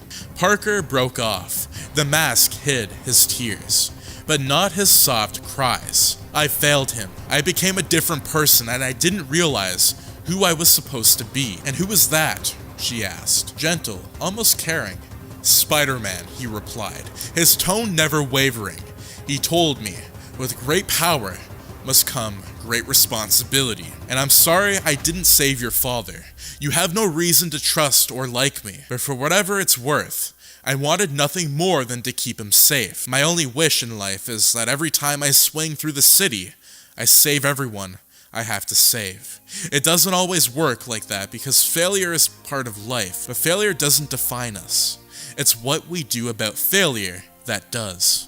Gwen nodded once, then twice. Her eyes were filled of tears, even though Mysterio wasn't far from them. "Okay," she said. He couldn't tell what the one word meant, but as she moved away to join the masses, he realized it didn't matter. She had to figure out the meaning on her own. Peter turned and saw Mysterio was waiting there for him, fogs of green spewing from thin air and pouring down to the ground. The man floated in between two skyscrapers. The fog made him appear bigger than he was. With his webs, Parker hoisted himself up to the side of the two skyscrapers, crawling around until he was directly across from Mysterio. His bullhead tilted toward Peter, but he couldn't see Mysterio's eyes. "What did you do this time?" Peter asked. Mysterio pointing behind him. Peter looked and saw one of the buildings nearby was on fire. From behind it came a monster like Sandman, made up of sand particles, but on a much larger scale. It was the size of the buildings, swirling there. It had no footsteps and it made no noise. It revealed itself as soon as Peter saw it, and he jumped back. "You want to take it while I protect the people?" Mysterio asked. "Did you cause this?" Peter asked back, but the man wouldn't answer. "How did you know? This can't be right. Less talk, more saving people." Peter jumped between the buildings and approached the sand monster. It came after him, the dust swirling around him, but it didn't seem to hurt. However, when the monster hit the side of the apartment he stayed on, there were sparks, and glass broke. Peter knit his brows, but he didn't have time to analyze what was happening. Peter went around the monster in an attempt to get a different angle, but he hit an object he couldn't see and fell back on the roof of a building. When he looked up, he saw an outline of an object floating not far in front of him. With his webs, he grabbed it and brought it closer. The force ended up destroying it, and Peter found himself holding what looked like to be a drone. Parker stared at it and realized what was happening. The hallucinations he had weren't hallucinations. They were illusions. He got tricked and fell into Mysterio's trap, likely trapped in one of the areas and being tricked into thinking it was something else. "He's a fake," Peter mumbled to himself. As he stared at Mysterio flying around and directing people, he noticed Mysterio never bothered touching anyone. Spider-Man figured the best way to get rid of the sand monster was to ignore it. It couldn't do real damage. Everything was rigged by Mysterio. Whoever Mysterio was, Spider-Man jumped towards the man and slammed into him, sending him flying into the pavement. They smashed against it, Spider-Man rolling off of him and getting ready to attack, when Mysterio laughed. "You finally figured it out," Mysterio said. Peter got off him and froze. Could feel it. Could feel something behind him. Without giving himself a chance to think, he spun and jumped over what was coming. A gunshot went off. Peter slamming into the person behind him and revealing Quentin Beck. He had a suit on, one that looked like he was doing special effects. Parker backed up, but he knew right off the bat that it all made sense. There was something off about how he saw Beck in his illusion, even though he had never met the man before. Beck got to his feet, revealing the drones around him. Parker backed up and prepared for a fight, quickly checking to make sure all the civilians were out of the area. "How are you doing this? Why are you doing this?" Peter asked. "I got into Alchemax at such a high level because of my talent," Beck said, motioning to his drones. "These illusions will show the city that threats happen every day, and I can save them. I did my research on you. When you really look, you find everything you're looking for. You think I didn't know Green Goblin died from his own glider's blade? Or that Harry wanted revenge on Spider-Man for his father's death? You couldn't save Norman. You couldn't save Harry. How many others did you fail to save?" "A lot," Peter admitted, the air feeling stiff around him. He created an illusion of his own, an illusion that have stayed in his mind for only his eyes to see. He saw the figure of Uncle Ben behind Beck. The old man's eyes were soft and delicate. They had Peter tearing up, but it's like you said, Beck. Peter shot a web and disabled one of the drones, sending it crashing to the ground. "It's not about failing. It's about what we do to fix our failures." Beck groaned and jumped back, allowing his drones to do the work. Peter jumped around and dove between them. They fired at him and ended up getting his own suit and getting his suit scratched at. He knocked them down, hopping off the top of them, until one of them slammed into his chest and sent him flying into the supermarket. It was empty, thanks to the evacuation and the police setting up barricades. Parker ended up rushing to the back behind cover just in time for more drones to pile and shoot at him. Out of ideas, he threw a cabbage at him. It didn't work. Parker felt bad, but he used his webs to grab the door of a freezer and ripped it off and threw the door at the drones and broke two of them. Then the lights seemed to go out. It went dark, Parker taking a moment to feel the air around him. He could sense the drones coming his way, and he leaped before they could get any closer. The fire went off. The gunshots rang out around him, and he threw them and dodged. He pointed them toward the opposite end of the building, hitting the front doors, but also shooting down the other drones in the process. 2 drones flew at him and attacked with their bodies instead of their guns. They clawed at him and tore off his mask, ripping it to shreds.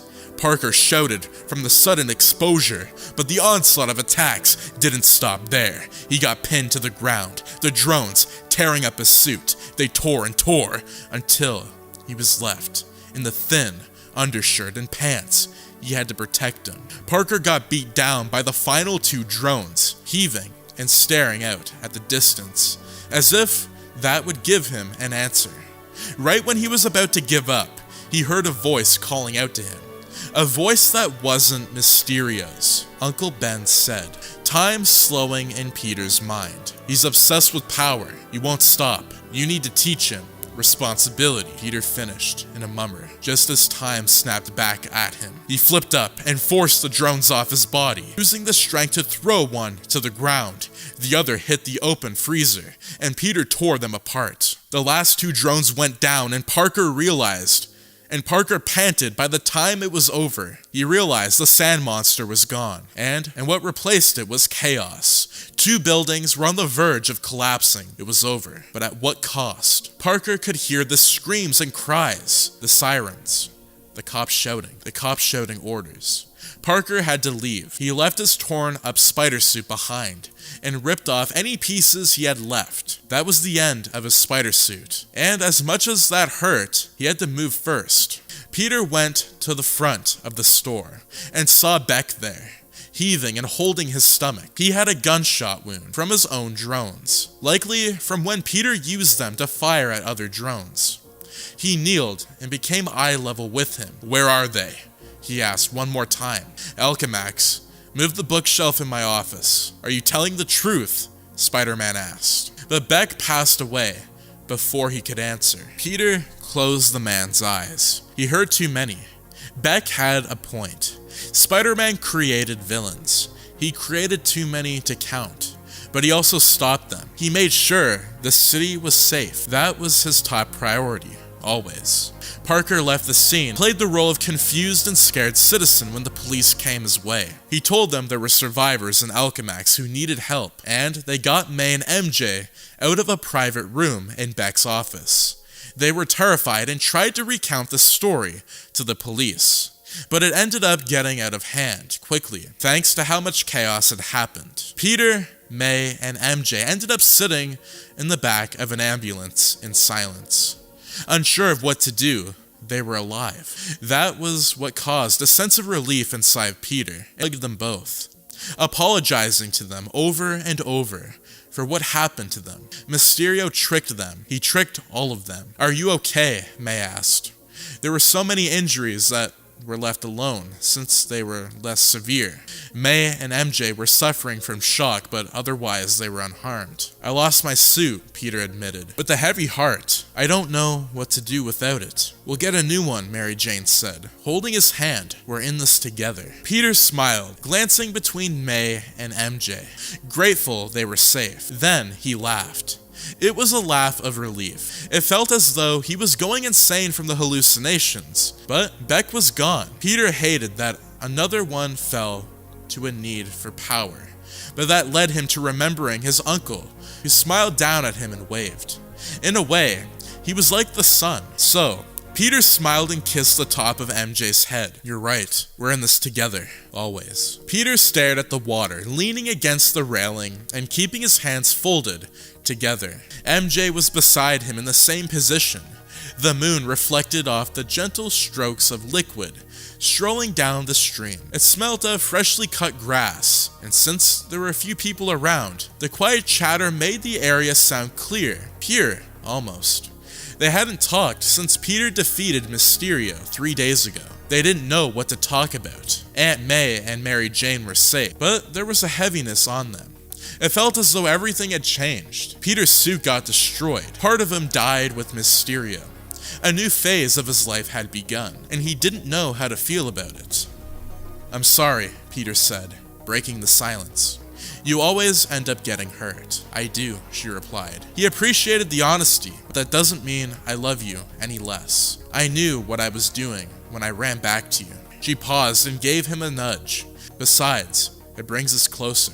It does? She chuckled and wrapped her arms around his neck, Peter leaning in and resting his hands on her waist. I hear shared trauma is great for couples. It's a bonding activity, she said. Our next date will be couples therapy. He laughed and she laughed too. Peter kissed her, unable to help himself. She kissed back, the moonlight shining down on them in the wake of their new world. When he parted, he rubbed her hips and brought her closer. He didn't want to let her go. The last time he did, she ended up gone, missing for far too long. Do you think May will forgive me? Peter asked, MJ grinning. He asked, his voice wavering between a whisper and a beg. Her grin stayed, and it relaxed his heart. As she said her next words, she already has. My fellow watchers of the multiverse, that is going to be it for If I Had Written Sam Raimi's Spider-Man 6. Grab a pop, do whatever you need to do, because we're gonna get right into the thick of If I Had Written Sam Raimi's Spider-Man 7. After all these years, it was finally happening. Peter grinned at the thought. His desire to marry Mary Jane had been fulfilled as he stood at the altar, waiting for his soon-to-be wife to walk down. He realized he had overcome his struggles. Although there were many still nested inside of him, she made him feel like he could fix all those mistakes that he had. The mistakes in the future, too. It was a small wedding with friends and family, some co-workers that were close with them as well. Thanks to that, it was a small venue on a hilltop with wooden benches set up with white flowers on top of them. There were still white flowers covering the entire scene. They also wanted a less expensive wedding, which led to there being no video photographers. Although many would deem it to be small for a superhero, Peter thought it was perfect for their new family. Aunt May was seated at the front with her lips pulled into a smile and tears in her eyes. She sniffled and dabbed her face with a tissue. Peter didn't recognize many of the people there, so he kept his mind focused on May and MJ. In his mind, Harry was his best man. He opted not to have one out, of respect for his fallen friend. Several months after the Mysterio encounters, Peter found his peace in life. There were criminals and mass crimes he had to stop, but it had been hardly any in the past months. Peter didn't know what to do with himself. It felt like he was waiting for the next big thing, like it was around the corner. Only his spider sense couldn't feel it. Or maybe he was paranoid. He couldn't tell. Every minute felt like years, but Peter knew he was being dramatic. Soon enough, Mary Jane would be in his arms as his brand new wife, the one he would spend the rest of his life with. The more he thought about it, the more he bounced up and down. He couldn't even focus on the rest of the environment. It smelt of chocolate cake and wine, and the decorations were gorgeous. They got white balloons and went all out with a white theme. There was some red sprinkles in a contrast and also to match MJ's hair. Peter had suggested red sprinkles, and MJ laughed about thinking of it. It looked strange to have white and red. It did, in fact, look strange, but Peter didn't care. MJ had brought in some blue balloons, just to be cheeky, and May got a good laugh out of that. Finally, after what felt like decades, the music began to play. The audience rose, creating a massive creak that shook the small venue. The curve of the hill had an opening where Mary Jane would come from. There were trees to cover her, but he could see the edge of her dress hiding away. More seconds ticked by, and just as the music swelled, Mary Jane stepped out with her father holding her arm. She had the most gorgeous dress that matched the theme of the wedding. It was long and fit her shape. Although Peter didn't know much about dresses, he believed it was an A-line style dress that had a matching veil. Her red locks shined under the sparkles put on the thin fabric, or the vial, and even from his position, Peter could spot her glowing blue eyes. Her father escorted her up to him, and the couple locked eyes. Peter couldn't stop his grin. It overtook him. He barely processed that her father had given his shoulder a squeeze. A nervous chuckle left Peter's throat as he muttered a thank you to her father before he took his proper place. Mary Jane went for his hands, and although they were clammy, Peter intertwined them with hers. He came closer, and the ceremony begun. It was just like the rehearsal, except much more heartfelt. The beginning passed like a blur. He had zoned out when the opening remarks were made. A clinch, and cheesy as it sounded, Peter really didn't get lost in her eyes. Peter really did get lost in her eyes. He didn't snap back to attention until it was time for the vows, and the officiant handed MJ hers first. She took the paper, forcing their hands to part. She sniffled, some of her mascara running down her face, as she brought her eyes to her vows. Peter, I can't survive without you. You're my other half, and the person I go to, no matter if I'm having the worst day of my life, or the best. I'm marrying you because I fell for Peter Parker, the man who has a knack for saving me from bad decisions, sadness, and Aunt May's meatloaf, MJ said, and she paused to laugh with Peter. In the background, Peter could hear Aunt May joining in on the amusement. I love you, Peter Parker. You're an amazing man. I promise I will stay by your side while we grow old together, and I promise to color your hair when it turns gray. Peter could feel the tears rolling down his cheeks as he opened his mouth to reply. You better. She chuckled, and he did too. She passed the paper back to the officiant to instead take his hands, their eyes locked. I promise we will handle everything that gets between us. And most importantly, I promise to always love you. You're kind of special, Tiger. Don't forget that. Peter didn't want to sob before they were even officially married. That goal got shattered into pieces after she said that. He nodded rapidly, just as the officiant handed him his vows. He took them, but he knew he didn't need to look at them. After all that time he took preparing them, he didn't need to look. They would be in his mind for years to come.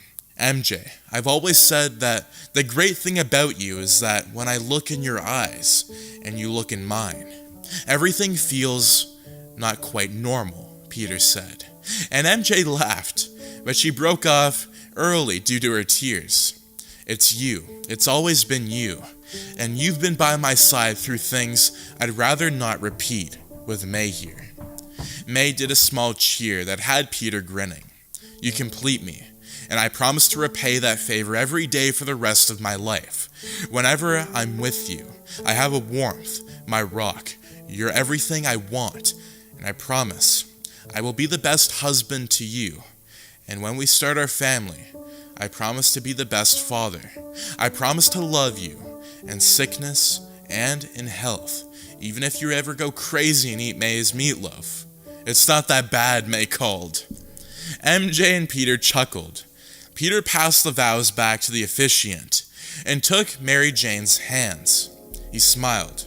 And MJ? He asked. She nodded. You were amazing in all the school plays. Now you're buttering me up too much, she replied, with a snicker in her return. Then, the final parts of the ceremony played out.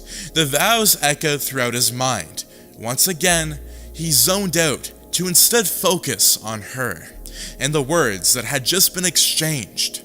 By the time he was handed a ring to slide on Mary Jane's finger, it hadn't hit him. This was the day he'd get her as his wife. Even when he repeated the words, he was told to stay and put it on her ring finger. It didn't strike him yet. Mary Jane did the same for Peter. The cool metal kissed its skin and warmed his heart. They turned toward the crowd. With their hands interlocked, rings on their fingers, they were announced as husband and wife. That was it. She was his forever. He had gotten a chance at peace.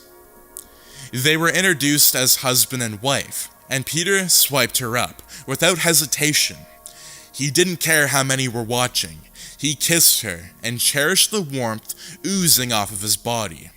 And by the time the main ceremony was over, they were partying, drinking, giving speeches, and preparing to cut the cake they had spent a fortune on. MJ danced with May, while Peter hung in the back with a glass of wine in his hands. He watched his beautiful wife dance the night away. He would join soon, but he wanted to be a wallflower for a moment. After all these years, he had become used to observing others, but he wanted to take a second to observe her, living her dream. It was the most beautiful sight in the world. A tingle lit up his skin, but he ignored it. He wrote it off as his nerves or someone about to fall on the cake. Just in case he went by the cake to protect it, but the tingle didn't go away. Peter kneeled his brows and put down his wine on the nearest bench. He didn't have a spider suit. He knew it was irresponsible, considering more and more were learning his identity, but he thought he could have a wedding without any issues. Why was the spider sense going off? The worst part was, he couldn't identify it. It felt like it was coming from all around him, circling him like a vulture, and preparing to dive in and scoop him up in its claws.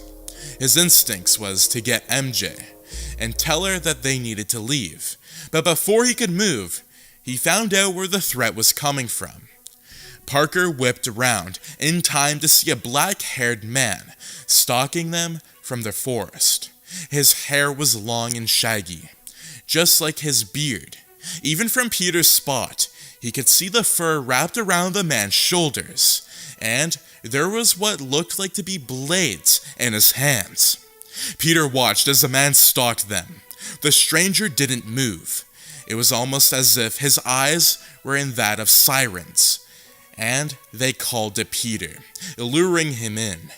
Peter resisted the urge to check it out for himself and backed up to May and MJ without taking his gaze off of the threat. MJ stopped dancing as soon as Peter approached. Before she could ask what was wrong, her eyes fell on what he was looking at. "Get everyone out of here. Now," Peter mumbled, and MJ and May agreed. A minute later, the guests were escorted out, and the party was killed. Multiple guests complained, half of them drunk while the other half wanted cake, but soon enough, it was just the three of them on the hilltop, with the mysterious man creeping out of the trees. When he stood tall, Peter almost staggered back. The man towered above them as he approached with his blades and sharp eyes. There were scars on his arms and neck. Peter trembled at the sight. "Peter Parker and Mary Jane Watson," the man said with a tongue click. "Get the elder out of here. I don't wish to harm her." Peter made May go, but before he could tell MJ to go the man pounced. He attempted to grab MJ, as if to take her, but Peter wouldn't let him. Despite not having a suit, he let his webs fly and attach to the man, sending him stumbling back. The man whipped around and cut off the web with one of the blades. He licked his lower lip, and a guilt of amusement struck his eyes. "Who are you?" Peter asked, and the man stood with the shoulders set. "Craven the Hunter," the man, now identified as Craven, replied, "And you, Spider-Man, are my final foe. If you don't mind, why don't I take your wonderful wife, and we go on an adventure somewhere less known, somewhere they aren't going to look for you. How do you know I had my suspicions after tracking you for months, but the webs just confirmed it, Kraven replied, with a cackle.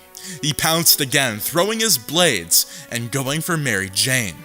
Peter grabbed them with his webs and threw them right back at Kraven, the hunter, dodged and grabbed Mary Jane by the throat, but she wasn't having it. She stomped on his foot with her heel, and it caused him to grunt. Peter took the distraction and grabbed the back of Kraven's head, sticking to him. He ripped out a chunk of hair and sent Kraven flying back. Without waiting for Kraven to retaliate, Peter grabbed Mary Jane and used the trees to swing, gaining distance between them and the hunter. Now, they had dozens of feet in between them. Peter stared at Kraven, who was holding his injured head. The hunter stood and peered at them, but he didn't move to attack. MJ and Peter were panting as they backed away, but they knew that they had to flee.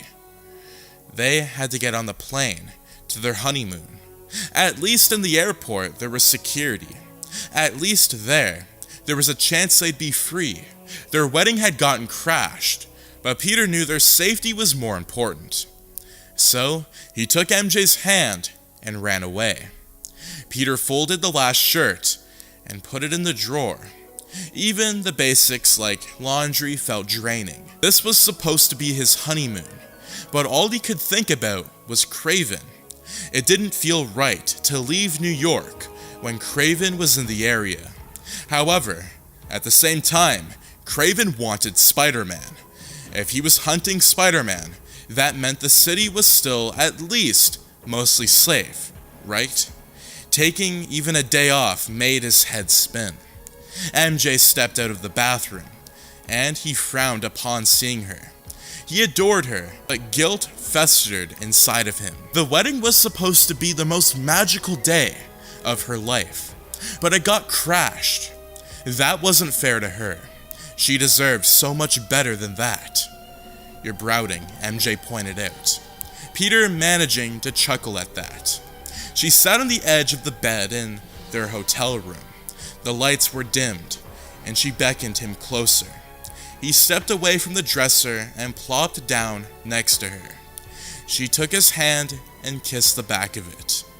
"Don't start apologizing if you do. I'll cry."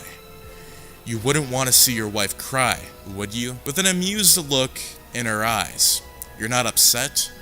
I'm married to Spider-Man. I know what that means. If I'm being honest, I'd be more surprised if the wedding went without any problems. Think of it this way. You'll never forget it. I don't know how you're so positive about this. You're constantly in danger." MJ only smiled. "Danger is my middle name, and I have it monogrammed on all my towels." Peter laughed. At the very least, MJ made him feel better.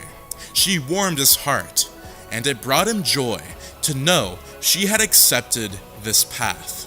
Although he had always known that the ring on her finger brought him peace of mind. "Don't be upset," MJ said, giving him a nudge. "Whatever happens, we'll get through it together. Let's enjoy our honeymoon." "What if you or May get hurt because of me?" he asked, and she brushed the comment off. "Peter, we made our choice. Do you trust us?" "I do." She smiled and squeezed his hand. "Now it's time for you to trust yourself." Although Peter believed her, it was hard to accept. Kraven the Hunter was out there, waiting for him. And as Peter rose to step in front of the window, he wondered if Kraven was out there right now, searching for him. Peter and MJ were in Providence, Rhode Island. They wanted to see several plays and museums. Could Kraven have followed them here? Peter peered out of the window, while MJ stayed quiet. There were raindrops pattering against the glass and causing the moon to appear distorted. Peter rested his hand against the material, gazing at the streets, and wondered if the city needed Spider-Man as badly as New York did. As he backed away to go join his wife in bed, couldn't help but feel on edge. not because of the potential crime happening right down the street, but because of his feelings. For some reason, his spider sense was still tingling. Kraven overlooked the city. After the failed attempt to kidnap the girl, Kraven had to come up with another plan. They were on a honeymoon. He had tracked them there, so he could monitor their advancements. Peter hadn't come out in the Spider-Man suit since their honeymoon. Kraven needed the spider suit. He had to wait for a little longer. However, it was night. If Peter was going to go out as Spider-Man while in a new place, tonight was the night to do so. Kraven doubted the Spider-Man would make an appearance, but one could only dream. It was beyond that. Kraven needed to get Spider-Man alone. He needed to best the man in combat and become Spider-Man. He had always wondered what it was like to be a hero, and Spider-Man would show him. If Kraven was going to die, he wanted to experience someone clapping for him. Just once, he would like that. He sat on the rooftop of one of the many apartment complexes surrounding the province. They were made of brick, and cars passed on the roads, dozens of feet beneath him. There were some people who casted him concerned glances, but none so concerned that they called for the police. Even if they did, Kraven would be gone before they arrived. He'd hear the sirens from such a long distance that he had to be across town by the time that they'd come closer. The hunt was the only thing he had ever known. Spider-Man was his last observation. It was the last piece to keep Kraven satisfied after an unfulfilled life of hunting unworthy prey. Finally, Kraven had an equal match. Spider-Man had gotten away once, but it wouldn't happen again. Not on Kraven's terms. He wondered what life was like beyond the hunt. He wondered if there was another side he hadn't explored. There was so much out there, or so he had been told by various prey. Many prey begged by saying that they had families. Kraven didn't know what that was like. He didn't know if he wanted to know. There were soft raindrops falling from the arching clouds. Kraven found himself adoring the feel of water dripping down his skin. It cleansed him of his many sins, and he leaned back and embraced it. His battle scars felt as though they healed in the darkness of the night sky, and they drank into it. Any concern of Spider-Man slipped from his mind. Spider-Man wouldn't appear today, and Kraven knew that. He couldn't break in and attack Peter Parker while he was caught off guard. However, that would ruin the fun for the hunt. The only issue was that what came after. When he wasn't hunting, there was nothing to do but sit in the rain and pretend it washed away the tragedies he had caused.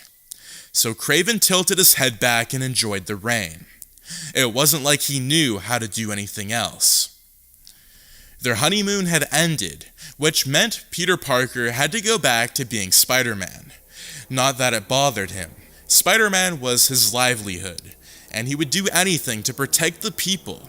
However, he had to admit it was nice to take a break and relax with the woman of his dreams. Kraven was still on his mind, but it seemed as though Peter made the right call, settling down and not rushing back to the city. There were no attacks since the wedding. Kraven had disappeared seemingly out of thin air. As Peter got changed into his new suit, with Mary Jane humming behind him, he wondered if the reason why Kraven hadn't appeared was because he had given up. After all, he had crashed their wedding, but ended up getting overpowered. Perhaps it was a one-time occurrence. Peter didn't know if he wanted to know the answer, but he was sure he'd find out soon enough. "Is it too early to say, 'Go get him, Tiger?'" MJ asked, and Peter chuckled before kissing the side of her head. "It's never too early. You'll be alright here by yourself." "Are you kidding? I'll be here reading all night, without worrying about hearing your snore." "I don't snore that loud," Peter said with a huff. But MJ's knowing eyes told him everything he needed to know. Okay, maybe I do. The sound barrier trembles at the thought of your snoring. You're rubbing it in, Peter replied. MJ laughed. A little. Now, go get him. I'm not going anywhere.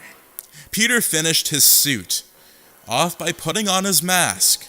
He opened the window and left, but without taking one final glance at his new wife. It didn't feel as weird as he thought it would. A marriage was a big step, but it didn't feel like it was to Peter. It felt like the right step, not the big one, and that gave him a grin as he swung through the city, looking for a crime and following police sirens whenever he could. All night, he swung back and forth between places, stopping criminals and aiding police. He got cheers and applause, and he waved to several people who waved to him. Being back in the Spider-Man suit gave him life. As it turned out, all he needed to keep himself going was May, MJ, and his responsibility. By the end of the night, Peter was exhausted.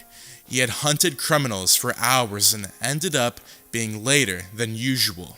He dropped into an alley to relax. He wanted to do it away from public eyes, so he could take off his mask to breathe better. As much as he adored swinging through the streets, it took a lot out of him. Every night, he liked to relax and take a breath of fresh air after a long shift. Then he'd swing back home and try his best not to wake MJ. Tonight was no different. After catching his breath and ending his shift as Spider-Man, Peter got ready to leave. He put his mask back on and strolled down the alleyway, attaching himself to the dead end by climbing up. He got up to the top, his feet hitting the gravel, but as soon as he looked up, his spider sense went off. Unfortunately, it didn't go off in time to help him block the punch that came his way. His vision blurred as he fell back. Peter flew down and barely managed to attach a web to the building to stop himself from hitting the pavement. He landed straight up and whipped his head to see who had been the one to harm him. When he locked his eyes with the person standing there, his entire body froze, and he felt his head plummet, disappearing from his body. Kraven, the Hunter. It had finally happened. After monitoring Peter Parker for days, he had finally put the suit on. He swung out of his apartment.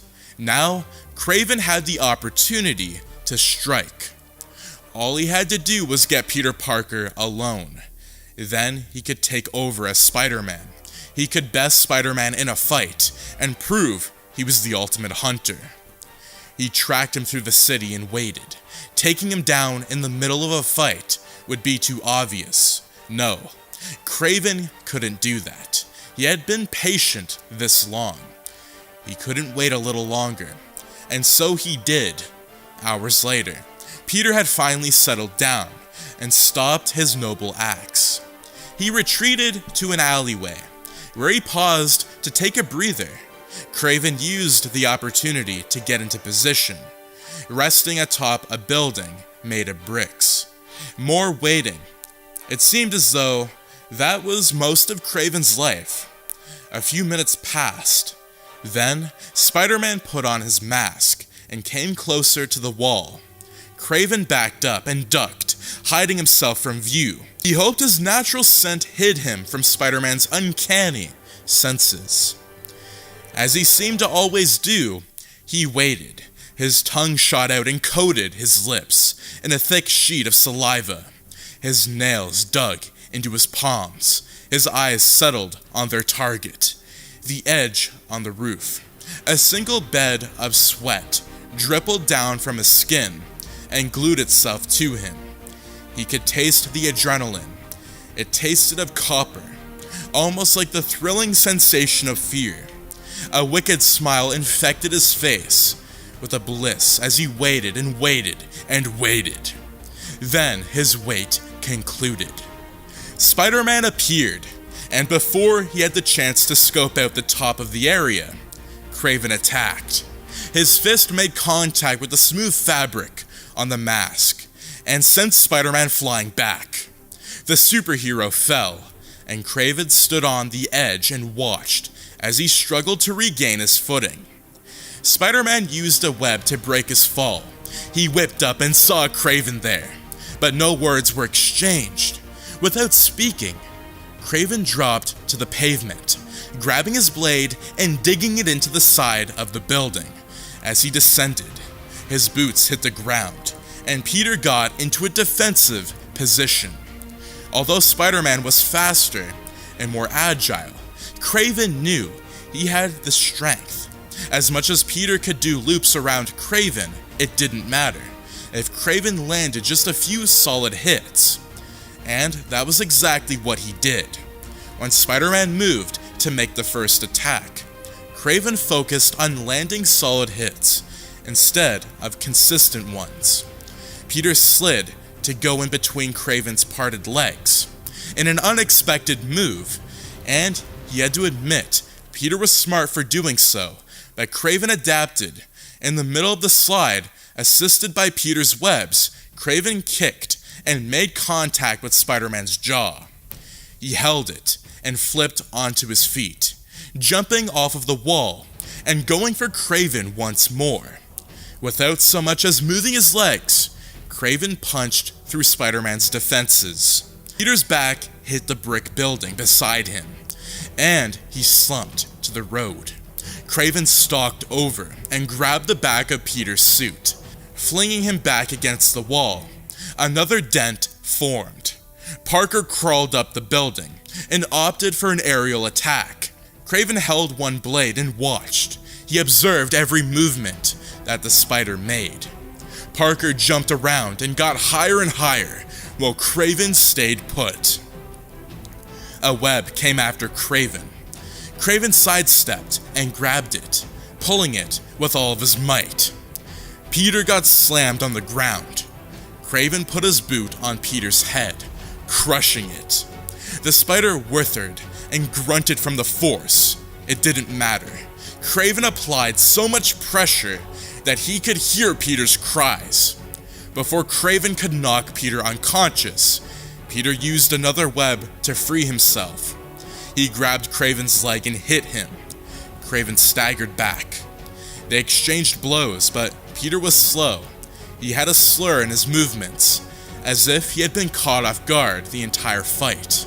Still, it wasn't an easy time, as Kraven had initially thought it would be. Kraven's advantage in the beginning turned into a disadvantage. Peter used it as fuel for himself. His attacks were stronger, almost on par with Kraven's.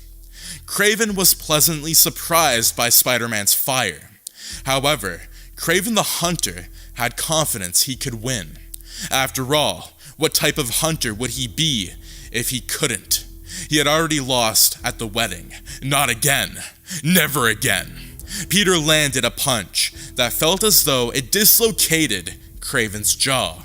He yelped from the sudden blow and retaliated. He kicked and hit, which caused Peter to stumble against the wall. It was time for Kraven to make the final move.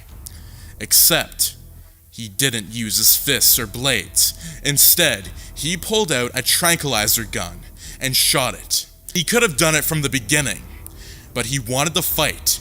He wanted the taste of his own blood, as a reminder that after a long fight, Kraven had bested Peter Parker.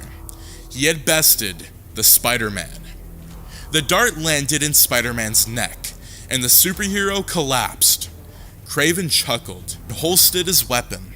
Without a word being exchanged between them, Kraven had won. He took Peter and rid him of his suit. He had thin clothes underneath, but it wouldn't be enough to survive the weather of New York City. The suit belonged to Kraven now. He could do what he wished with it. As he took Peter to the forest, using the alleyways and rooftops to transverse, Kraven knew what he had to do. After all this time, he would learn what it meant to be a hero. He would be praised as one. He would learn what it meant to be loved. Kraven adored being Spider-Man. The wind in his hair was a nice touch. Although he could barely feel his hair through the mask, he loved the way the suit stretched on him. He had a wider frame than Peter Parker, but the suit had gotten a good enough material that it didn't break. Kraven didn't want to take his chances in battle, but he didn't care if people learned his identity. The point wasn't to become Spider-Man, but to beat him, and that was exactly what Kraven had done. For decades, Kraven had wanted to be on top. He had wanted to be the ultimate predator. Now he was. He had defeated the man who stood in his way from reaching his absolute peak. He had it. He had cherished it. He drank it in and swirled it around his body until it drowned him in a sea of bliss. Kraven went through the streets and hopped from rooftop to rooftop, searching for police to follow. It was obvious that he wasn't the same Spider-Man. He wondered if the people would pick up on it. His build was different, and he didn't use the iconic webs as the older hero. Despite the differences, the crowds cheered and applauded for him. They treated him like a god. He wondered if Spider-Man ever took a moment to revel in the beauty of the applause. Kraven did.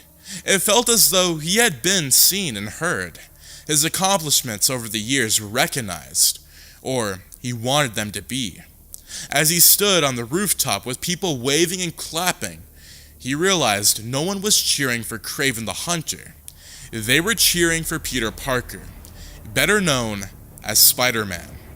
After all this time, he hadn't had his achievements recognized. Kraven pondered what he had to do to prove himself to the world that he was the superior hunter. He had proved it to himself, but did he need more? He came to the conclusion that he didn't, but he craved it. For some odd reason, he craved to show he was an incredible being with equal incredible accomplishments. Why did he seek approval for those who didn't even know his name? Why did their opinions matter? He didn't get the time to think. He heard sirens and followed them, with a primal instinct taking over him. The flashing lights entered his vision as he hopped between the rooftops. It was as if he was doing an elaborate dance, only he understood. By the time he caught up with the cruisers, he saw they were closing in on an armed robbery, holding the police at gunpoint, and threatening to shoot. Kraven as Spider-Man didn't let them. He jumped down and landed on top of criminals. That caused the man's knees to be bent until they shattered. The criminal fell to the ground and hesitated. The gun dropped to the sidewalk as he took in what had just happened. His bulging hazeled eyes fell to his collapsed knees. Then, once the pain processed his mind, he screamed. His screams were broken and the high-pitched, harming Kraven's sensitive ears. The criminal held his destroyed bones as blood dripped onto the pavement. Fragments of his kneecaps were in the stream of liquid, creating a chunky texture. Kraven stepped over. He kneeled, taking the backpack full of money from the criminal. The police were horrified as they witnessed the scene. Kraven tossed the bag to the officers and did a bow. He couldn't resist. After a moment, he did another bow, giving the officers a salute. The criminals hyperventilated in between screams. They were wailing that got ripped from their swollen lungs. Kraven punched him to shut him up. It didn't work. It only made things worse, and Kraven groaned from the irritation. Before he could continue, the police went on guard and held guns up at Kraven. He raised his hands. "I just stopped a criminal. What is this?" Kraven asked, making his voice a bit higher to match Spider-Man's. "Step away from the man," one of the officers replied. Kraven made a tisk sound with his lips. "How grateful. I love the hospitality." Kraven backed away and slipped into the nearest alleyway. He chuckled to himself and climbed the building on his left. jumping between the rooftops and searching for more crime. He found it. There was a shoplifter. He broke the kid's arm and saved the store from losing 2 bags of chips. The next crime was a cyclist theft. Craven accidentally ripped off the man's thumb while trying to take it back. After that came a woman who tried to scam a man out of money, more than Craven had ever seen in his life. He shattered her hand before she could take the cash from his wallet. The cycle continued over and over throughout the night. There were over a dozen criminals who paid for their actions. Craven ended his shift on a rooftop, swinging his legs back and forth and getting a feel for the air. It was beautiful. The night sky reminded him of all the nights he spent in the forest, training for his next adventure. For months, he had prepared to fight Spider-Man. He had studied his previous fights and his fight patterns. He had studied the webs and prepared his blades in case Peter decided to use his webs to trap Craven. All his hard work paid off. While Peter didn't suspect the attack, even with the spider sense, Craven had prepared long enough to outperform all of Peter's strikes. Satisfaction swelled inside his veins, until it didn't. The satisfaction lasted for a mere second. It was a fleeting thought, a moment of bliss that never knew it should have stayed or not. He was a chasm of darkness, an endless abyss that never acknowledged what it was. Through it all, Craven realized a majority of his life had been waiting. He had found hunting to be the thing to fill a void. The problem was, he couldn't even identify what the void was. Purpose, his personality, himself, or a mix of the three. Craven stood and forced himself out of his thoughts. Hunting had become his obsession, and he was okay with it. He had came to terms with it, even if it had drove him mad.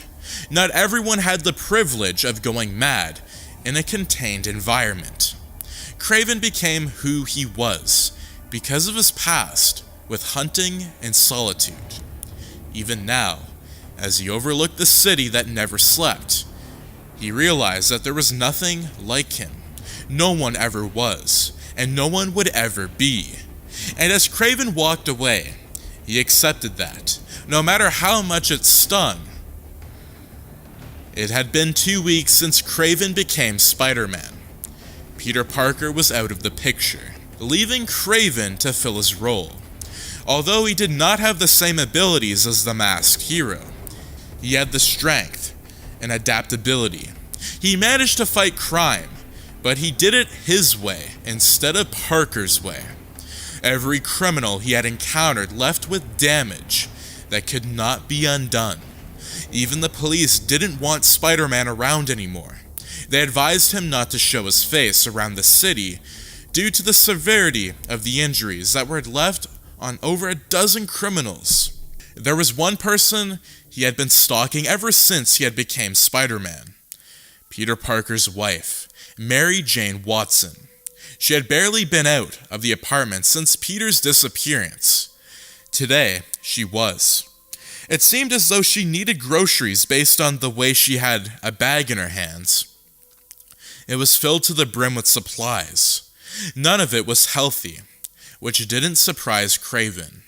He had been watching her, wondering if she would go to the police to report Peter Parker's missing.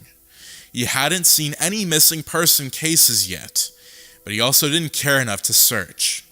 If she filed a report, he would have seen it due to how often he'd watch her. Not a day had gone by where he wasn't right on her tail. If not at the apartment, watching her through her windows, then outside and waiting to see if she would leave. Yet again, even as Spider-Man, Craven found himself waiting. With his strength, Craven hopped between the rooftops and followed her. She was returning to her apartment, and the streets were less crowded than usual. It was the afternoon, but the sun was lower in the sky. representing how evening was close to coming. It was close to rush hour, which meant that soon enough, MJ wouldn't be on the empty streets. New York City was the city that never slept, and that was shown when Kraven noticed a man approach Mary Jane. The stranger got in MJ's face and tried to steal her bag. Kraven observed like a wallflower. He hung off the side of the building right above them. He could drop down on top of the man, but Mary Jane was too close. He didn't want to risk hurting her, despite the anomaly he carried for Spider-Man. His wife was no threat. She was prey at best. That was why she was always on getting kidnapped. Spider-Man was the predator. She was the prey. Kraven didn't like to involve himself with prey, but he had to admit she sparked his curiosity. How did such a prey end up with such a predator? Kraven slid down and got on the side, away from the two. The man noticed Spider-Man's presence almost immediately and started cursing at him, but Kraven didn't give him much of a chance to explain himself. With one motion, Kraven grabbed the man's outstretched hand and broke it. It snapped down, the wrist shattering and becoming no better than broken glass. It hung loosely, wobbling back and forth, like a seesaw. A scream left his lips, and Kraven kicked the man's back into the apartment building. The stranger ended up on the ground, holding his wounded body and whipping and whimpering. Kraven turned to Mary Jane and had a smile under his mask. "Was he bothering you, lady?" Kraven asked, trying his best to mimic Peter's tone. MJ backed away and held her bag behind her, as if preparing to use it as a weapon. "Thank you, but please go back to protecting the rest of the city. I don't need it." It seemed like you did. Yet Kraven didn't focus on the conversation. It felt as though there was another presence in the air. MJ seemed to sense it too, seeing as she walked away. Kraven followed, and she ended up going into an alleyway. Why was she getting out of public eye was beyond him. Right when Kraven stepped on the gravel and got coated with a sheet of darkness, he realized why she had led him there. She was treating him like prey. He chuckled. "Clever. You might want to run now," Kraven said, and MJ obeyed. MJ ran past him and back to the mouth of the alleyway. She embraced the man standing there, waiting for Kraven, but the embrace was over as quick as it began. She departed the area, presumably to return to the safety of her apartment. That left alone two men, both predators, but Kraven had already proved he was the best one. He was the ultimate predator, and his eyes met the man's, and he grinned. Across from him stood Peter Parker. A gasp left his parted lips. Parker woke up in the middle of nowhere. He didn't recognize where he was, but it smelt of dirt and mud, and there were bugs crawling all over his skin. There was mud thrown over him. It was as if he was half buried, but there was enough space for him to breathe. He tapped his chest only to find his spider suit wasn't anywhere near him. He got up in a rush, and it hurt his back.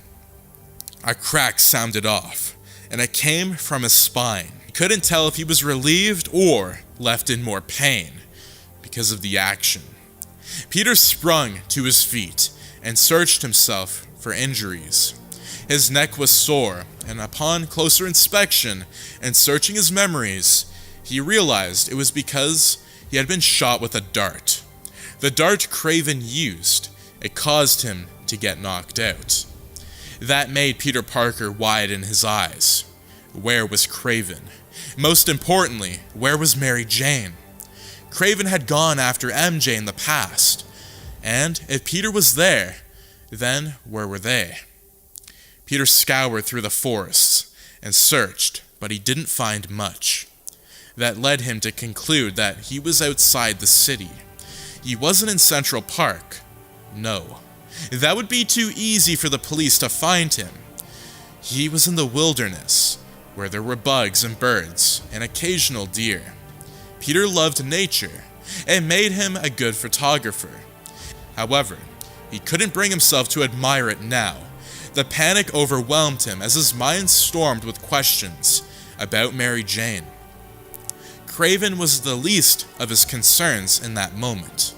Although he didn't recognize where he was, he knew what to do. He got to the top of a tree and scoured the horizon for the city. It wasn't far. He could see the skyline and the cars.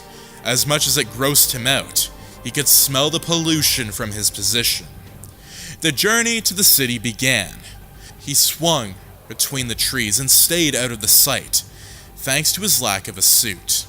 When he got closer to the city, he didn't use his webs and opted for walking. His first goal was to get his apartment and see Mary Jane. His second was to find Craven and figure out what had happened since he had been gone. Peter didn't even know how long he had been out. The city wasn't on fire and there wasn't police sirens everywhere. So, Peter took it as a good sign that Craven hadn't caused serious damage. Or, even better, a sign that Craven got defeated by police or a third party. There were no sirens that hit Peter's eardrums.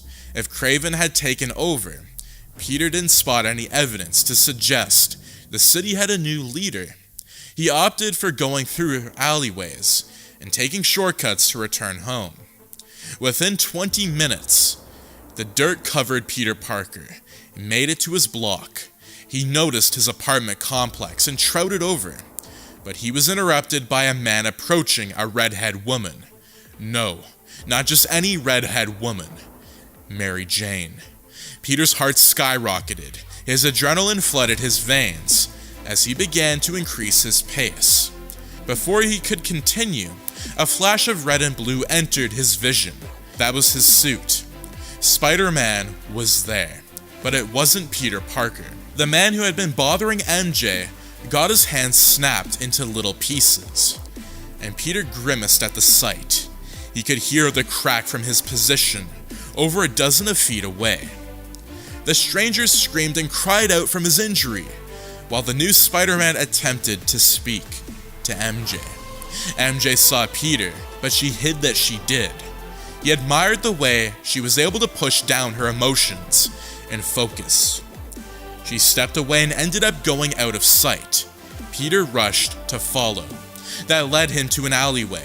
It was identical to most of the ones he used to get to the apartment complex in the first place. The man wearing the suit wasn't a new superhero or a clone. It was Craven, and Peter knew it from the second he got close enough to smell him. This was it. Although Peter had no idea how long he had been gone, he knew it couldn't have been a short period of time. If he was lucky, it was a couple of days. If he was really unlucky, it had been a couple of months. He doubted a trank could put him out that long, but he didn't take any chances.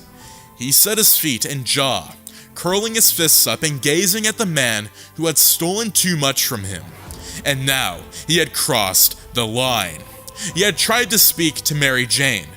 He had approached her, and that caused Peter to see nothing but red. "If you ever approach MJ again," Peter said, but he broke off due to his rage. It controlled him. He had never been so bloodthirsty in his entire career. After all that he had been put through, even with Uncle Ben, this was his breaking point. Not only had someone taken his identity and bested him in combat, but this was someone who tried to harm Mary Jane by kidnapping her. Beyond that, he had broken a man's hand and approached MJ. That caused Parker to plant his feet and prepare for a fight. This was it. Now he would best Craven. Craven faced Spider-Man. The man had no suit on, and Craven had rid himself of the spider suit, so Peter could see his face.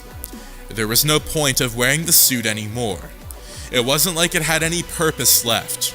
Craven had realized he never had a purpose to begin with. He was a shell of a person, and he took it out on those around him instead of himself. Life would have been better if Craven walked away. The best thing Kraven could do for himself was forget that he even existed. It was the only way to keep himself safe. "If you ever approach MJ again," Peter started, but he broke off, his face contorted with rage. Kraven had never seen the Spider-Man so bloodthirsty. "Spider-Man is in full rage," Kraven said, dragging out each syllable as they circled each other.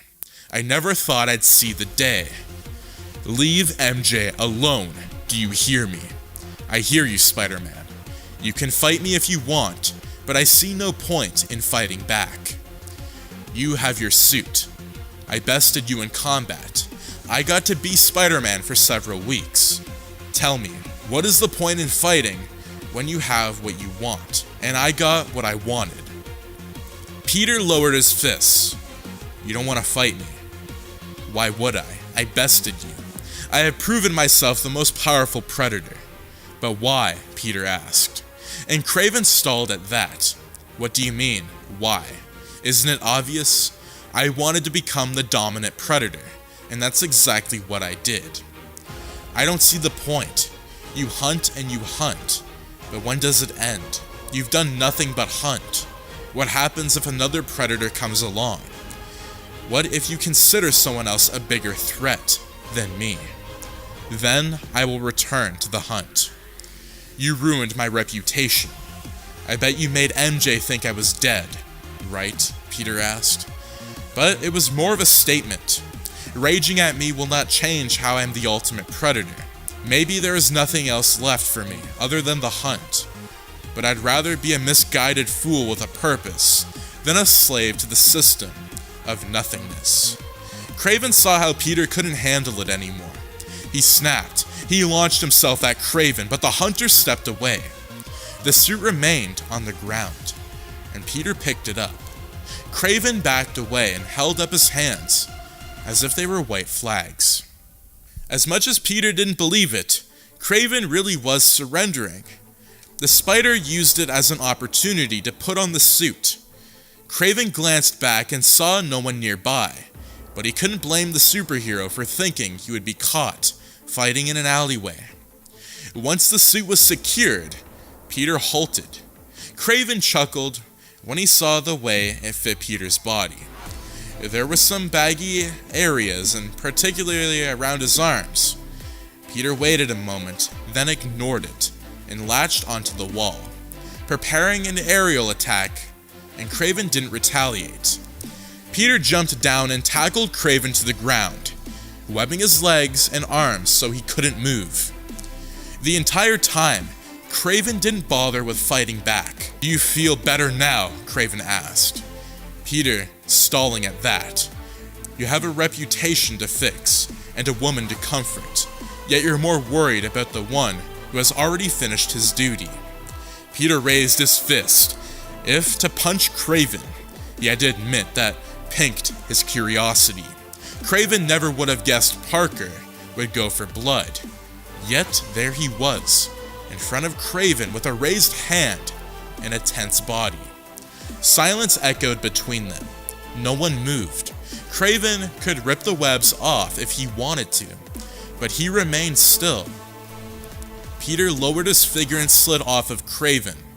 It seemed as though he was about to get to the police, but Kraven freed himself from the webs before it could happen. Spider-Man jumped from the strength of Kraven. He went to web Kraven up again, but Kraven had no interest in being bound. He used his blade to cut any webs that went in his direction, and he left the scene. In his signature fashion, he went to the rooftops and hopped between them, not bothering to glance back and see if the superhero had followed. He went back to the only place that he knew, the forest. The trees covered him, and the bushes kissed his legs as they walked by. He had completed his quest, and he didn't know what to do yet. The next step was to leave evidence for the police, so they knew he took Spider-Man's place. Despite being a superhero for 2 weeks, he had gotten recognition for it. He was praised as Spider-Man, not Kraven the Hunter. With evidence and a confusion, he would change that. Kraven sat under the tree and stared at the sky. It comforted him. It didn't blanket him in a sea of warmth that he didn't know existed. After all these years of hunting, he could rest. It was over. He won. He was the biggest predator of all of them. Peter stared at his suit. It felt wrong to want to wear it after an imposter took it from him. What was once a gorgeous new suit had stretches and tears from where Kraven had pushed its limits. At first, Parker celebrated not having any villains, but after the appearance of Kraven, Peter changed his mind. Kraven the Hunter hadn't hurt any of the innocent people. Surely he was violent to beat criminals, but he hadn't wanted to cause harm to the people. He had only wanted to cause harm to Peter. Peter didn't know how to feel about that. "You're brouting again," MJ said from the doorway. Peter placed the mask down on the desk and turned toward her. "Sorry, you know it's my signature move. What's wrong?" "Shouldn't I be asking you that?" she asked as she approached. She sat on the bed and motioned him to join. After hesitating, he did. Sitting by her side, she took his hand, and together they sat in silence. The silence persisted for a few moments as Peter reflected on Kraven. The man had one goal: besting Peter Parker, besting Spider-Man. But why? Peter couldn't wrap his head around it. Kraven the Hunter's sole purpose in life was to be the ultimate predator. What had happened in his past life that made him that way? Peter didn't think he wanted to know, but the attacks came because he viewed Peter as a predator. Was that a sign that more danger was to come? What other villains thought the same way Kraven did? Mentally monologuing isn't going to change what happened, MJ said. And Peter hated and loved how she read his mind.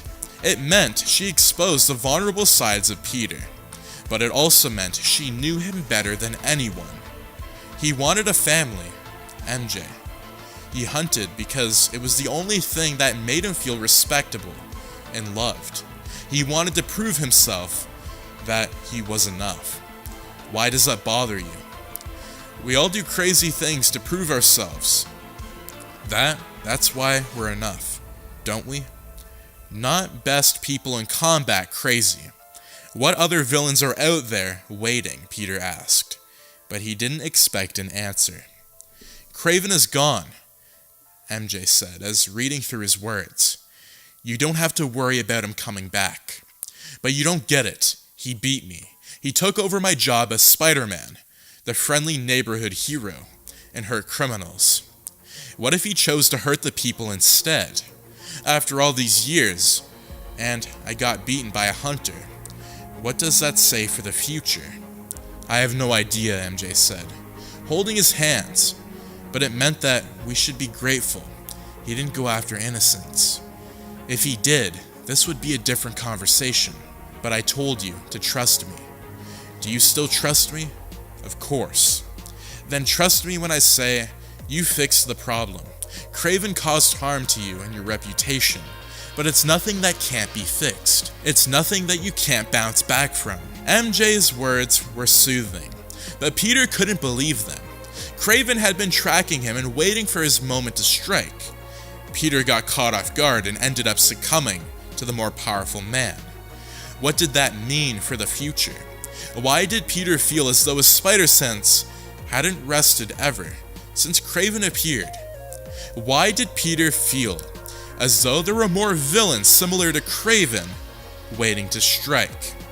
And most importantly, why did Peter feel as though he would see Kraven again? And that is going to be If I Had Written Sam Raimi's Spider-Man 7. Let's dive right into the highly anticipated If I Had Written Sam Raimi's Spider-Man 8. One would think that because of Peter's good deeds in his city, that they would never turn on him. But the reverse was the case. Due to Kraven parading the city in his costume, the public believed that Spider-Man was a criminal again. Even though lots of news companies had spotted how the evil Spider-Man did not use webs and how he looked bulkier in the suit. The people were having none of it. Peter just concluded that no matter how much good he did, there would still be people that disliked him. The conclusion and realization of this truth gave Peter some comfort, but it was not enough. Peter needed some stability. His parade throughout the city was like walking through hell. Peter had literally gone to rescue a woman from being mugged in the alleyway by a man, but they both turned on him. The woman literally shouted at Peter not to kill the man or break his knees, and when Peter tried to explain that the former Spider-Man was someone else, she thought that his hand gestures meant that he wanted to harm her, and she passed out. The robber, who had literally peed his pants, scurried away, and Peter was left with battered emotions. Even though Peter knew that his reputation was scaring criminals, he hated that. Even the people that he was protecting saw him as a villain. Even the cops were now against him again, and Peter was sick of the whole thing. The whole experience was getting too overwhelming for him. This was why Peter just knew what to do. When everything and everyone rejected Peter, he always had one safe place to go: home. What made his home a safe place was not the building, but a particular woman. It made no sense to Peter that MJ was still a human being, because to him, she was an angel. To Peter, Mary Jane was heaven. This was why Peter was currently swinging towards his house. He just wanted to go and lay on MJ's knees, one of those few places where he was loved unconditionally. Peter knew that it was one place where he would find stability, purpose, and the drive again. However, when Peter reached his home, he discovered that it was just a house, because MJ was not in it. Peter was literally hyperventilating when he discovered that Mary Jane was nowhere to be seen. This quickly attributed this to the numerous traumas he had gone when MJ had been kidnapped by the various villains in a bid to get his attention. Each time the situation got much worse and dangerous. Their escape also got narrow too, and the possibility that this could be another kidnapping scenario. It was starting to frighten Peter. Peter quickly scanned the numerous villains in his head, and the obvious person was Kraven. This was because the other villains he had faced were either dead or imprisoned. Peter swore under his breath that he would not forgive Kraven if he was involved in this.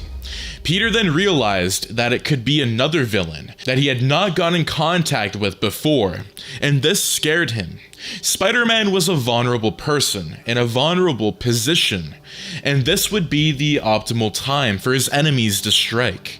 Peter would not be surprised if they also knew his secret identity, because over the past months, quite a handful of people had seen his face. While Peter cracked his head thinking of the possible scenarios of what could have happened to Mary Jane, his eyes quickly spotted his cell phone, and he slapped his hand on his head.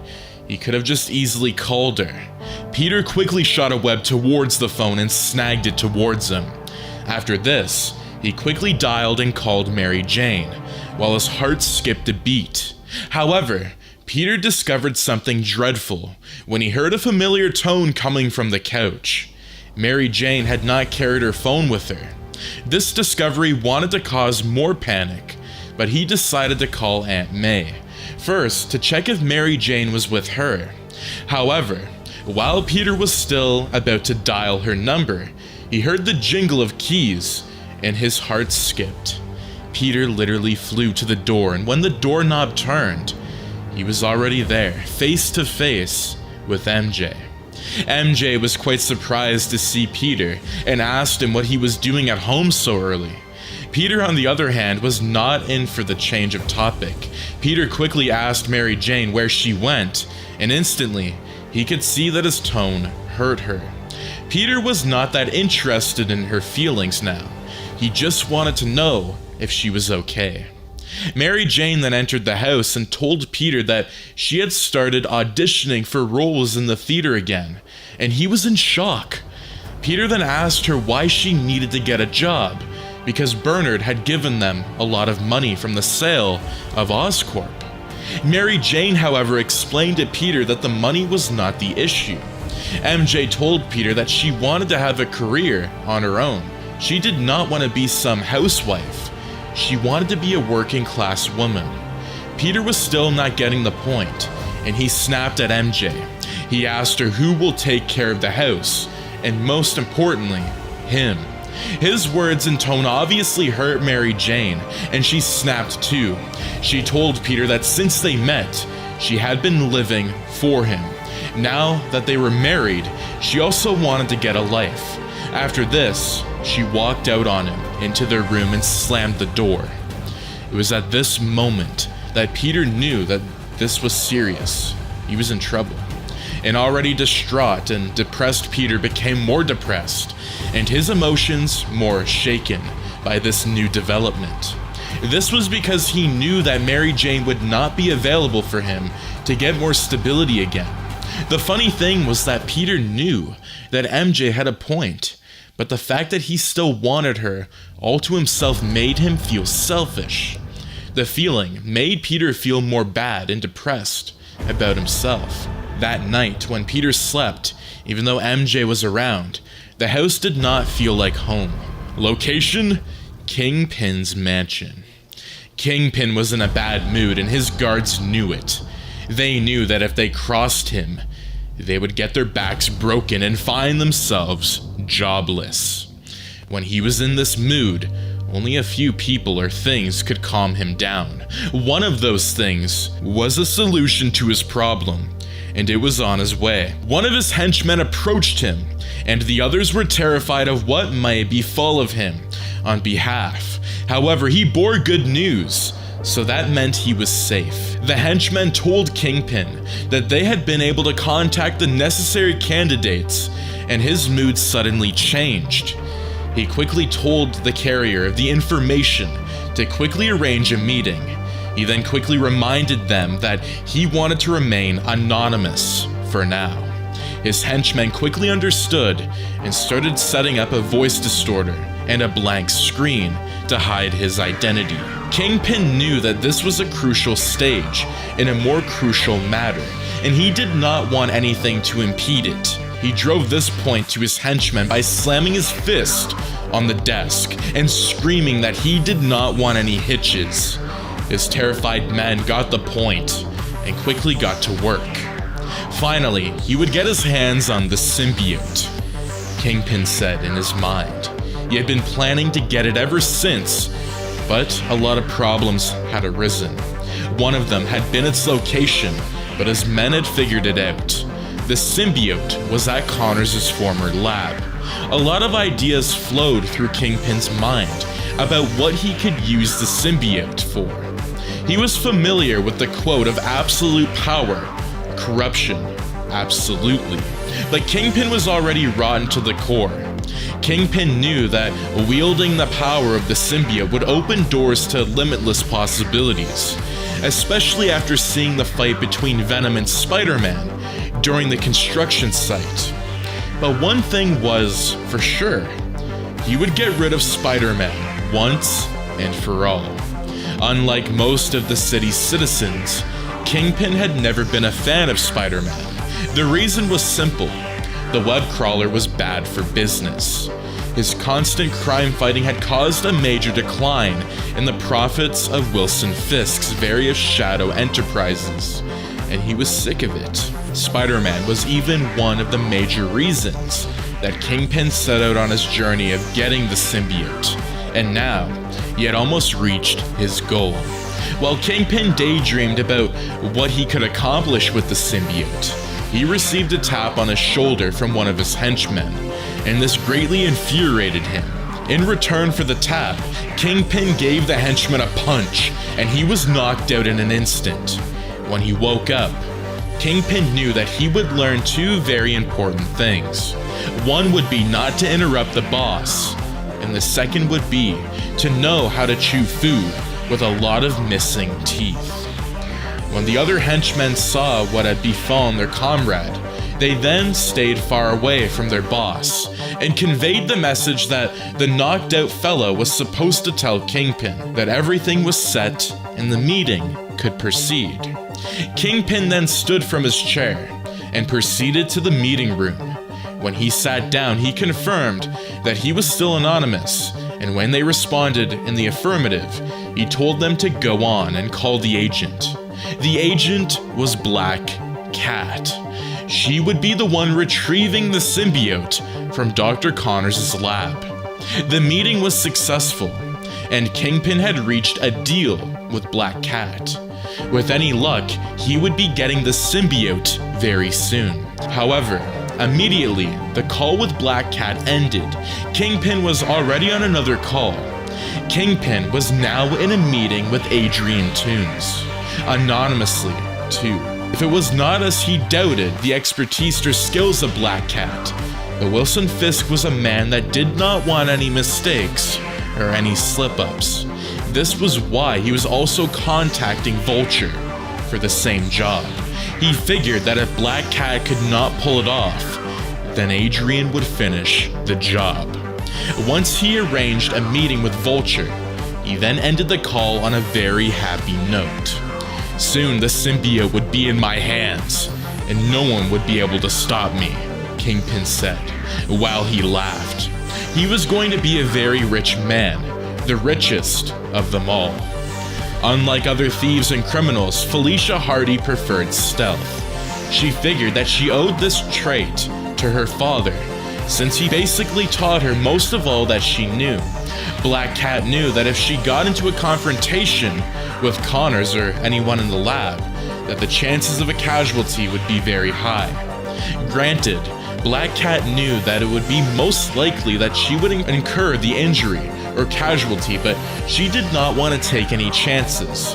Her old man had taught her that. This was why she had been monitoring the lab, to the point that she knew when she could sneak in without any human contact. Black Cat swiftly checked her watch and saw that it was time. So, she moved into action. She was as swift and soundless as a cat, and it made her proud. The way she moved and penetrated the building was a work of art. When she retrieved that last little bit of the symbiote and made her way out of the building, she was actually quite taken aback.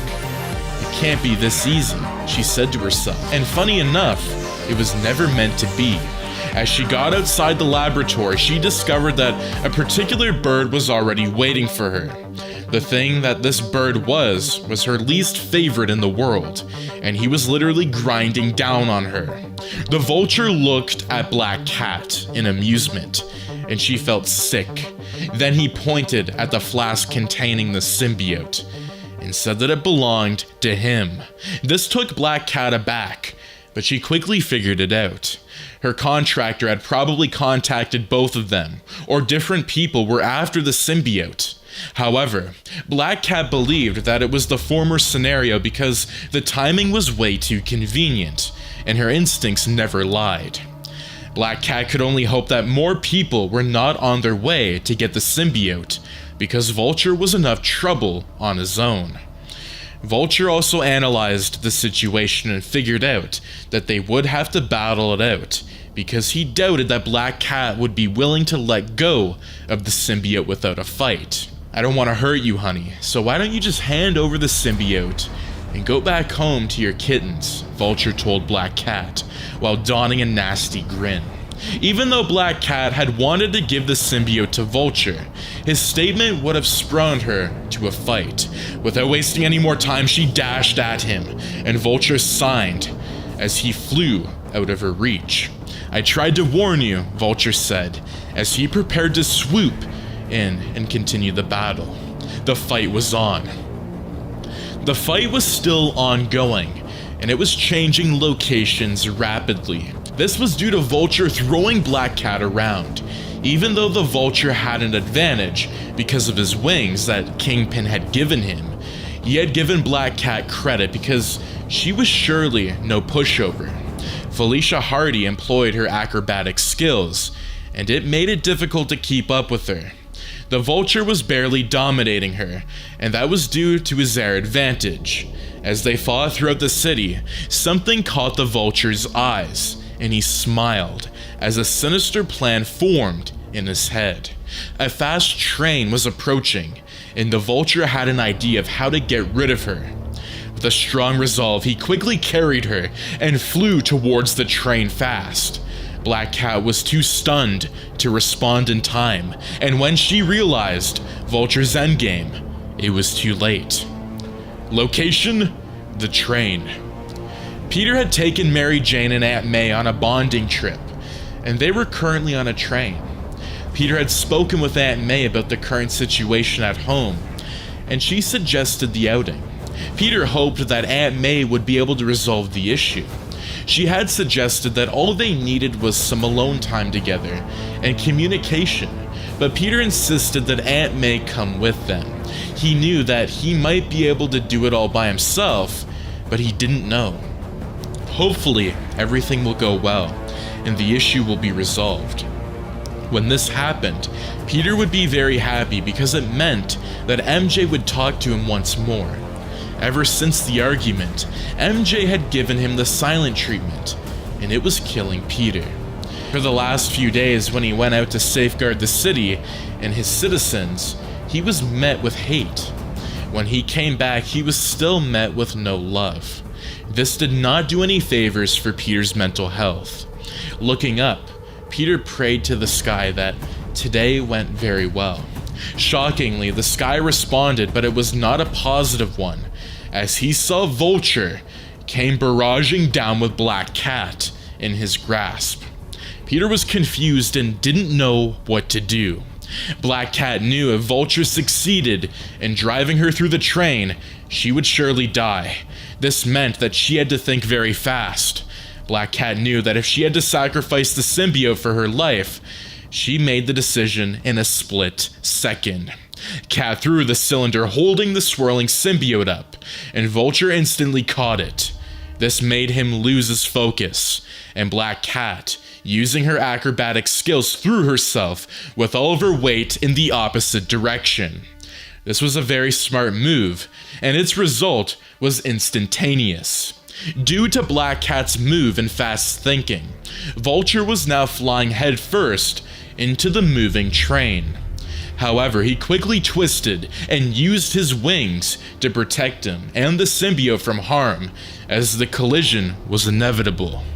Black Cat, on the other hand, freed herself from the grasp of Vulture, but it also meant that she was free-falling now. She quickly adapted by latching onto the nearby pole, and like a cat, she landed on her feet. However, immediately Black Cat landed, she felt a sharp pain shoot up her right leg, but she could not be distracted. She quickly started moving towards the train while gritting her teeth in pain as Vulture crashed into it. It was quite a ghastly sight, and from what Black Cat saw, several people were dead and more injured. However, none of the victims were the Vulture, and it made her mad. With more resolve, she continued moving towards the train because she had to get the symbiote and claim the prize.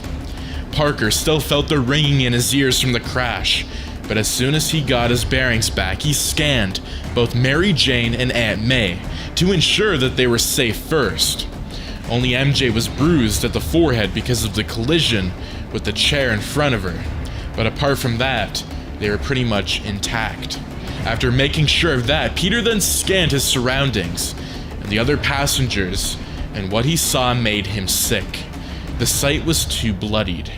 Most of the passengers were safe, but others were either dead or badly injured.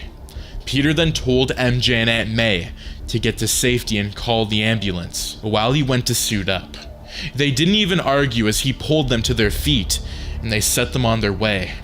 He knew that they were still in shock, and he could not blame them because he was in a much bigger shock. The Vulture stood up drowsy and dusted off the metal scrapes on him. While he did that, he noticed stains of blood on his wings, and he instantly knew what had happened.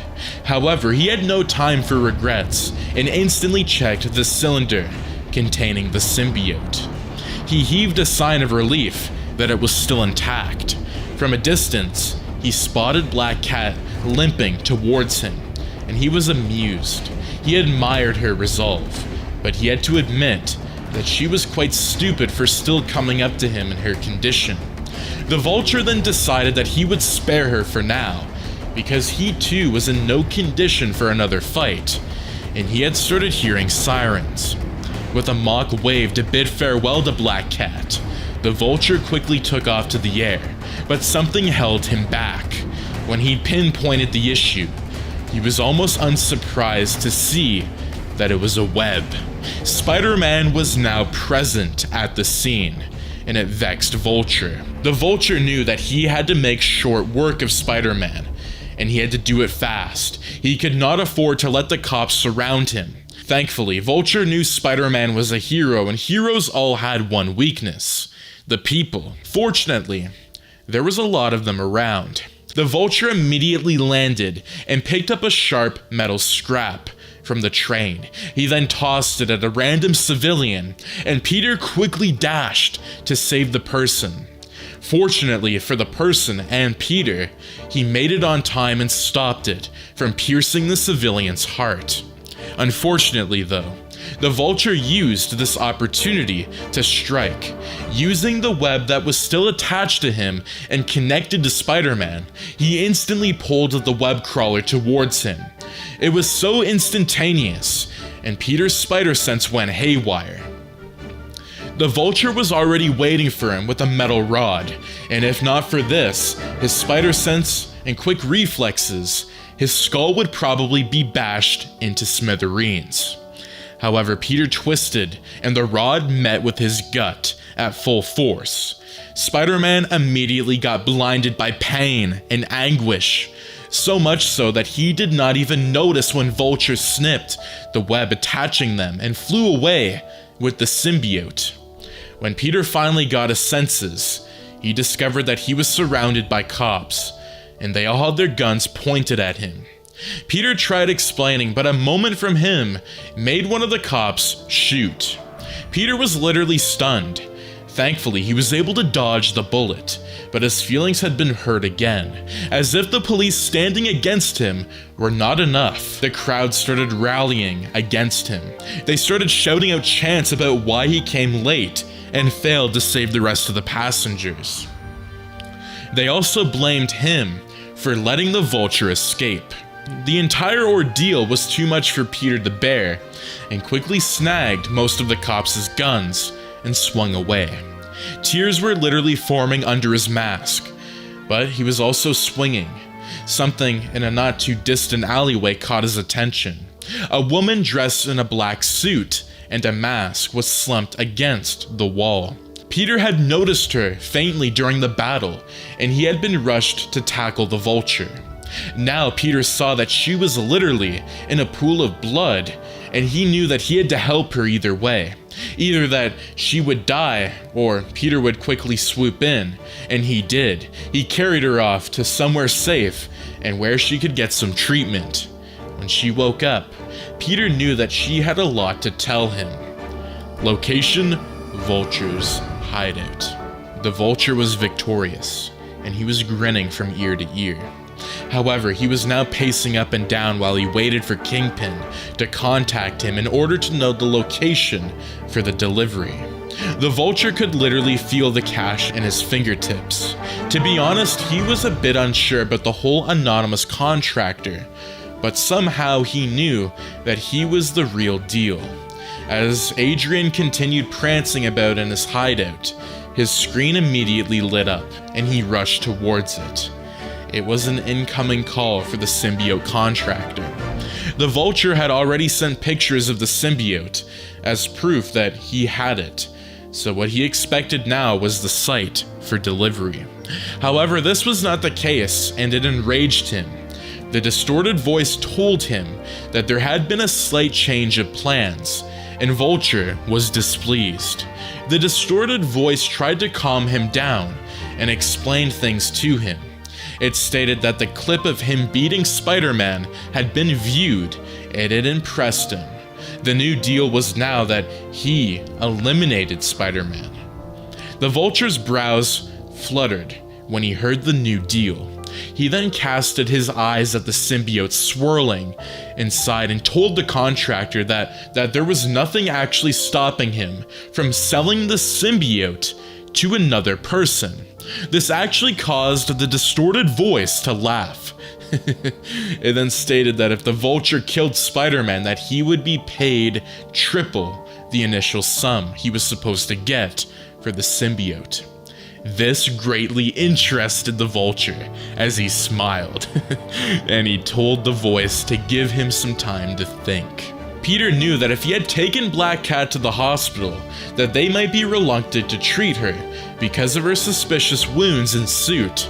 So instead, Peter had carried her to a friend of his who owed him big time. However, Peter would not lie. He had seen the real identity of Black Cat. Now, he was at Aunt May's house. He had directed MJ to go there in case Vulture knew his real identity. Peter was taking no chances and could not afford to lose Mary Jane again. When Peter arrived at the house, he immediately made sure that they were okay. MJ was now wearing a bandage on her bruised head after some inquiries. They told Peter that they went to the hospital. Peter was then relieved, but something did not feel quite right. Peter could not pinpoint it, but he knew something was off.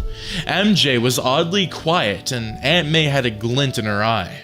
When the silence and subtle tension became unbearable, Peter could not take it anymore. He immediately blurted out a question asking what was happening or what had happened. MJ then looked at Peter with an unsure eye and told him the truth. "I'm pregnant," she whispered. But to Peter it sounded like a supersonic scream as he momentarily lost his bearings. Peter's knees buckled and he almost fell down.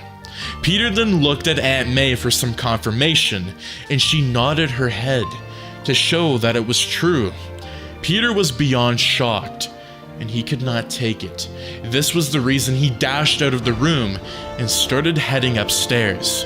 Aunt May and Mary Jane looked a bit surprised at his actions, but they expected it because they were shocked too. MJ knew that Peter would take it hard, especially because she and Aunt May had almost lost their lives in the train crash. Aunt May looked at her with raised eyebrows, and she knew exactly what she was saying. MJ had this strange connection with May. She was always able to read her mind and words from her facial expressions. Right now, Aunt May's raised eyebrows meant that she should go and get her tiger, Peter. MJ signed, but in the end she dragged herself from the couch and started moving upstairs too.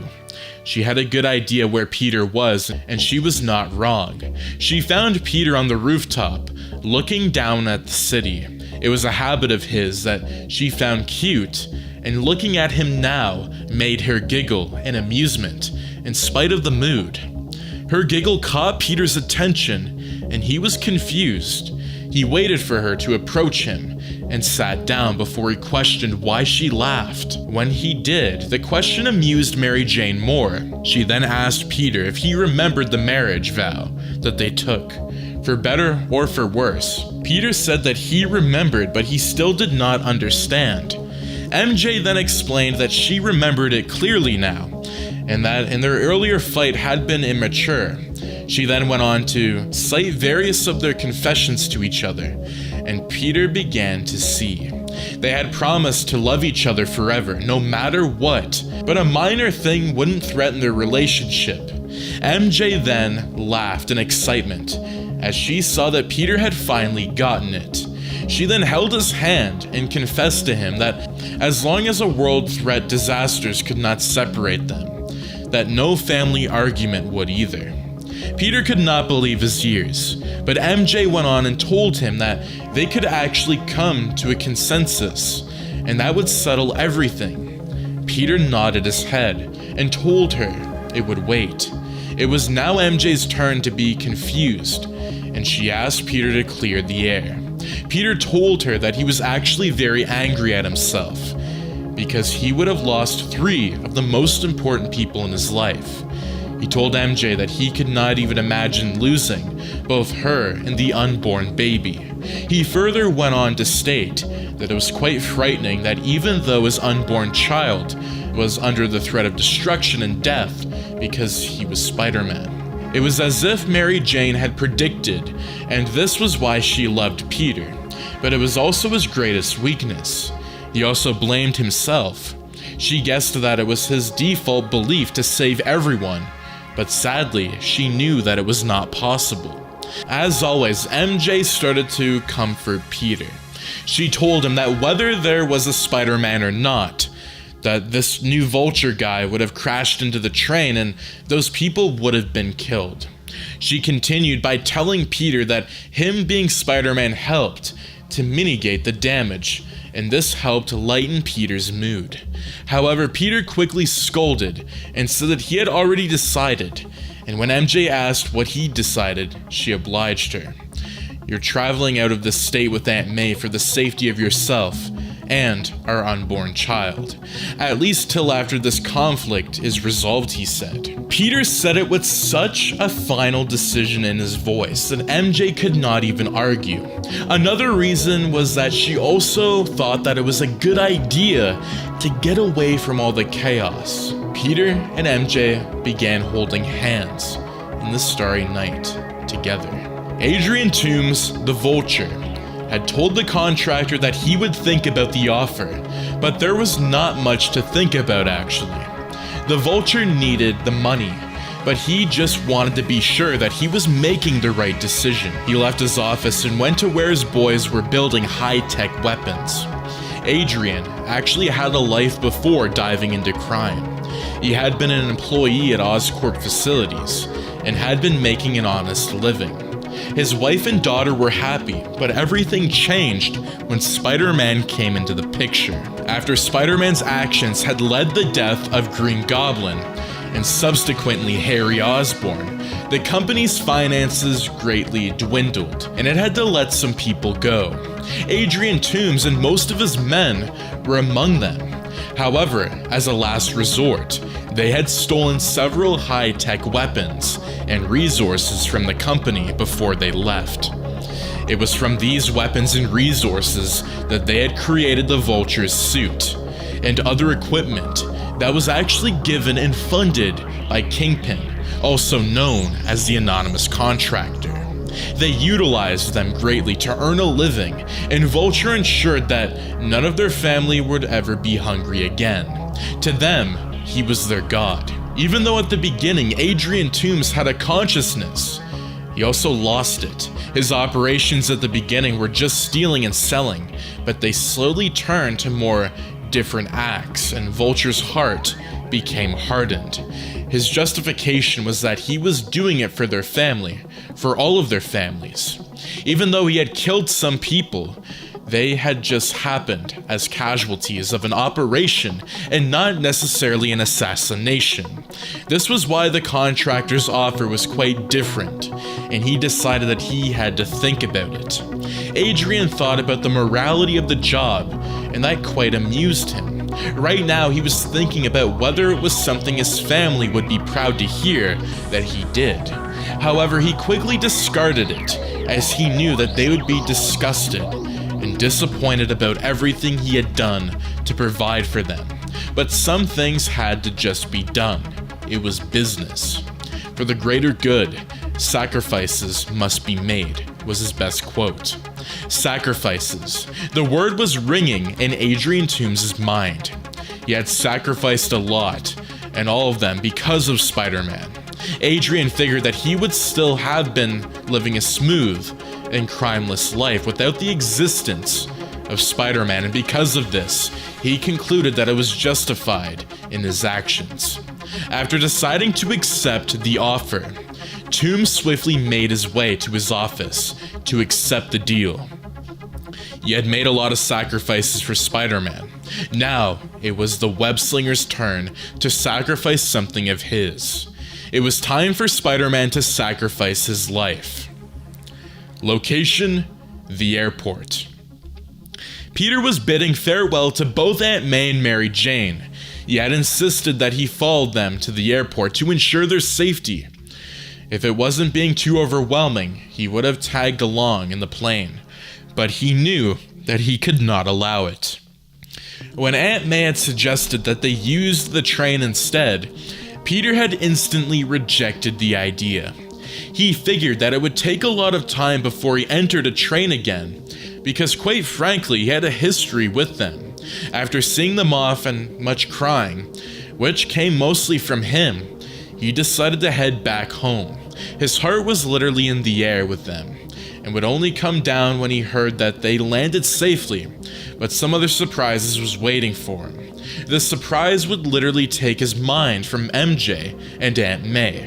When Peter got home that morning to watch the news, and had breakfast like an average American, he got the shock of his life, and it came in the form of Vulture. When he had accepted the job, Adrian could sense the happiness in the contractor's voice. However, when the contractor asked how he planned to do it, Adrian just smiled and told him to not bother and just watch. The Vulture then ended the call and instructed his men to gather together. After that they had assembled, he told them their new assignment, and they were shocked. They too also asked him what the contractor asked him. They asked how he planned to achieve the goal and complete the job, but he just laughed. He told them that he would let them in on one little secret. Adrian told them that all heroes have one big weakness, and that is the people that they protect. After saying this, Adrian told them the plan. He would capture a large number of civilians and hold them hostage. After this, they would do a broadcast to challenge Spider-Man to come and save them. The Vulture told them that the broadcast would be nationwide to ensure that Spider-Man won't miss it. After this, they would wait till the web-slinger came around to rescue the civilians, and then they would strike and destroy him. His men were impressed, and Adrian could tell. Why weren't they? He was a genius, and that was why he had gotten this far. However, one of his men asked a question, and this cast a doubt in the minds of the others. It even made the Vulture rethink for a moment, but he brushed it off. The question was whether Spider-Man would show up, considering that the city and the cops had been very hostile towards him. Vulture looked worried for a moment, but then he brushed the question aside. He told them that Spider-Man would show up. He knew the type of person that Spider-Man was. He was there on Christmas Eve, after the defeat of Hobgoblin, and he was in the crowd. He knows what Spider-Man would do, and what he's capable of. He likes to save everyone. He would show up, Vulture said, with an air of confidence, and this transpired the same in his men. They were now radiating with boldness that the operation would seemingly be as possible. They would be rich beyond their wildest imaginations. The same night, Vulture had called the contractor for a favor. He wanted access to a huge infrastructure that could house a large amount of people. When he was questioned about what he wanted to use the building for, he evaded the question. He just told the contractor to provide the infrastructure and leave the rest to him. He got a positive answer and knew that his plan was now set. Spider-Man would be brought down once and for all. The Vulture had sent his men to capture random people, but more women and children to invoke more emotions. After this, he sent a nationwide broadcast and got off the air. Immediately, he sent the message, and he was contacted by his contractor. As expected, the contractor was very impressed. He told Vulture that his plan was ingenious and very unexpected. Vulture already knew this, so he cut the call short. He told the contractor not to worry, because he would soon get what he needed. After this, he ended the call and started making security checks to ensure that everything was in order. Spider-Man would never know what hit him. Location: Black Cat's recovery room. Immediately, Peter had watched the news. He saw the broadcast of Vulture and his challenge, and he was in total shock. Spider-Man felt that something was up and he needed to get the information that he needed. The first thing that came into his mind was going swinging headfirst into the hostage camp to rescue the people, but he knew that several things could go wrong. He was not invincible. Spider-Man was boiling with rage to the point that he forgot that he was even trying to save the same people that had hated him over the past few weeks. Peter then decided to calm down, as he figured that his rage would not do him any good. He then started trying to figure out ways to solve his predicament, and luckily enough he found one. Peter remembered that the Vulture and Black Cat were fighting over something, so he concluded that he just needed to ask Black Cat to fill him up with the information. After saving her life, Peter had not really paid a visit to Black Cat, but he was getting updates about her condition and he knew she was almost recovered. He figured that she was a really fast healer. Because of the threats of Vulture and his need for vital information, Spider-Man was now currently in Black Cat's room, demanding information. She was a little shocked as he appeared from her window, fully clad in his attire, but her expression quickly vanished. It was as if she expected his arrival. Peter asked her to tell him what Black Cat and the Vulture were struggling with and why. Without any struggle, mostly due to her guilty consciousness, the Black Cat began spilling the beans. She told Spider-Man about the contractor. She stated that the contractor wanted her to steal the Venom symbiote for a huge sum of money. Peter figured that the story checked out because he saw the Vulture holding the swirling symbiote. As he remembered it, shivers went down his spine, as he remembered the tragic moment that he had suffered because of the symbiote. As flashbacks began to ring in from the events of the church bell to Venom to everything else, Spider-Man quickly nodded and told her to continue the tale. He asked her how she'd gotten into a fight with the Vulture then. Cat then responded that Vulture was also hired by someone who she believed to be the same contractor to retrieve the symbiote. This shocked Peter, but it also made a lot of sense, as he could finally arrange the jigsaw puzzle in his head. Peter didn't understand one thing though. Connors and Peter were the only ones that ever knew there was a second piece of symbiote. So how did this information ever get out to the public? Peter then asked the Black Cat if she knew of the new development, Vulture kidnapping hostages, in order to lure him. Cat nodded her head. She told Peter that when she saw the broadcast message, she knew that he was going to come. This was the reason she was not surprised. Black Cat then told Peter that she had a hypothesis, but her instinct was telling her that it was the truth, and the truth never lies. Peter's interest was piqued, and he asked it to her. Black Cat told Peter that Vulture had been hired again to kill him. This shocked Spider-Man, but Black Cat said that it was just a hunch. She told Peter that this was why it would not be advisable for him to go alone and face the Vulture, because he would be heavily outmatched and outnumbered. They would have taken a lot of countermeasures, taking in the fact that they knew Spider-Man and his style of combat. Peter nodded his head and stated that she was making sense, but he then inquired what he should do. "What should I do?" Spider-Man asked her, confused, and the response that Black Cat gave him made him more perplexed. "Not you, but we," she said. When she saw Peter was confused, she told him that she was coming too. Peter immediately told her that could not be possible because she was still recovering. He also informed her that he still did not trust her, because she could be tagging along to steal the symbiote again. However, Black Cat countered every one of his points. She told Spider-Man that when she saw those people die because of her and the Vulture, her heart broke. Unlike Vulture and other villains, she was just a thief and did not like to take human life. So seeing multiple people dead like that was heart-wrenching for her. She also told Peter that she owes her life to him, and she was happy to repay him.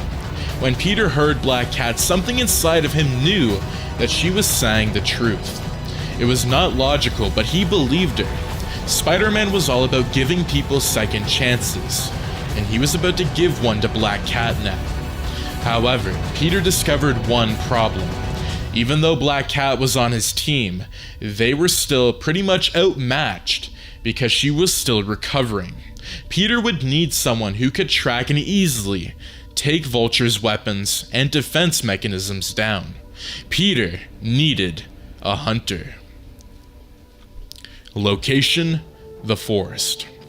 Peter quickly told his plan to Black Cat. She did not really understand why Spider-Man was going after a man that tried to kidnap his wife, successfully kidnapped him, and stolen his identity, and went ahead to destroy his reputation by committing various crimes and also tried to harm his wife again.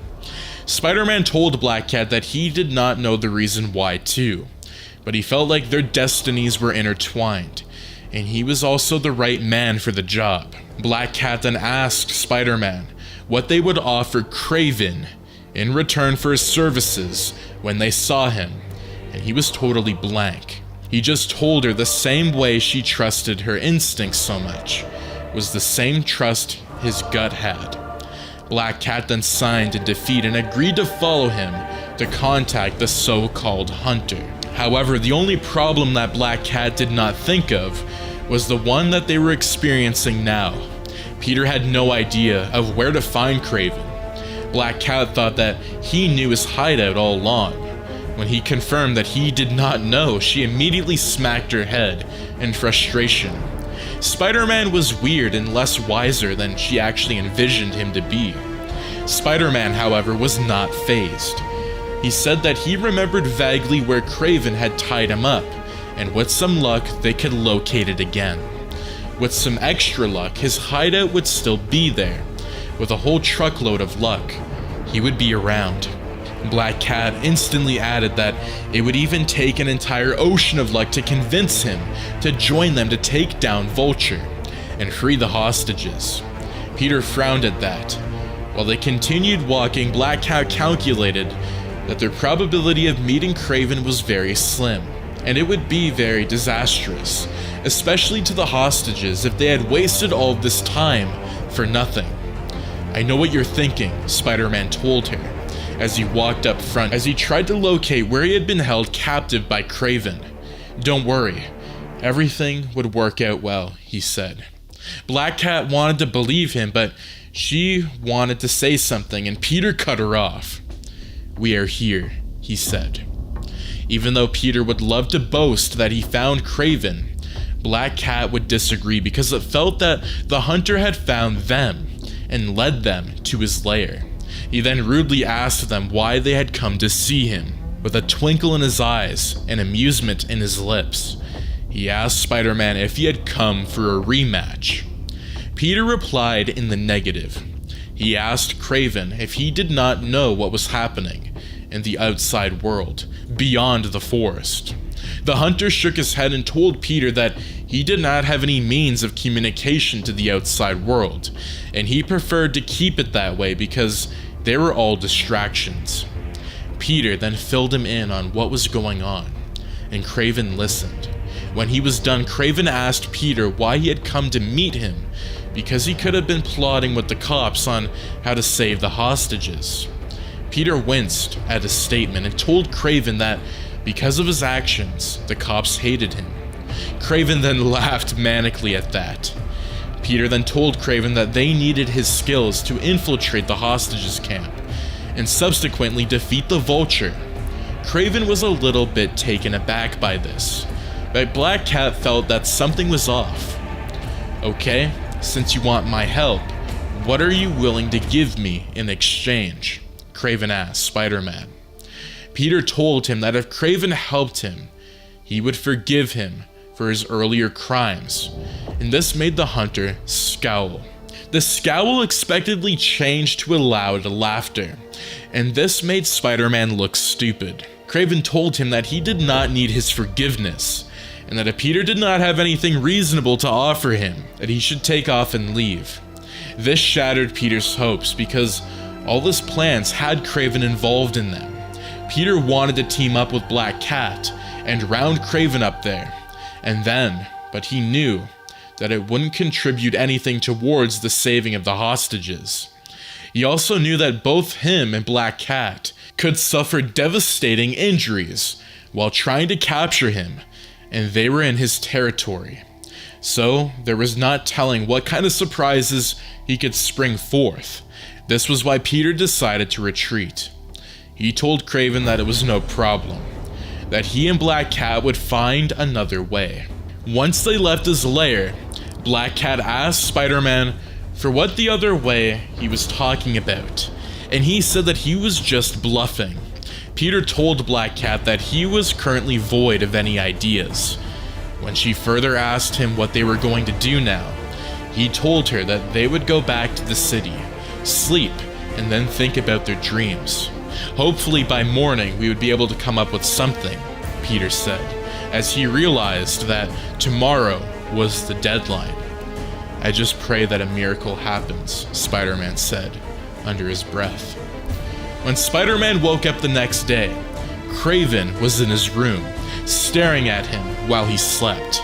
This experience did not do any favors for Peter's mental health, as he screamed out of his lungs while he jumped and perched on his room wall. Peter then assumed an attacking stance and demanded what Kraven was doing in his room. When Kraven did not answer, Spider-Man further went on to threaten him, and this finally got an expression out of him. Kraven bursted out in laughter. Anyone would laugh their hearts out if they saw an adult clad in only underwear threatening him too. After Kraven had caught his breath, he told Peter that he had thought about it, and that he would join them to bring down Vulture.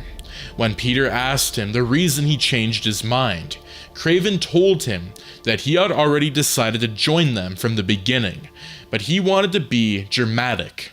He told Peter that he even had a gift for him, the blueprints of the hostages, the building layout.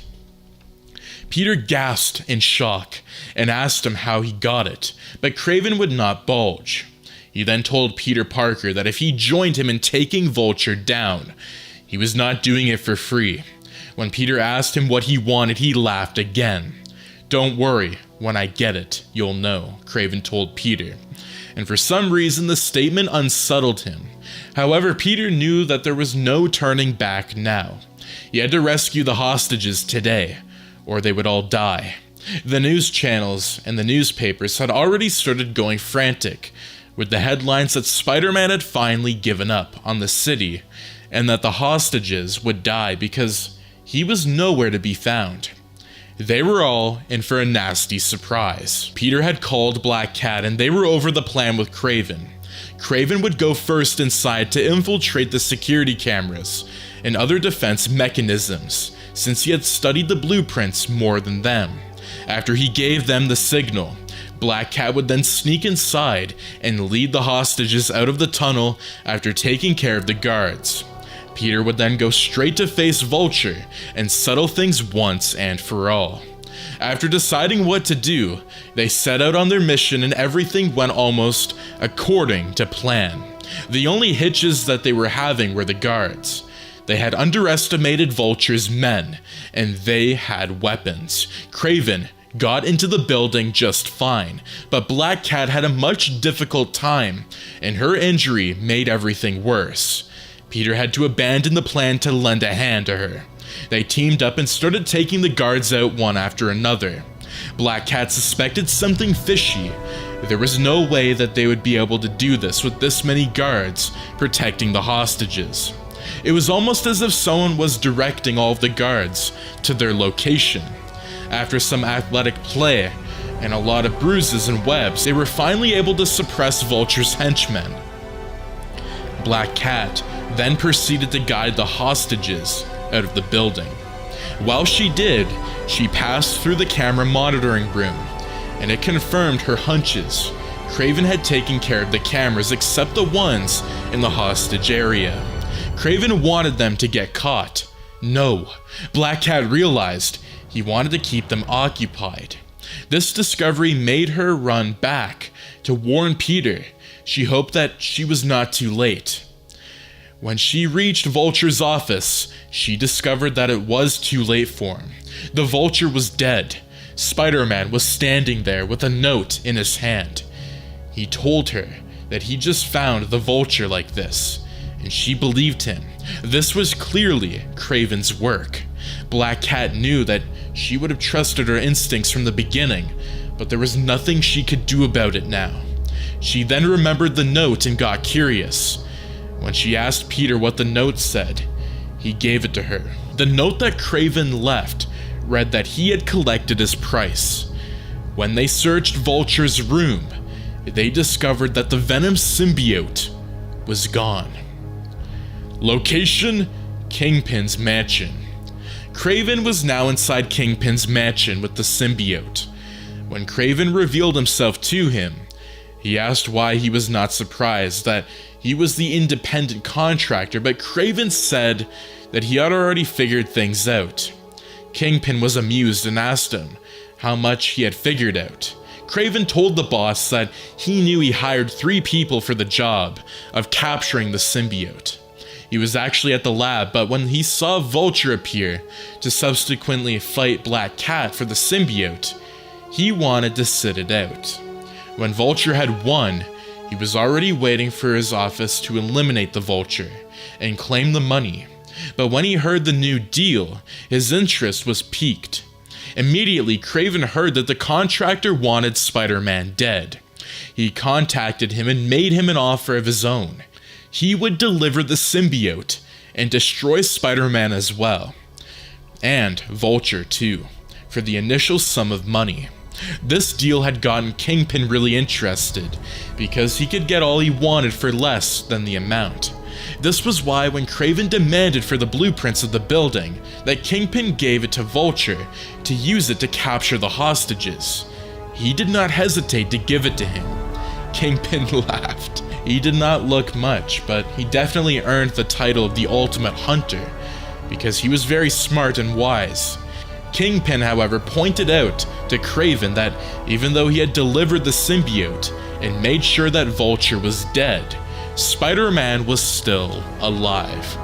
Because of this, Kingpin wanted to withhold the money from Kraven.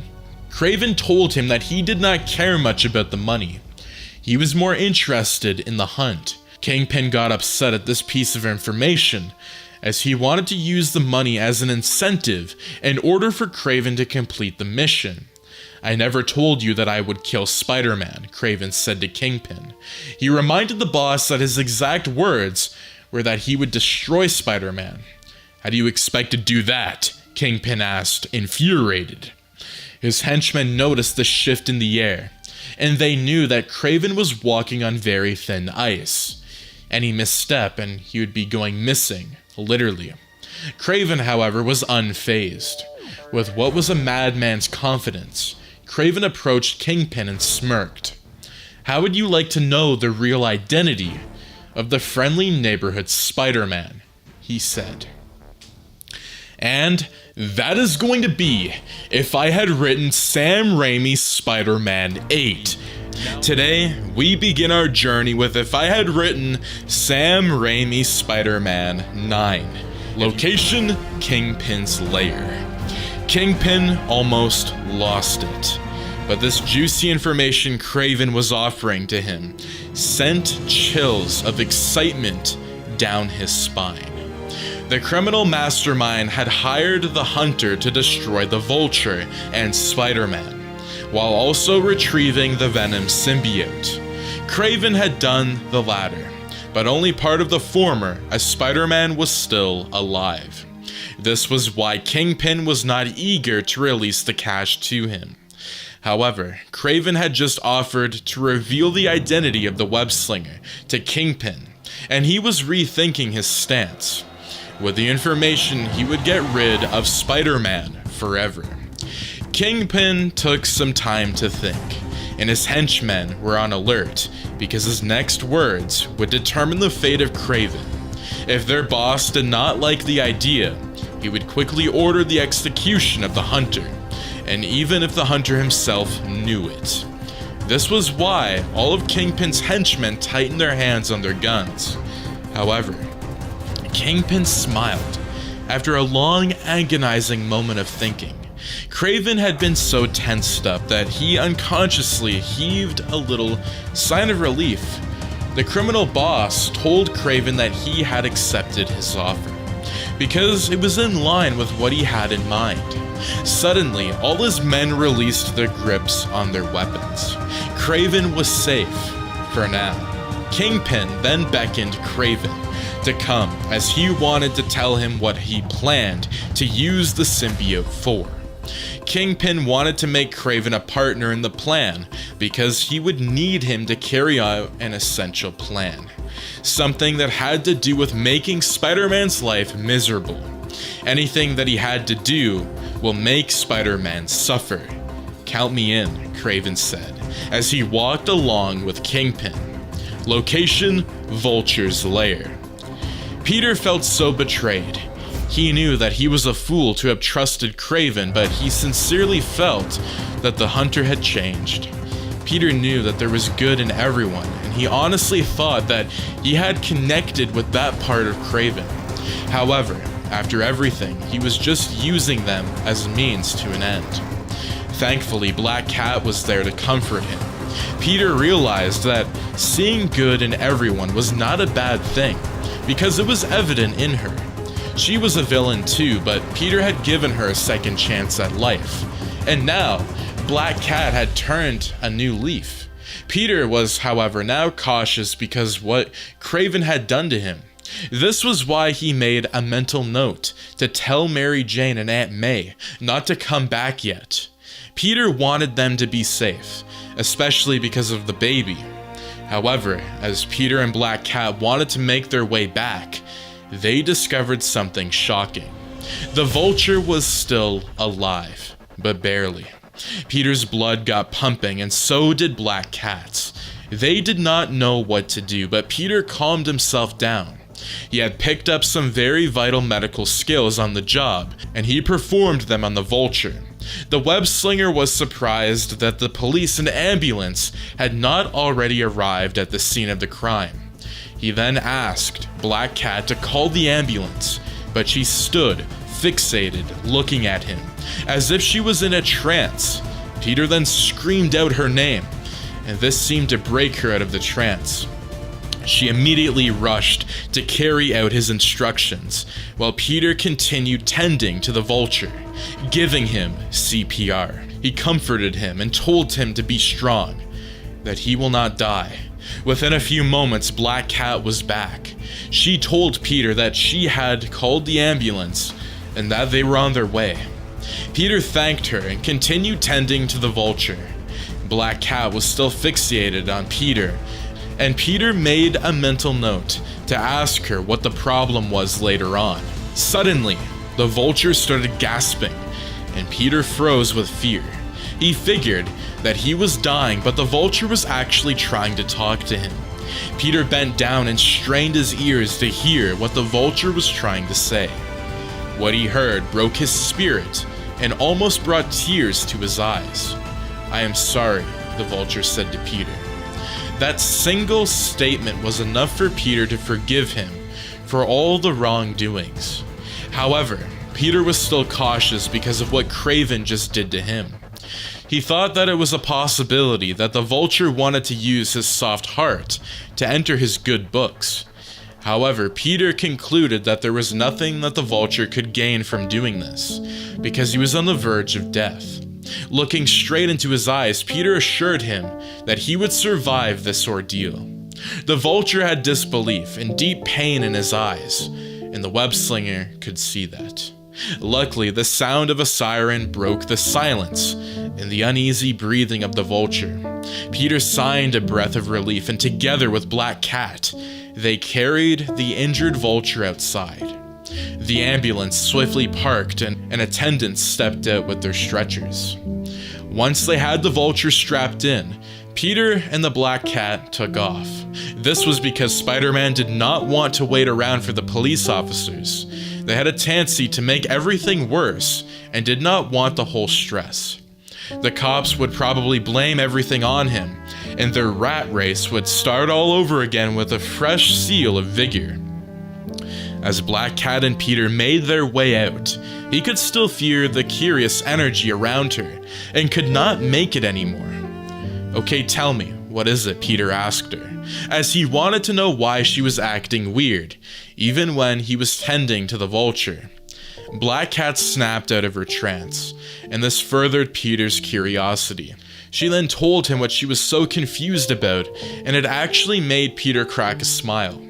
Black Cat was actually surprised that Peter had still helped the vulture, irrespective of the fact that the villain had tried to unalive him and many other innocent people. Peter was now beaming, and this threw Black Cat off more. Then she also snapped and told Peter to stop teasing her, and this actually made him burst into laughter. Spider-Man laughed more than he had in a very long time. Black Cat just stood there looking confused and infuriated, but in a very cute way. She then settled into a pout, and Peter found this awfully cute.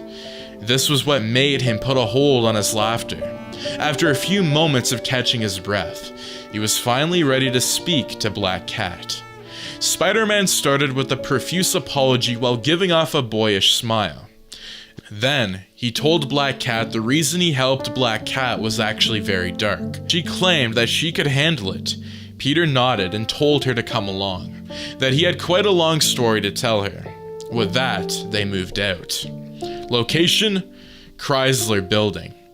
Peter sat down on the edge of the building with his mask off, and Black Cat had so many questions. She wanted to ask why they were here and what meaning the building had to Peter, but she was scared.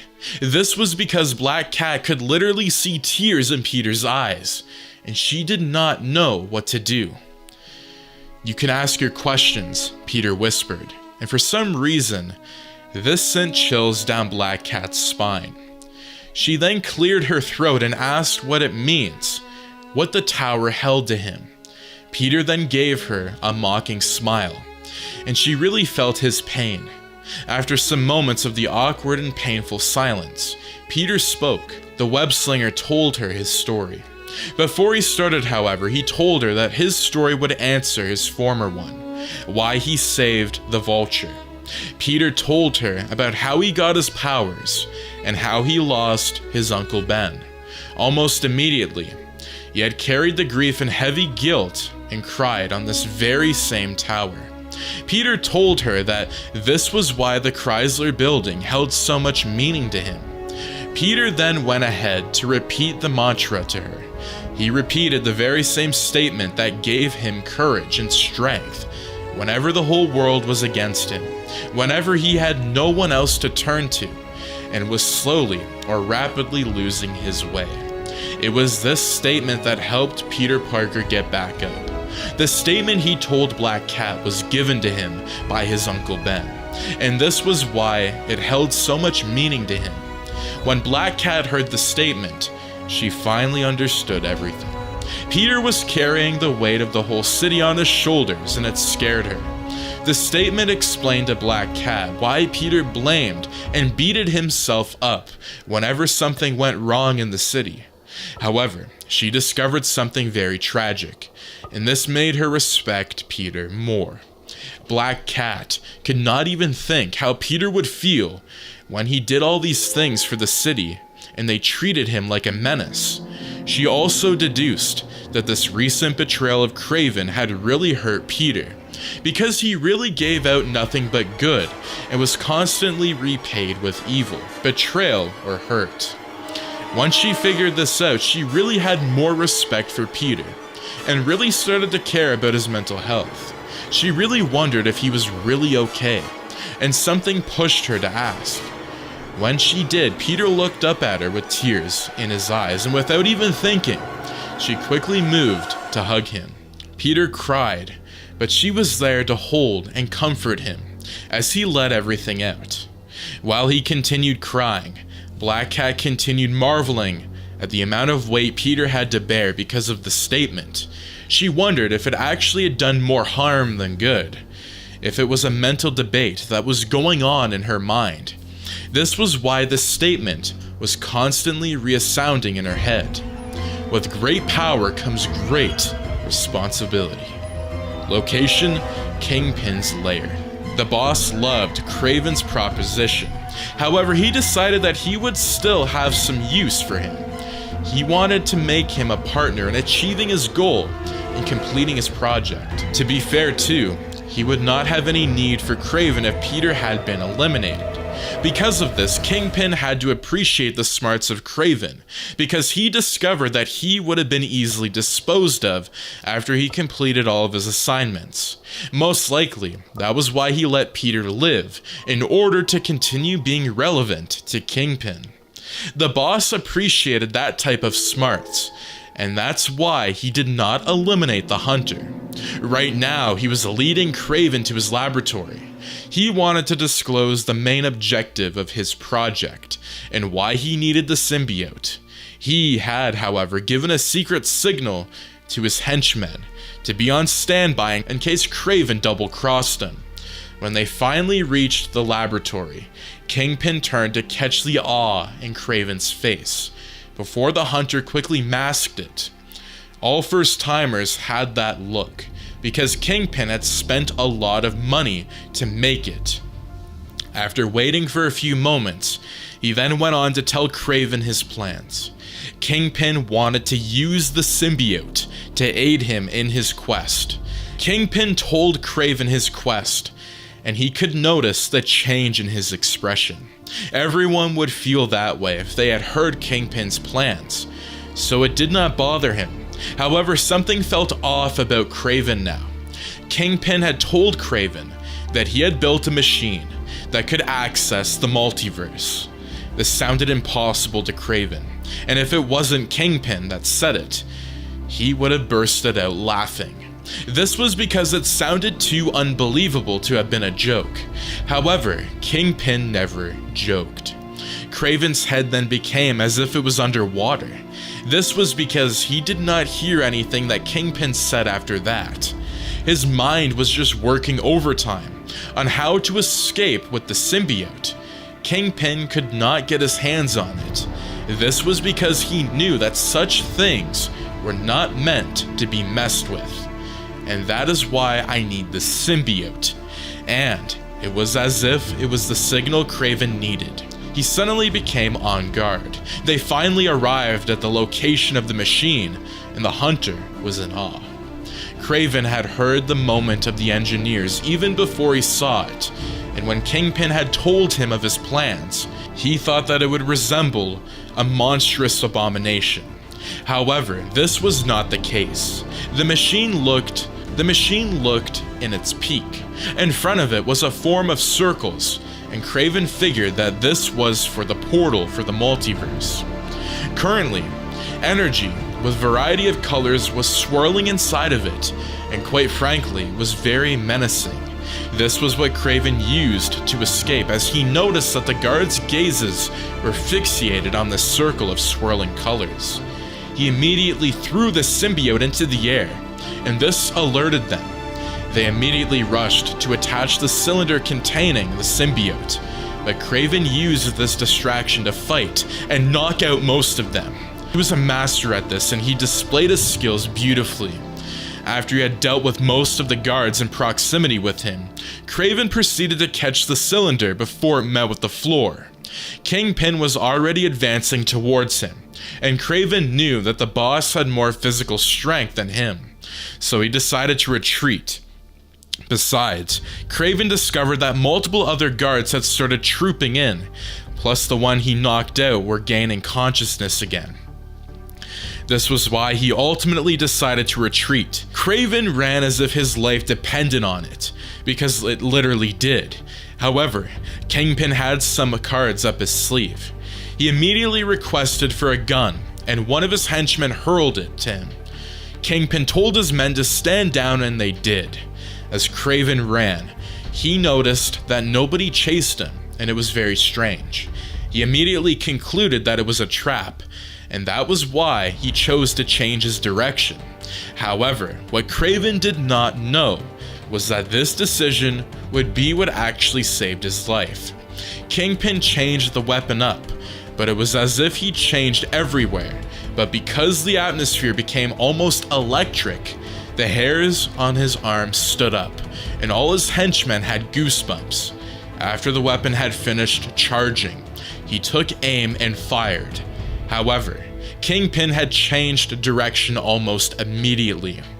The result was a beautiful one, as it was terrifying, a swirling mixture of colored energy, as if it was present in the machine, shot out and struck where Kraven was a split second ago. Immediately it did. A miniature black hole appeared, and if Kraven had been any second slower, he would have been sucked into it, into another multiverse, but in shredded parts. However, immediately it opened, it closed, and Kraven immediately understood why Kingpin needed the symbiote. He wanted to maintain the portal long enough for him to pass through it, and also protect himself. As he saw this, Kraven decided that Kingpin could never get his hands on the symbiote. Even as a villain, Kraven knew that there were some things that you do not just mess around with. After making this decision in a split second, and without giving Kingpin any time to recharge the weapon, Kraven jumped out of the hole in the building created by the multiverse weapon. The Kingpin was mad with rage. He was looking for something or anything to break and vent his anger on. However, even his impulse anger recognized that breaking the multiverse weapon would spell doom on everyone. So he carefully set it down before he started looking for a victim. Unfortunately, this came in the form of one of his henchmen, who ran down towards him. He told Kingpin that Kraven had also stolen the money, as well as the symbiote. This is what finally made him explode. The night was filled with the rageful screams of Kingpin and the cries of agony from that particular henchman. Location: Kraven's hideout. Kraven knew that he could not go back to his lair in the forest because Spider-Man could find him there, and worst of all, Kingpin would definitely be looking for him now. This made him find a makeshift shelter inside an abandoned building. The hunter had used his stealth skills to gather supplies, which would last him some weeks. His body was still trembling because of his close shave with the imminent death, but he was glad he made it out alive. However, little did he know that something was going to come up. Kraven started napping, but suddenly, he woke up. He was alerted by a very tiny sound. Even though most people would not have heard it, he was a hunter, and he knew that the possibility of it being dangerous was high. So because of this, he became very alert and armed himself. Within a few seconds, he heard footsteps, and from his honed hearing skills, he was able to tell that there were 3 men. Kraven did not know what 3 men wanted to do in an abandoned house such as this, but he knew that he would soon find out. He swiftly hid in the shadows and waited. The wait would have been agonizing for most people, but for Kraven, it felt like nothing. Finally, his waiting paid off, and 3 huge men walked into where he was. Kraven quickly sized them up and came up with a hypothesis. Standing before him, there were 3 shabbily dressed men, and that told him that they were probably homeless or living in poor conditions. However, when he saw the bag that they carried, he got very curious. This was short-lived though, as the men opened the bag and started retrieving huge sums of money. Kraven then understood. The 3 men were armed robbers, and this was their safe house for stashing their money. He quietly watched them and waited for them to leave while he concluded what to do. If the circumstances were different, Kraven would have beaten all of them and obtained their cash. However, he was currently on the run and he did not want to attract attention to himself. This was because he knew that if he had a confrontation with them, surely word would spread over the streets and reach Kingpin. This would then give the boss an idea of his exact location. So Kraven decided that after they had gone, he would sneak out of the building and with the symbiote and money. However, this changed when one of the more curious thugs noticed the symbiote cylinder. Kraven did a mental smack on the head. As the thug approached the cylinder, he knew that action must be taken. The thug only made it as far as using his fingertips to feel the cylinder. Immediately, he did, and Kraven bursted out and knocked him out with such speed that it was a blur. However, this alerted the other two, and they quickly grabbed their 9mm pistols from their belts. They told him not to move or they would shoot. Kraven chuckled, because it was comical that the criminals were using the line that the officers used. However, just like he had never obeyed the line even when they said by cop, he did not now. Kraven quickly darted to a pillar, and the two men fired almost simultaneously. However, they both missed. The hunter had a particular strategy in mind, and he knew how to follow it through. Kraven wanted them to exhaust all of their current rounds in their pistols. This was because he planned to strike when they were reloading. Even though he knew that he could have taken on the situation much faster, he wanted a little more fun. The hunter wanted to play with his prey. This was why Kraven's laughter echoed off of the walls of the buildings as he darted between pillars in order to dodge the bullets. Kraven's amusement was heightened when he heard the grunts of frustration coming out from the mouths of the two guards. However, he could sense something else. That something else was his signal to attack. Kraven sensed fear. As the hunter, Kraven had been able to actually sense fear in his prey. He used this to torture and play with them for his delight. Also, when Kraven sensed this at a very heightened level, it meant that it was time to go for the kill. Sure enough, he soon heard the click of the pistol, signifying that they had run out of shots. It was time. As they struggled to reload the bullets, Kraven rushed at them. They were not ready. The hunter made little work of them, and he soon had them by their knees. He then started considering killing them and froze when he discovered that it was unlike him to even consider something like this. However, this gave one of the thugs a window to attack, and he took it. The thug latched an uppercut at Kraven's jaw, but the hunter had quick reflexes. He moved his face out of harm's way, but unfortunately, he discovered that this was a feint. The thug used his head on Kraven's guts, and this sucked the air from his lungs. The hunter immediately fell to one of his knees, and his face was quickly met with the knee of the second thug who had recovered. Kraven was now on the floor with a broken and bleeding nose, but his mind was unsettled. He was scared that Peter had started influencing him, that he had started turning into a hero. The realization that he had actually stopped Kingpin from getting the symbiote suddenly popped up in his head. This was because the reason he had done so was because he did not want the city to get destroyed by Kingpin's project. The fact that he did something to protect the city unnerved him. So while the thugs were beaten down on Kraven, his mind were pondering on these things. However, he suddenly concluded that he was no hero, he was a villain, and he would not change for anyone. Kraven convinced himself that Peter was not influencing him, and that he had killed his feelings of sympathy and empathy. As he said through this, a small part of his mind disagreed with him, but Kraven ignored this. Once he had gotten his mind straight, he quickly got up and ran down his wrath on the two thugs. All their efforts had nothing on him, and he showed that to them. Kraven proved to them why he was called the Ultimate Warrior. After disposing of them, he then retrieved the symbiote cylinder and his bag of cash. As a reward and a payment for a scuffle he had with the thugs, he also took the bag of money that they came with. Because he was on the run and he knew that he had to leave this place, because the neighbors and bypassers must have probably heard the gunshots and scuffle. He was even surprised that the cops hadn't already arrived. Also, aside from that, Kraven knew that when the thugs wake up, they would definitely tell their strange tale in the streets, and it would ultimately reach the ears of Kingpin.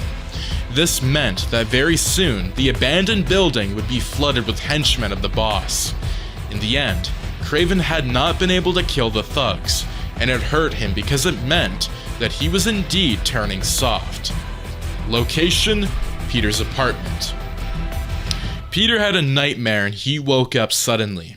However, he was still shocked to see Black Cat standing in front of him. He quickly did a backflip and landed on his ceiling. This actually made Black Cat laugh because Peter was wearing just shorts with his cute little spiders. Peter suddenly realized this and he landed on his bed, and he quickly tried to cover up his shorts with his bed sheets. He then demanded why she was in his room, but she had a very responsible explanation. She explained that Peter was literally screaming, and she ran to check in on him. Spider-Man decided that her story checked out because Mary Jane had confirmed that he in fact did scream when having a very intense nightmare. What was funny now was that Peter could not remember what the nightmare was about. He just remembered running for his life as the Venom symbiote was sucking him in the form of a portal. Peter then thanked Black Cat for checking up on him because it really meant a lot to him. "Do you want to talk about it?" Black Cat asked, but he immediately declined. Peter had realized that he and Black Cat had gotten so close recently, but he figured that it was very dangerous for a number of reasons. The first was that he was still insecure after the stunt that Kraven pulled, so he was now treating Black Cat with the long stick in case she turned on him in the future. This was so that he would not feel any pain or even feel broken. Even though Black Cat had been nothing but good and open to him since he had saved her, he was still cautious. The second reason was that he didn't really know anything about her.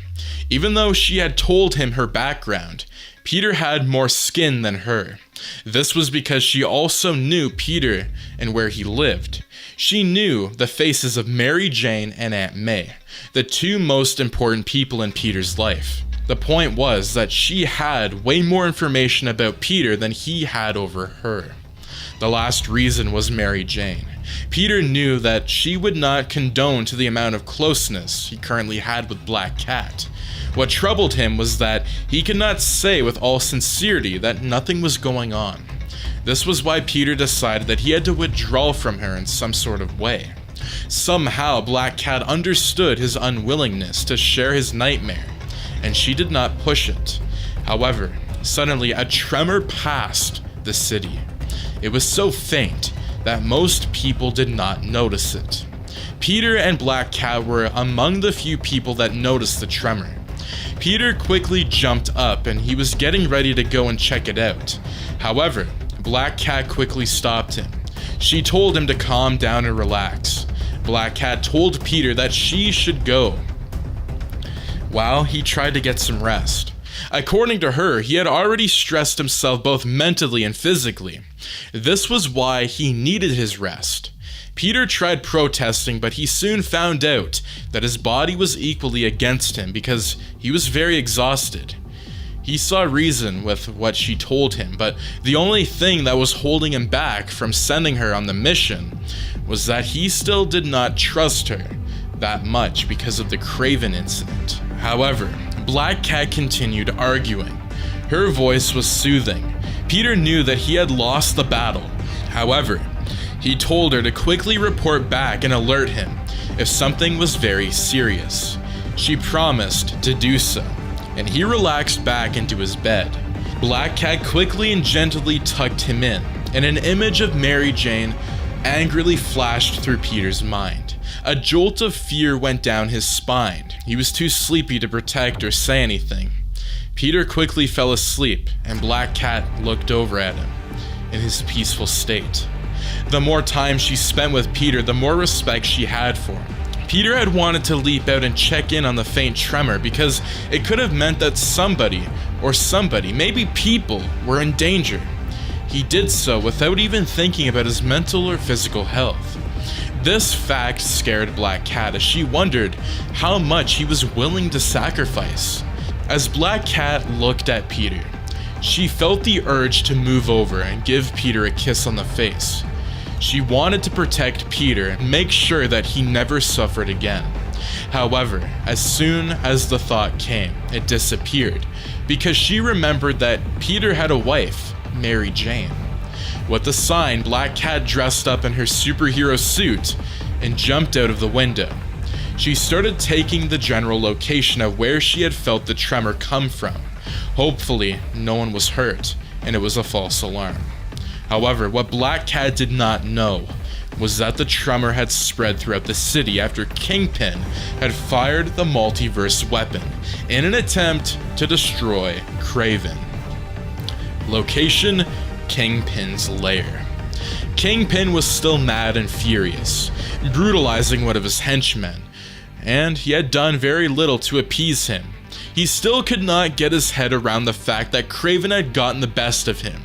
The hunter stole both the symbiote and also the money. He decided the only way he could regain his composure was for Kraven to be captured and brought back to him. Only then would his rage be mitigated. His henchmen knew that this is their subconsciousness, and this was why they were working overtime. They knew that the faster they got Kingpin back in a good mood, the better for all of them. This was because working with Kingpin in this type of rageful mood was very suicidal. So, this was why his henchmen had started searching places. They had also gone to Kraven's lair in the jungle, but nothing was discovered as expected.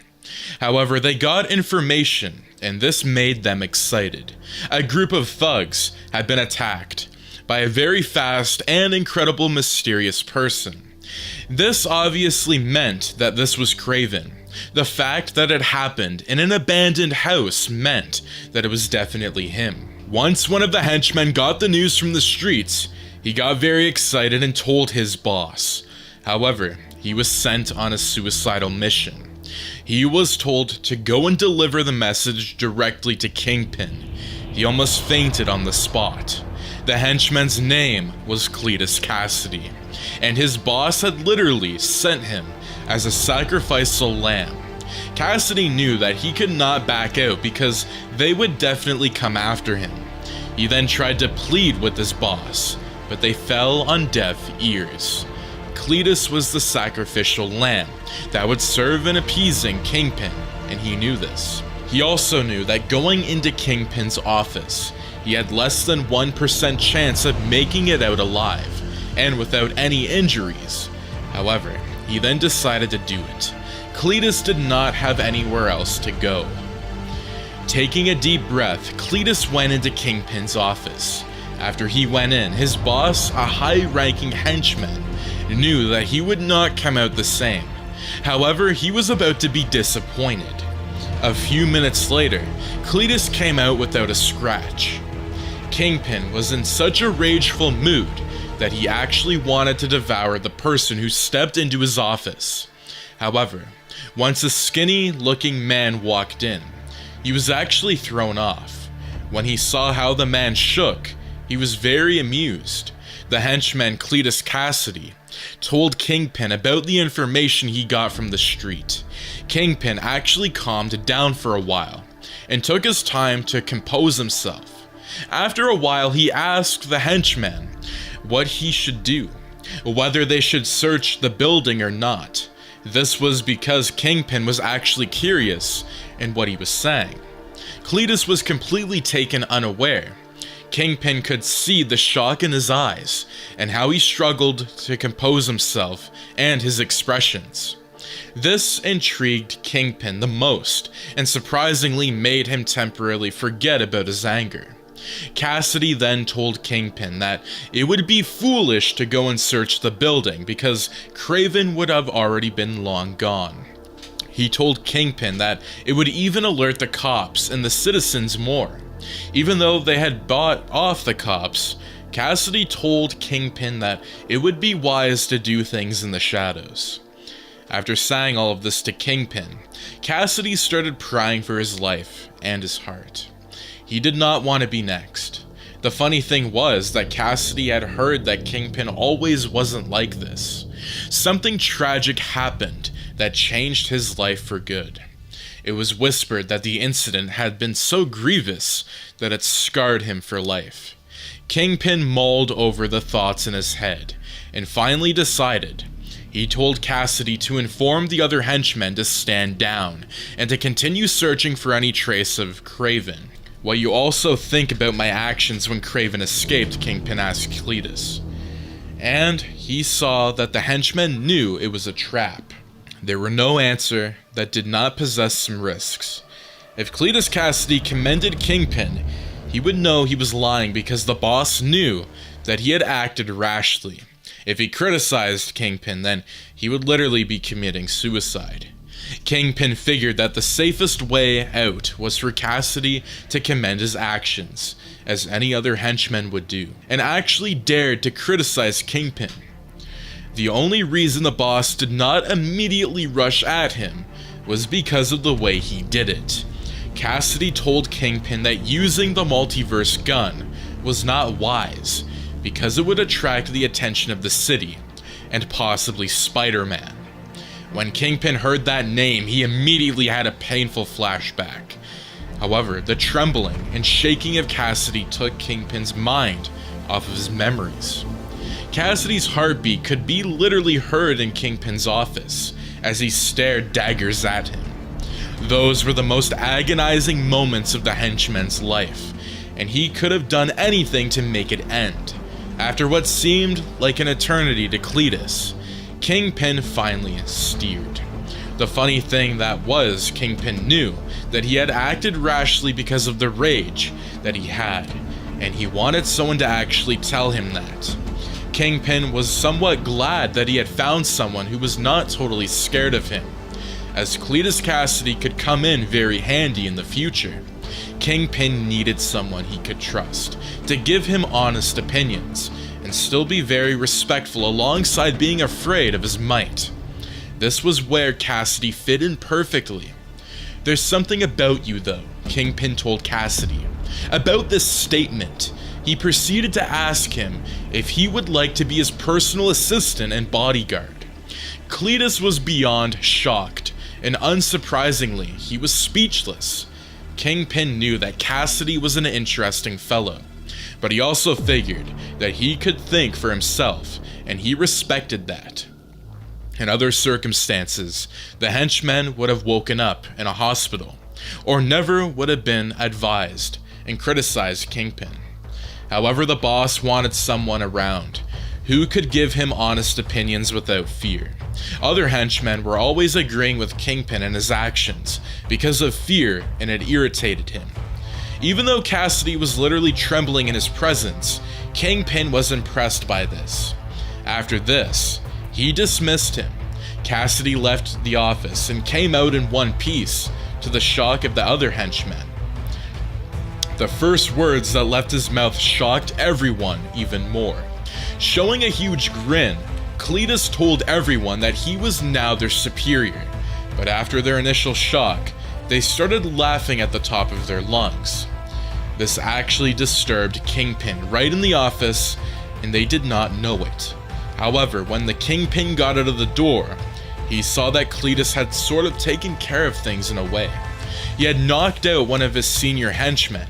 When Kingpin saw this, he was very impressed. When his men saw him standing behind Cletus, they all stood erect. Then Kingpin proclaimed him to be promoted over them, right there and then. The shock on their faces could not be hidden, and it pleased Cassidy.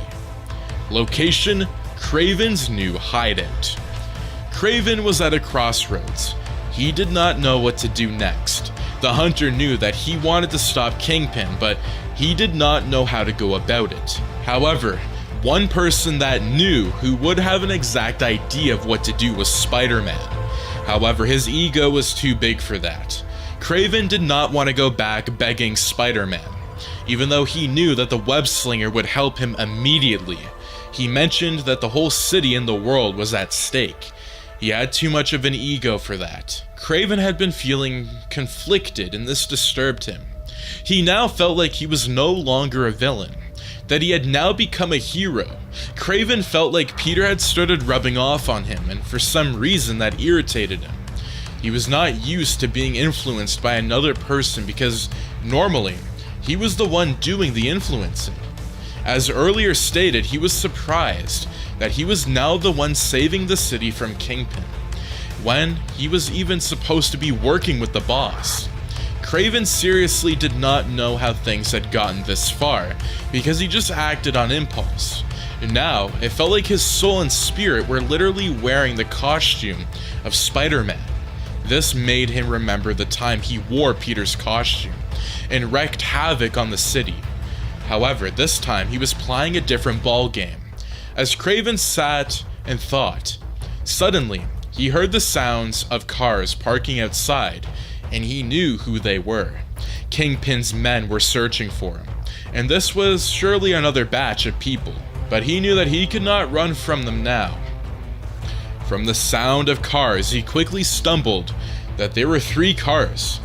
This made him assume that there were no less than 15 persons coming in to inspect the building. Kraven quickly grabbed his weapon and prepared to fight. He was not hiding in the shadows like last time. Kraven had set traps around the buildings, and he knew that they would help to even his chances of survival. But he could not place all of his trust on them. He had to be ready for anything that could happen.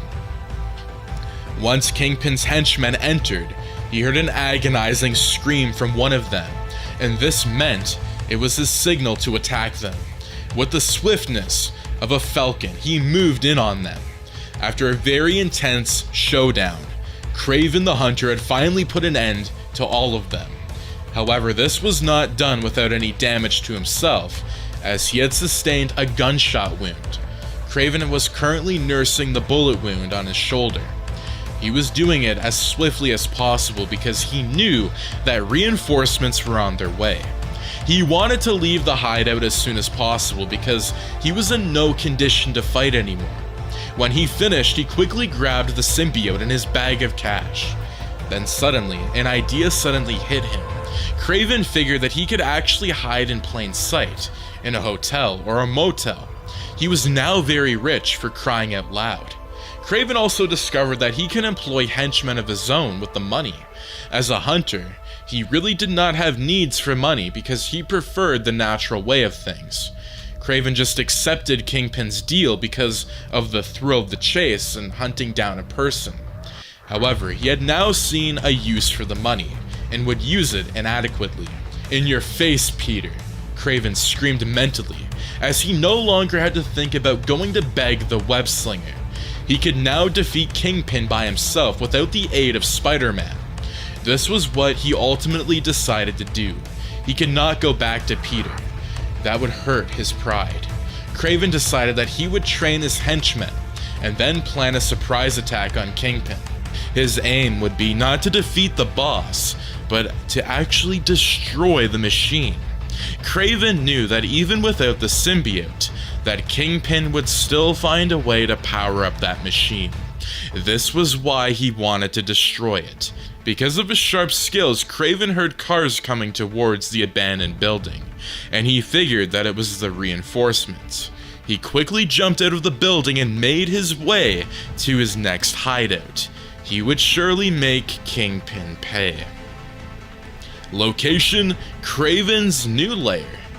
Kraven had carried out all of his plans, and it was now time for action. He had bought a warehouse and hired a lot of henchmen. Even though there was no time, he had tried teaching them some little skills, and they soaked it all up. However, he decided that they would attack tonight, because something in his bones told him that it had to be today. Kraven could not give Kingpin another day or time, because it was too dangerous. As if to confirm his thoughts, one of his most trusted informants, who was also a spy for him on Kingpin, walked in. He told Kraven that Kingpin had engineered a new symbiote to enable the machine to work. He told Kraven that he needed to strike tonight, and the only weapon that could neutralize the fake symbiote was the Venom symbiote. Even though this sounded a little off to Kraven, he knew that he could trust the secret informant. He then agreed and gave the orders to all of his henchmen to get ready to storm Kingpin's lair. After he had done this, he gave the permission to the spy to go back to his duty post. In case anything else happened, immediately the spy walked out of Kraven's office. He had a sinister smile on his face. The plan had worked. Kraven would be walking right into a trap because he had just conversed with Kingpin's right-hand man, Cletus Cassidy. Location: Kingpin's lair. It was an ambush, and the hunter discovered it was too late. When he saw Cletus fighting on Kingpin's side, he knew that he had been set up. Kingpin was in a jovial mood, and the hunter planned to capitalize on that. This was because Kingpin believed he had already won, as Kraven and his men were surrounded. However, Kraven needed more time.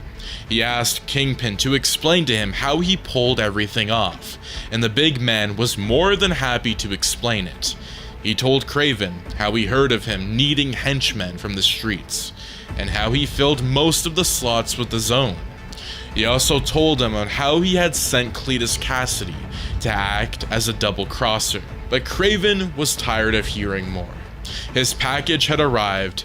Suddenly, strange people flooded the building and started wreaking havoc through Kingpin's men. Kraven had come extra prepared. This angered the boss, and he went into combat with Kraven. Kraven and Kingpin fought because Kraven did not want him to tap into a destructive power and the source of energy such as the multiverse. Kingpin and Kraven fought, and the fight led them to the gateway of the machine. Kraven tried to shut it down, but he failed. However, their fight ended up causing havoc in New York. This was because Kingpin had thrown Kraven into the controls of the machine, and it started to malfunction.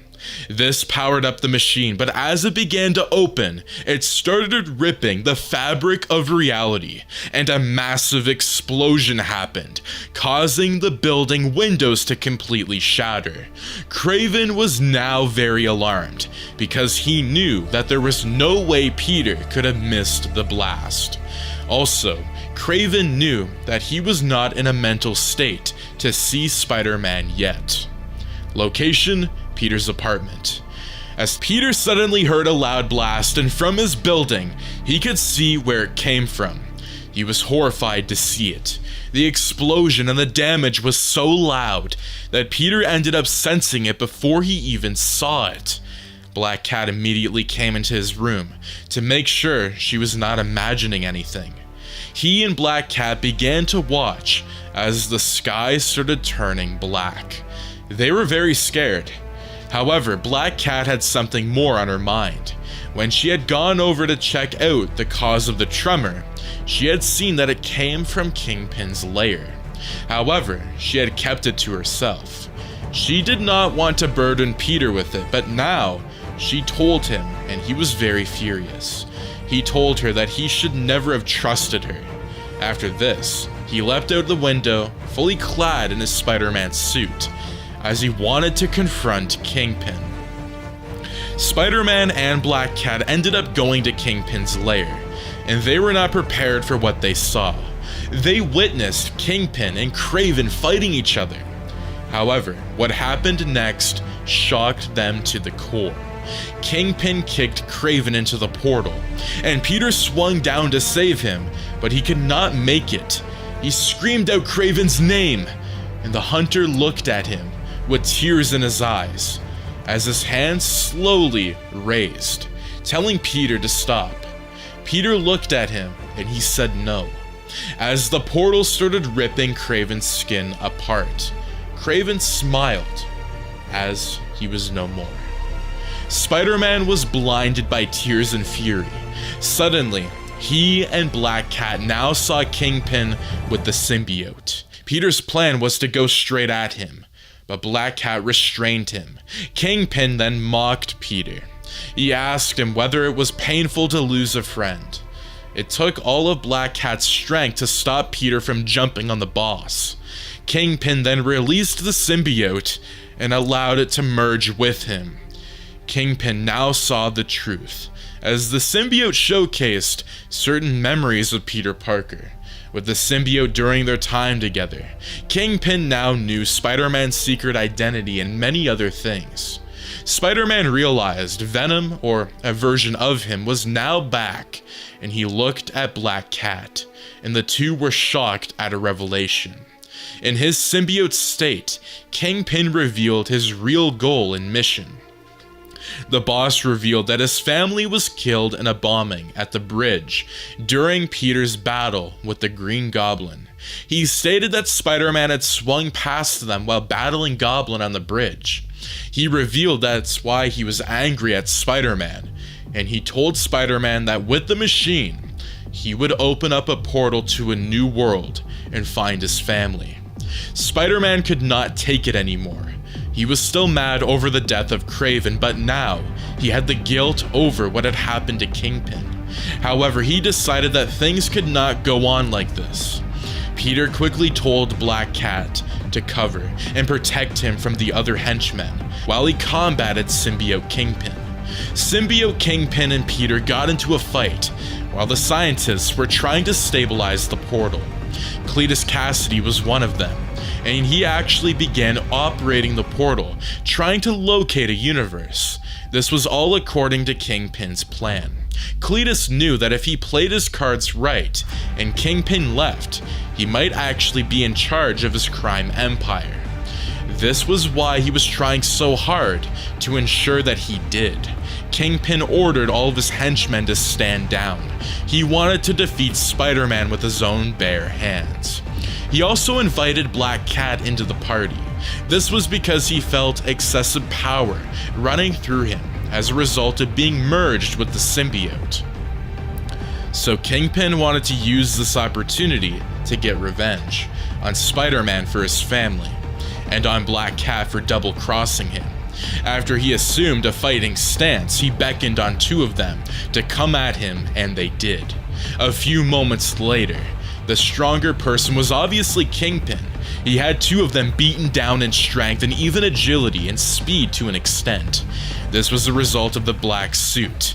Black Cat was frustrated and acted on impulse. She charged at him alone amidst the screams of Peter not to. Immediately she did, and Black Cat was tripped and held by her neck by a symbiote tendril. Kingpin then went in deep laughter. Soon after that, he tried to throw her into the portal, but Spider-Man jumped in the way and saved her, using his webs and quick reflexes. After this, he carried her up the rooftop using his webs. Peter told Black Cat to escape, quickly. Her face held the expression of disbelief, but he quickly explained. He told her to save herself. Peter also begged her to make sure his wife and aunt were safe. However, she was still reluctant to leave. Black Cat pleaded with Spider-Man to escape with her, but he declined. He told her that he had to pay the price for what he did, but she tried her best in convincing him that it was not his fault but the goblins.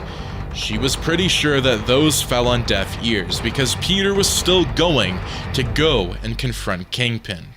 However, inside, the machine started to misbehave, and everybody was scared except Kingpin.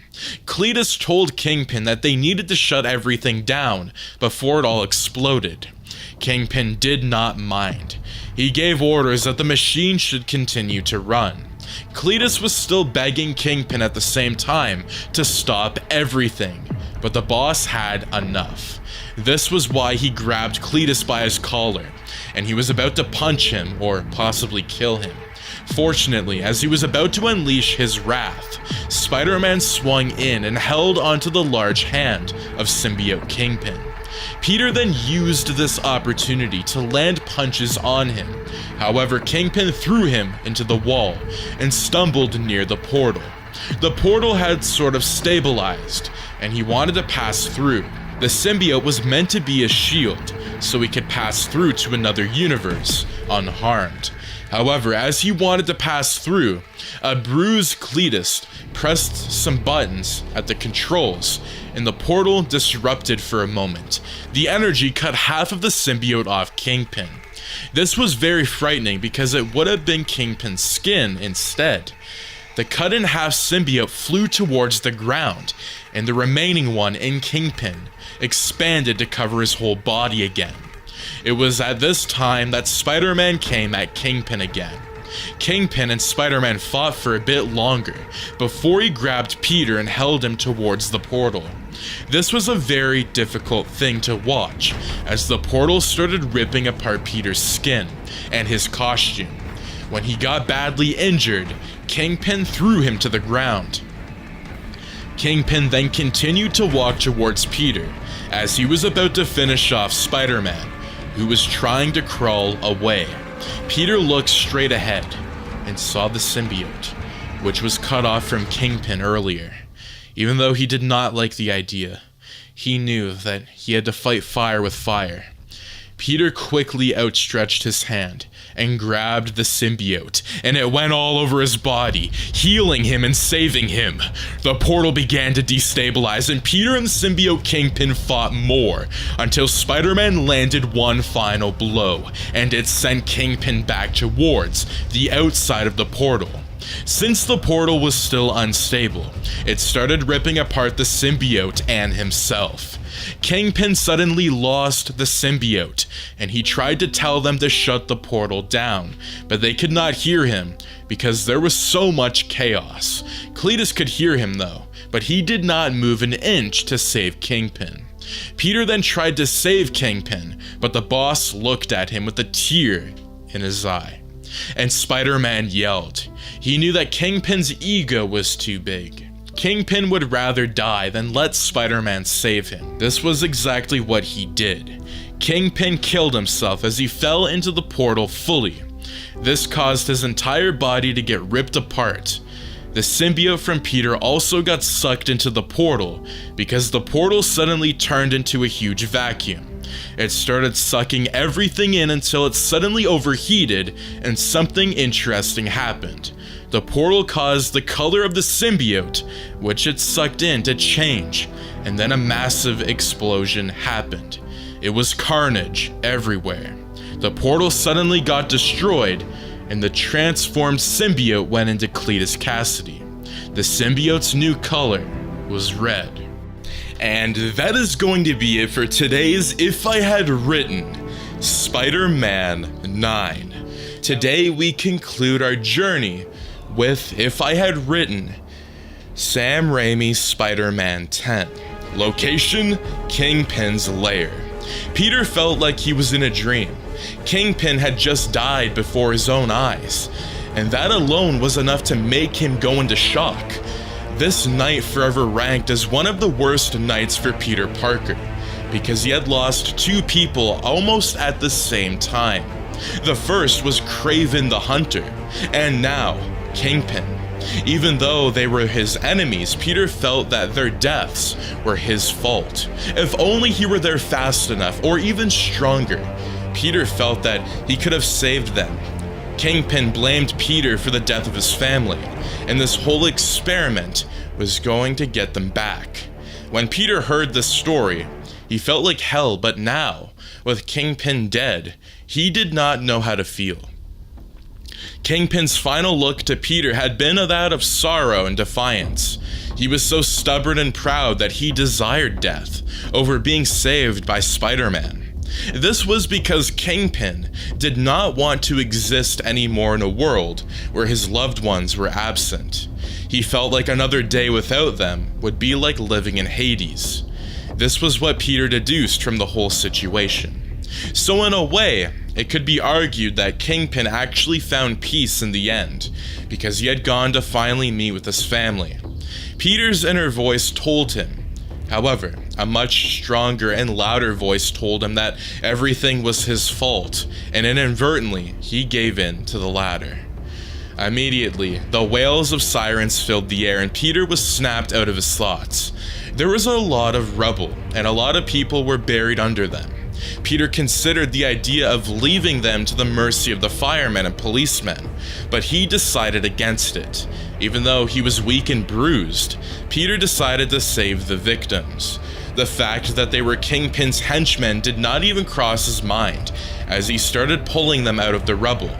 Peter utilized his super strength and webs for his activity, and he made good timing. When the firemen arrived, he had already rescued quite a good number of people. Suddenly, Peter's spider sense flared up, and he knew something was wrong. Something was not right. There was a danger in the room, and he could almost smell it. It came from the area of the controls, and Peter moved cautiously towards the spot. However, This was cut short as the cops trooped in and ordered him to raise his hands up. This completely took Peter's mind off of the threat. He already knew the drill. The cops were here to arrest him, because instead of thanking him for saving the city, they actually thought he was the one that had destroyed it. Luckily, even though his mask was torn, it still protected his face and identity. Peter then threw his hands up. With a boyish grin mixed with his Spider-Man's voice, he spoke a word to the cops. "Bye," Peter said, as he immediately shot a web up at the roof and threw himself to the top. Even as the cops riddled the spot he stood at 2 seconds later, Peter then propelled himself to another building with his webs and continued the same movement until he was far away from the cops. One thing that Peter knew would never get old for him was running away from the police. Even though their motives was painful, the chase was always a delight, and it came with a special thrill. For that moment, Peter did not have a care in the world. He completely forgot about all of his worries, but little did he know that they would come back calling. The drastic explosion got the ambulances working overtime in the city. Most of the personnel were so drained, and the ones who carried Cletus Cassidy were no exception. The nurse noticed that something was wrong with Cletus, and she tried her best to stabilize him, but nothing was working. She was so drained and tired that she had no clue of what to do. So the nurse poured out her frustrations on the only person available, the driver. She screamed at him to drive faster so they could save Cletus's life. But this worsened matters. The driver sped up due to this, but something drastic happened. The ambulance approached a junction at high speed, with its sirens wailing, but the driver didn't check his sides to notice that a truck was heading towards them at full speed. What happened next was inevitable. The truck crashed into the ambulance, and bodies, along with car parts, mixed with fire, were spewed out everywhere. The smell of gasoline and burnt flesh suddenly filled the air, and other car drivers immediately held their brakes to avoid collision with the car. "There is no way someone can survive that," a bus driver whispered under his breath to the passenger seated just behind him, but something interesting happened. A man stood up with his neck bent unnaturally, sideways, and his right arm detached. It was like something out of a horror show, and an elderly woman who was currently seated in her SUV fainted immediately. She was indeed lucky because she did not get to witness the disturbing incident that took place. The man had taken his detached arm that was a few feet away from him and attached it back to his body. This brought gasps of horror and disbelief from the observers. Then he used his 2 hands to straighten his neck with the crack. Once he did so, he looked at everyone, and there was hunger in his eyes. There and then, the people knew that a predator was born, and he wanted to devour them. Fortunately for them, a small explosion occurred, and this irritated and scared the man away. He then proceeded to jump off the road to a body of water that ran below.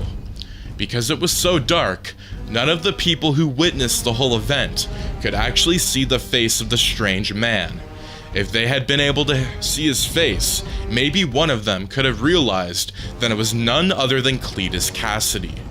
The Carnage symbiote had fully bonded with him. Location: Kingpin's lair. Peter and the rest of Kingpin's henchmen thought that everything was well over. They thought that the portal had been completely destroyed, and that the breach between their world and other realities had been sealed. However, they could not have been more wrong. In the deep silence of the night, something interesting started to happen, right at the spot where the multiverse machine once stood. The police and firemen had cleared out everywhere, and currently nobody was on site. They had sealed the place, so everybody steered clear of it. However, what happened started when they were around, but they could not see or feel it because it began on a subatomic level. A portal had started opening again at the spot where the machine was destroyed, but it was so many that nobody could see it. The portal had been growing slowly, but gradually, and now it suddenly became visible. Even though it was visible, one would have to look carefully before they spotted it. This was because currently, the portal was in the shape of a dot, but it was incredibly steady and slowly. The city had no idea what it had in store for them. Location: Peter's home. When Peter swung to his home, he could register the surprise and shock on Black Cat's face. She had really thought that he had died in battle. However, this shock was rapidly replaced with overwhelming joy as she rushed to embrace him while tears were still flowing down her eyes. Peter was flabbergasted by her outburst, but it felt nice, and he kind of understood because he also thought that he would not make it. After a moment of crying and a prolonged hug, Black Cat finally let go of him and apologized, but Peter replied with a boyish grin. This actually earned him a solid punch on the shoulder from her. After a scream of pain, they settled down, and Peter told her what had transpired. When he got to Kingpin's death, his voice got hoarse, and Black Cat noticed. She then comforted Peter that it was not his fault. She told him that Kingpin died out of his own accord, and that seemed to counsel him a little. While they were talking, suddenly the telephone rang, and it startled Peter and Black Cat. He then let up and rushed to pick it up. His guts told him that it was Mary Jane, and they were not wrong. MJ called because she had just saw the news of the explosion and him being the cause of it on the television. She asked Peter if he was okay, and he responded in the positive. "That's it. I'm coming back," MJ said. But Peter quickly objected. He assured her that he was okay and told her to stay back. "I'm fine, MJ," Peter said to her.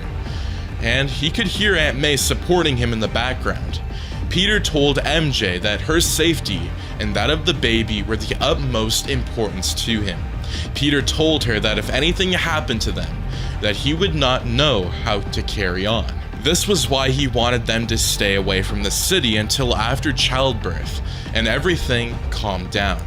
"But I miss you," MJ protested over the telephone to him, and this melted Peter's heart. He told her that he missed her too, and he could not wait to see her again. However, Peter still stood his ground. He did not want to risk her life and that of the baby. After a few moments and a lot of convincing from Peter and Aunt May, MJ finally agreed to stay. However, it came down to a condition. She told Peter that she would stay if only he would be around when she was giving birth. She wanted his presence on that fateful day. Peter smiled and he swore to her that nothing would stop him from being around to see their newborn child. Apparently, this was enough to convince Mary Jane, and she relented in her talks for coming back to the city. After they conversed for a while before they called it a day. However, once the call ended, Peter felt some sort of guilt, and he knew exactly why he did. The truth was that even though Peter wanted Mary Jane, the baby, and Aunt May to be safe, one of the more reasons he did not want them back was more sinister. The reason was actually a person, and she was Black Cat. Peter did not know what to label the relationship him and Black Cat had. He knew it had some romantic undertone, but both of them did not want to push it. Peter knew that Black Cat had feelings for him, and he also knew that she had feelings for him too. The funny thing was that both of them knew how they felt for each other, but they had respected themselves so far. Even though this was the case, Peter still felt somewhat guilty. Black Cat saw the expression on his face and figured that something was very wrong. She then asked him what it was, but he told her not to bother. However, she was not having it.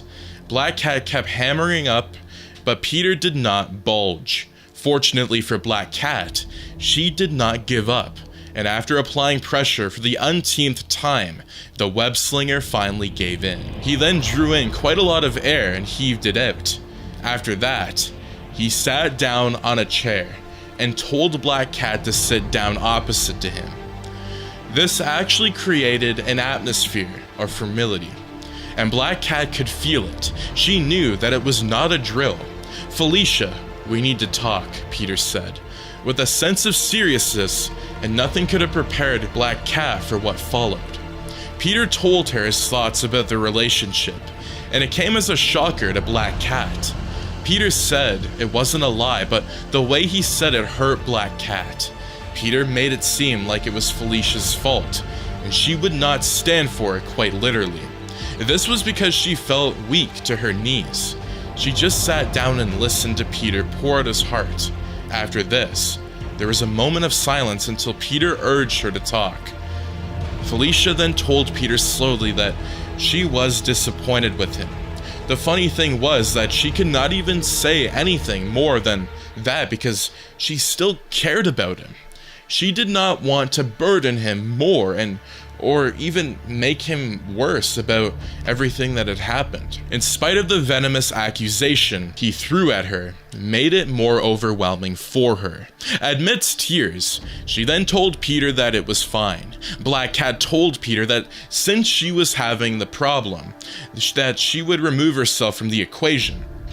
She told Peter that she would leave his life forever, and for some reason, the way that she said the words made it seem very true. Peter wanted to protest, but she did not want to hear any of it.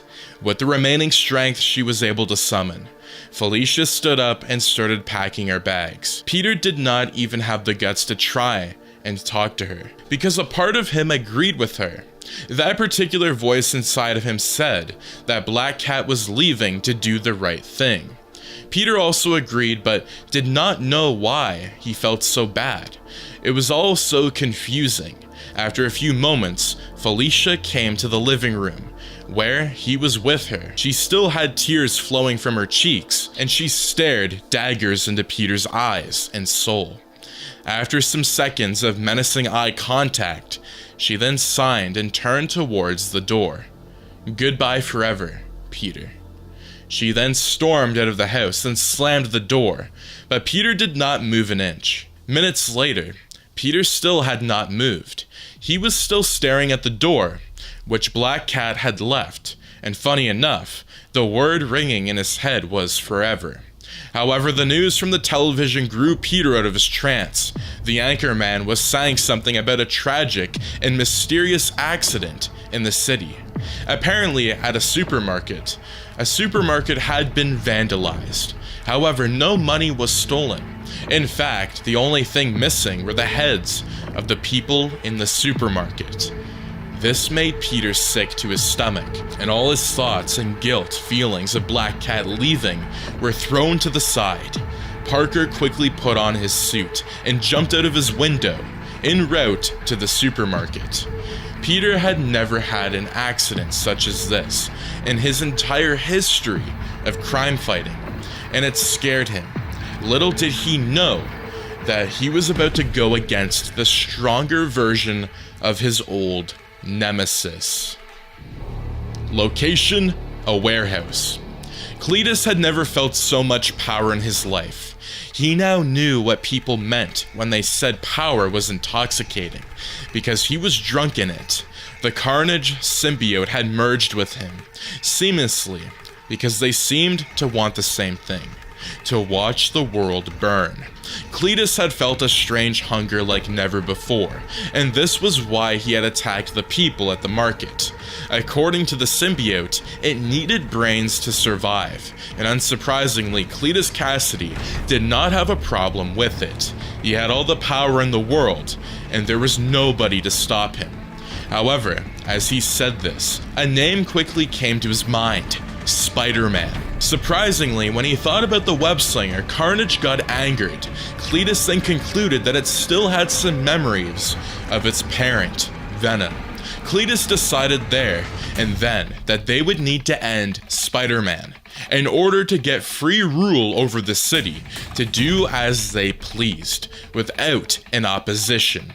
Suddenly, Cletus Cassidy heard the wails of police sirens and the wailing of helicopter blades, and he knew that they had found him.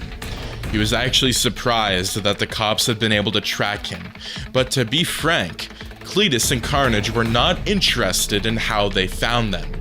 All they wanted was to wreak havoc, and they were hungry for it. After a few moments later, a cop took a microphone and was about to tell Cletus to come out with his hands up, and they will not harm him. However, this cop did not even get the chance to say anything. This was because Carnage came barraging out of the building. It was indeed a horrifying sight to behold, as Carnage was a monstrous entity. He was red, and he had blades for hands, with multiple tendrils sticking out of it. The cops were caught unaware, so they started shooting, but this was a big mistake. Carnage immediately went on the offense. His respective tendrils and his blades moved, as if they had their own minds. They made little work of the cops and their vehicles. Carnage threw a car at the helicopter, and that was the end of the sky for it and its crew. He then proceeded to decapitate some cops and juggled some around. However, Carnage realized something was not right. As he continued wreaking havoc, Carnage discovered that the results were milder than it was supposed to be, and the reason for this hit him literally. In a flash of blue and red, Spider-Man kicked Carnage in the face. This sent him flying into a wall. This whole time, Spider-Man had been swinging around to save the people he could. He even saved the helicopter crew, and they were really shaken but extremely grateful. What Peter did not know, however, was that Carnage was unlike any villain he had ever faced. This was because approximately a second later, Carnage rushed back at Spider-Man. It was a sore sight because Peter had no chance. Carnage was too furious and he tore into Peter quite literally. Peter's body was bleeding, and his mask was torn in half. In the sky, a news company was covering the whole situation, and the sick idea of ending the web-slinger greatly appeased to Carnage. He then lifted Peter by the head with his left hand and morphed his right hand to a blade. It was time to finish this. However, as Carnage was about to unalive Spider-Man, it was as if he was caught with a whiff of something, and he completely forgot about Spider-Man. He quickly threw Peter away and started running towards the new scent that he had picked up like a crazed dog.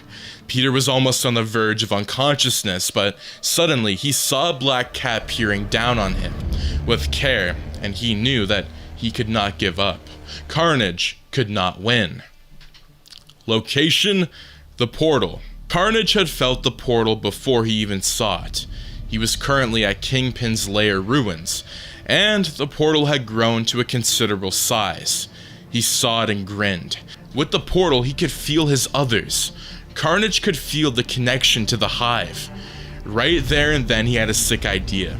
He would call all his other symbiote relatives to come to his world through the portal, and then, through Carnage, would begin.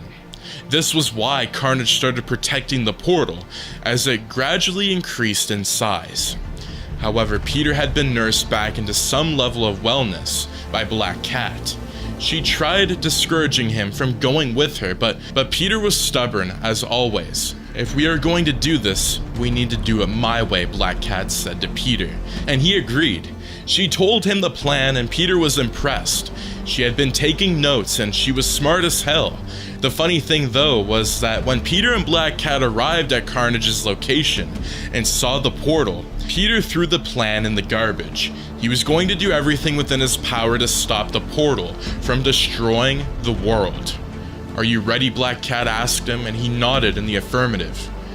Peter did not know what caused the portal to restart, but what he knew that he had to close it by all means possible. He did not know Carnage's plan, but he knew that he must defeat him and close the portal for good. Fortunately for them, Black Cat had made some sonic gloves, and this would be used against Carnage. Peter assumed that all of the symbiotes have the same weaknesses, and this was what Black Cat did too. They planned to explore the weaknesses of Carnage and take him down, using them. On Black Cat's signal, Peter jumped down and started attacking Carnage, who was very surprised to see Peter. This act of surprise only earned him a few seconds of dominating Carnage, as the symbiote soon got over it and went on the defense. However, Peter was ready this time, and he ducked and evaded Carnage. at his every move. Peter's spider sense became so fine-tuned that he was practically invincible. Suddenly, Spider-Man then jumped out of the way because he had succeeded. He had lured Carnage to the spot where Black Cat wanted him. Black Cat was already ready with the blasters, waiting for Carnage, and before he could realize what was happening, she fired it. The sonic blasters did justice to Carnage, and within seconds the symbiote was separated from Cletus Cassidy. Cletus was in total anguish, but did not compare to the amount of pain the symbiote felt, because it was literally ripping in pain. After the sonic blasts were off, the symbiote and Cletus tried to merge again, but Peter was faster. He shot a web and scooped the symbiote.